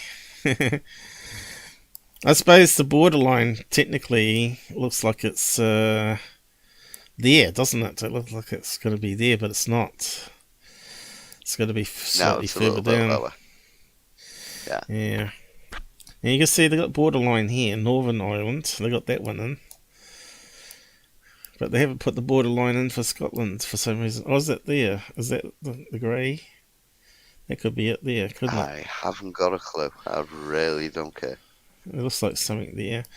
Oh, it's your country. Well, it used to be I know. mine. Used to be mine. I was born up somewhere there, Inverness. I was born up there. Oh, what, My in Wales? No, in Scotland. In Scotland, mate. So technically I'm Scottish, but my parents are from London down here. It's funny how we ended up way up here. In a little cottage, Mum said. And then from there we went to Libya, which is down here. So they flew us out of Scotland from negative 10 degrees Celsius to 45 degrees C at night time. It was cool then. So we lived there for a year and a half, and then we went from there to Germany for a year and a half, and Dad travelled around all over the place setting up radar systems for the Air Force. And then from there we went back to UK and then caught a ship. I think it was called the Princess or something. And which sailed all the way down here, edge of Africa and Canary Islands. Went all the way down here. Why is it not zooming out? Zoom out. Why aren't you zooming out? Looks like the CPU's playing up. And we went all the way down to Australia. And it's not going to let us get it. There it goes. No. It's funny that. And so it's going And then crazy the ship here. got lost and you ended up in New Zealand. Okay, we came all the way down here, South Africa. Then went all the way across to Australia, Perth, I think it was. And then from there, Tasmania. And then we went to... which port was it? I think it might have been in Christchurch. I'm not too sure where we went from there. Oh, Wellington, I think. And you got Might have been to Michael Wellington. King in chat, who's from Glasgow. Yeah, so yeah, we've sort of been around a bit, this family, and Dad's got family all over the place. He had 10 brothers and sisters, so he's got a lot of family in Australia. Decided to want to migrate to Australia for some reason. We got some up in Canada. I'm not sure if we got any Australia in doesn't exist, does it? Australia. If you talk to flat earthers, Australia right. doesn't exist. Certainly does, and it's a wonderful place actually, especially on the Gold Coast. A lot Yeah, of that was beautiful just people my there. little pick of flat earthers. Yeah. Now you see, New Zealand's not too far away from Antarctica here, but we get a lot of the wind from Central Australia here goes right across New Zealand in the slipstream, and it's like you step outside your front door, it's like being blown by a big hairdryer. And if it's a really hot day too, and you got the hot wind, it just dries you out. But you only get that like 3 months of a year like that, and then most of the winter's pretty mild, really. 8 degrees, 4 degrees. We really got to negative 4 C. But we got it a few nights and it wasn't too bad. But we never got any snow this year in Christchurch. We normally get snow once a year. So maybe climate change is happening. Anyway, I suppose we better wrap up here. We've got almost 5 hours. Yeah, I was just putting up something for the next live show, which was a tweet to... that proof is out there show. So I looked at this one here that they put up, which I'll talk about here. Is this UFO? They said it was a UFO, but when you do enhancements on it, it actually looks like a triangle constant triangle shape, but like that with some distortion. Of course, the camera's always moving. So I said to me, that looks like a perfect match for one of these drones here. And of course, it looked like it was flying away. It looked like it was flying away. It flew this way, then it started flying this way. Typical what a drone would do. You know, it's got that slight tilt on it. It's got that slightly tilted angle here where the back end's actually raised up, because you can see here it's level. So these are definitely raised up, so it's moving towards the camera. But yeah, I said, nope, Paul thinks it's a drone. And you know what Mark D'Antonio said? He said it was a banner plane. I'm not sure what's happened to that. I'm not sure what's happened to that MUFON video analysis guy, but he's got a lot of the ones wrong on the show, you know, that have been debunked even by Mick West. But it's quite good. This guy replied back to me on a tweet saying, oh, these guys do marvellous jobs. And I thought, oh, that's nice of him to say so. And who knows where it's going to lead. Maybe I'll be on the show. No, actually, I probably would decline, but I would probably offer my help anyway if they wanted it. But yeah, I was just looking at that one before bed last night. But there's always stuff to look at, right? So it's always stuff to be looked over and given an answer to. But what did Mick Millen say? He said it was a drone, which he's correct.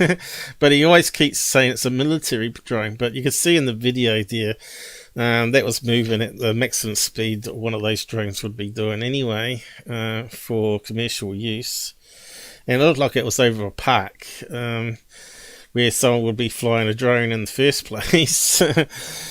And what did other people say? Macmillan said, oh, it could be with a special plane. It was like a big, huge size plane that's often seen flying there. And he said, oh, but look at the size of it compared to the craft, and there's no way even related. So he got that right. What was the last person to say something on it? Anyway, can't remember now, but eventually they come up with it's a UFO, and I thought, no, you can't say that. They didn't do any analysis on there. They didn't have Mick West on there to do that one. I reckon he would have given a different answer. But yeah, banner plane. Yeah, I could see where Mark D'Antonio was looking at it and thinking it was a banner, one of those banners that got twisted. You know, it gets crumpled up and it sort of loses its shape, and you don't see the plane. I could see how he was thinking that triangle shape, but the triangle shape, if you look at the video, stays constant, and it starts moving towards. And so I thought, oh no, it's got to be a drone, just like McMillan said. But anyway. I might cover that more next time. Yeah, Michael King. So yeah, we get a mix of UKers here. It's amazing, we get probably 50-50 on my channel. UKers and people from USA. We used to have a lot more people, but as you know, there's a lot of infighting stuff that happens, or something happens, and people lose interest. What can you do about that? You know, if you're like us, we're also like hardcore, always interested because we want to know the answers before we die. So we won't be giving up anytime soon, I don't think. Not me and qvid and Robert anyway. But yeah, better wind up. Let's see. Where's my control panel? And yeah, we might open it up again next Sunday too, if anyone's around. So we'll see what happens. And I'll go back to my regular live debunks, as I call it. But I should give it a better name, because debunk is off-putting to most people. qvid, yeah, you can drop off any time you want to, if you want to there, mate. That's what's good about Jitsi, it doesn't interfere with what I do here. Or you can stay on, talk after the show if you want. Well, to be honest, I need to be getting off because it's 4:45 in the morning. All right. Yeah, go and get some rest, mate. And nice chatting. Well, thanks for having me on anyway, Paul. Okay, no problem. Yeah, it's been cool popping on with you guys. Yeah, Robert's is a hard guy. Yeah, good night. Oh, Rob's cool. Yeah. Right, I'll smell you later, Paul. Yeah, okay. Smell you later, mate.